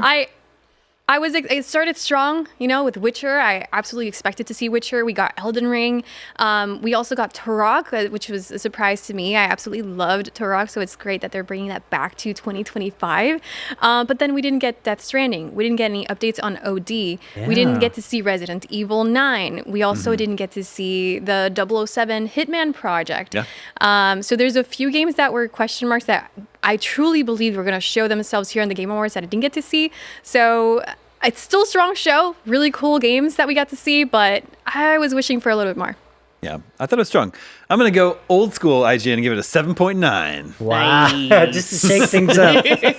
You know what pushed it up to an 8 for me, Damon? What's that? It was Flute Guy and Keytar Man. Yeah. They were great. They were fantastic. Flute Guy can play anything. If you can, he can play a lot of different instruments. He was dual wielding. Like he was hot swapping. Wielding. Yeah. The cooldown on the flute was kicking off, so he swapped to something else. I don't know how he does it. Yeah, we mentioned Resident Evil 9 not being there. Were there any other surprising games that were not there, like Monster Hunter Wilds? I was really hoping to see more Monster Hunter Wilds, but we did just get this massive beta that happened just a couple weeks ago. It's out in into February, so I'm not mad. I'm just greedy, and I wanted more Monster Hunter. It's just it was the greediness in me. Yeah. I'm pretty shocked we didn't, like LAX said, I'm really surprised we didn't get anything from Kojima. Usually he takes up a lot more stage time. Yeah. I'm honestly kind of baffled we didn't get a release date for Death Stranding. I said during rehearsals there is a great chance we do not get a rehearsal an announcement date. Soon can mean anything. Do you think Kojima's afraid of Grand Theft Auto 6 too? Oh, yes. Oh, man. Yeah. They're a much smaller studio than Rockstar. That's true. Very true. I thought we were going to see some Doom. I thought so too. We didn't get to see any Doom. That's an early 2025 game. When is it coming out? We don't have a release date for it. I wanted to see Doomslayer, Doom guy kicking some butt. Yeah. But no. I was hoping for a little more Ghost of Yote as well. Just a little more tease of that one. Yep. Yote would have been great to see a little bit more of that. But I mean, we got a great first trailer from them, so I'm not mad about not getting more of it. And I said I thought we might see Civ 7. We got a musical performance of it. So it appeared. Yeah. Participation award. It did get a participation award. Coming soon enough, though. Yeah, that's February as well. February is going to be a massive month for games between Civ, Monster Hunter, Assassin's Creed. Yeah. Something else just got moved into February as well that I cannot remember. Oh, jeez. Yeah. But yeah. Surprise of the show for me, Project Century, the new Ryuga Gotoku game set in like Taisho era Japan. That looks sick. How are they making so many games? And that's definitely not an asset recycle. Because they've got like a pirate, Like a Dragon Pirates in Hawaii. Pirates in Hawaii. Yep. And then they did this Project Century, but then they also the other one was Virtua Fighter. They're doing a Virtua Fighter game, which I believe they have a presentation on going right now. I think it might have just ended. It was like I think right at the end for like 30 minutes or so, or maybe it is going on right now. But Taisho era Japan is not a setting we get to see often. Yeah. I think if for all the anime fans out there, Demon Slayer is set in the Taisho era Japan, but a game set in there that's really exciting. What do you think the game is? Is it a Yakuza-like? It looks like a Yakuza-like, just set in a different era of Japan, which I appreciate because that's such an interesting setting. Yeah. I was like, before they announced it, I was like, are we getting a like throwback Sleeping Dogs somehow? Maybe. Oh wow. I loved Sleeping Dogs back in the day. I was like, this is kind of those vibes, kind of going around through a city. And I was like, this would be a good time to bring it back. He mentioned interesting settings, and it just reminded me of Mafia. Did they really say 1900s? Yeah, he said 1900s. Yeah. So strange. Early 20th century. Early 20th century. 1900s Sicily, which I thought was really cool to be able to see that, like the beginnings or the prequel of the criminal underworld there in Italy. Like that's pretty cool. Yeah. I'm excited to explore that one too. And then you mentioned Onimusha. That was one of the few games that was announced for 2026. Yeah. So, deep tease. Not coming 2025. I actually never played Onimusha. Tell me why I should be excited. Onimusha is ancient feudal Japan Resident Evil. So if you like original Resident Evil, it was very much just Resident Evil set in ancient Japan with cool demons and puzzles. But this one looks like it's borrowing a lot from the likes of something like Neo. It looks a lot more action-oriented, combo-heavy. It looks like, I would assume it's taken a little bit more than some inspiration from stuff like Sekiro, Shadows Die Twice. And, in an era where we are seeing more action games set in like ancient Japan or China, a la Phantom Blade Zero, I'm just excited to see like a PS2 hardcore style action game be on modern hardware. Granted, the original Onimusha wasn't quite that, but I think it's definitely eking towards that direction more in a modern setting. All right, well, I look forward to 2026 and checking out the latest Onimusha. And I think that about does it for this year's Game Awards post show right here on IGN. Thank you to my wonderful panelists, to all the people hard at work behind the scenes making this live coverage possible. But most importantly, a huge thank you to all our viewers who took the time to watch from all over the world. Stay tuned to IGN next week as we unveil IGN's Game of the Year awards. Those are still to come. Remember, you can keep up to date with what's going on in the world of gaming by following IGN wherever you like to get your news. We're on YouTube, Twitch, Facebook, Instagram, TikTok, Spotify, Snapchat, and even Pinterest. I checked with Jada. It's true, we are on Pinterest. That's a wrap from all of us here at IGN. We hope the rest of your 2024 is great. You have a safe and happy holiday season. Here's to a great 2025. Thanks for watching. We'll see you next time.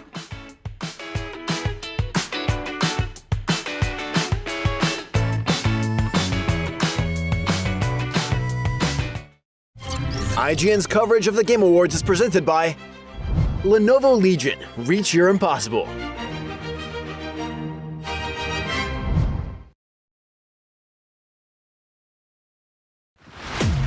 As 2024 comes to a close, there is one question on everyone's mind. What is the Game of the Year?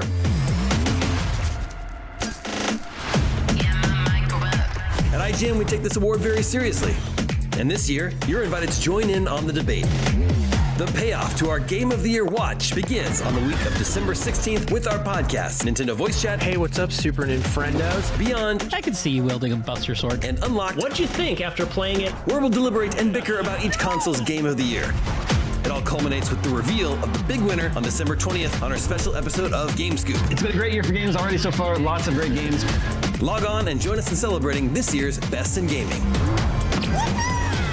Only on IGN.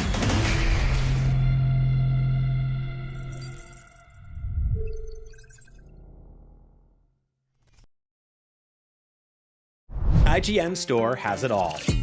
From clothes and collectibles to vinyl records, accessories, model kits, and action figures from the biggest and best franchises like The Legend of Zelda, Star Wars, Fallout, Dungeons & Dragons, and more. Whatever your pop culture passion, you're guaranteed to find something you love.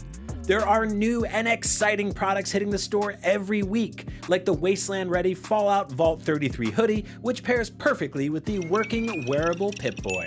Plus, high-quality IGN Store exclusives like the powerful and spicy Star Wars Darkside Hot Sauce by Truff. We've even got merchandise for you to rock while tuning in to the IGN shows and podcasts you love. Or cap off a long day by relaxing to the soundtracks of your favorite video games, like Cyberpunk and The Last of Us.